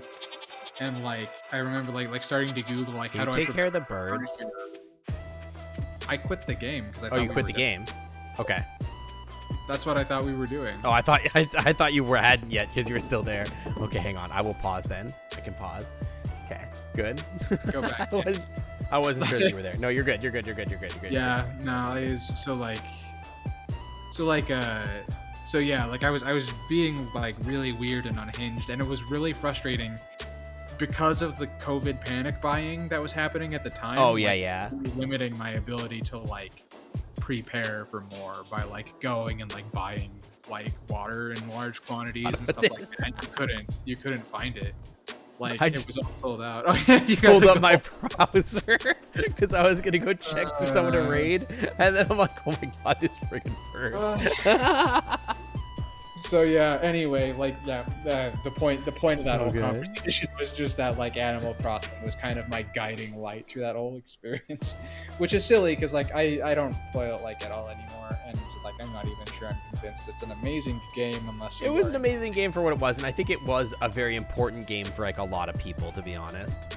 So I'm not surprised. It was, but it the funny thing is it was, but nobody could have predicted that. like nobody Yeah. could have predicted the level of importance that game had at the time it came out. Oh yeah, nobody could have predicted that. It's like a viral success thing. You could never predict that Yeah. kind of happening. So yeah. But yeah, I think we're gonna call it there. I had a great time tonight. Thank you for coming and saving my stream, Webby. Welcome. Thank you for having me. I really appreciate that after VR chat let God, me I down remember them. what work was like early pandemic. I'm glad they let me buy paper towels and TP and put it behind customer service. That is actually kind of nice. Like if you worked at a grocery store and you were able to like get in ahead of it and able to grab stuff just so you could like survive, that is nice. I do remember it was pretty rough to like at the time. Maybe we'll talk about that sometime. I don't know. This was supposed to be a just chatting stream or the VR chat stream, but maybe when they fix our stuff, which I've been given some ways to fix it. So maybe not next week, but the week after when I'm back from my cruise. As a reminder, guys, I will be gone next week. My last stream before I go on vacation. This is a bit of a weird vibe song to be listening to, but anyway, my last stream before I go on vacation will be Saturday. I think we're gonna play more Hitman or something. I haven't quite decided just yet. But oh my god, overused hole. Welcome to the Clam Club. Thanks for showing up by. And Pizza Pirate. Welcome to the Clam Club. Thanks for showing up by. Welcome. But yeah, last stream of before the vacation will be on Saturday. We'll probably be playing Hitman. Probably, I think. And maybe that's honestly that's probably all we're gonna play. And then after that, I will be gone for a week. So there will be no streams Saturday or Sunday, Tuesday, or Saturday next week. But I should be back in time to do a stream on the following Sunday. So there you go. I am gonna be back here on Saturday, like I said. But if you are curious about more of Webster's work, you should go to WebsterDuck. Is it Webster? It's WebsterDuck, one word. Webster- or yeah, sorry. It's Webster.bandcamp.com. Yeah, if you want to buy There you Tourniquet, go. which comes out on Friday. Webster's releasing an album on Friday. It will you should go also check it be out. on Spotify and like other streaming services. So There you go. Check it out. Spotify, streaming services, other streaming services. It'll be on WebsterBandcamp.com. Buy the EP, pre-order it. Show Webby how much you support him. And yeah. I think that's going to be it for me today. I am going to send you guys over to a friend of mine now, and I'll see you guys on Saturday. Thanks for coming out and supporting the stream, everybody. Can you listen to it on AM radio? TBD. Keep your eyes on this space. That's not up to me. But yeah, I'll see you guys later. Bye, guys. Bye.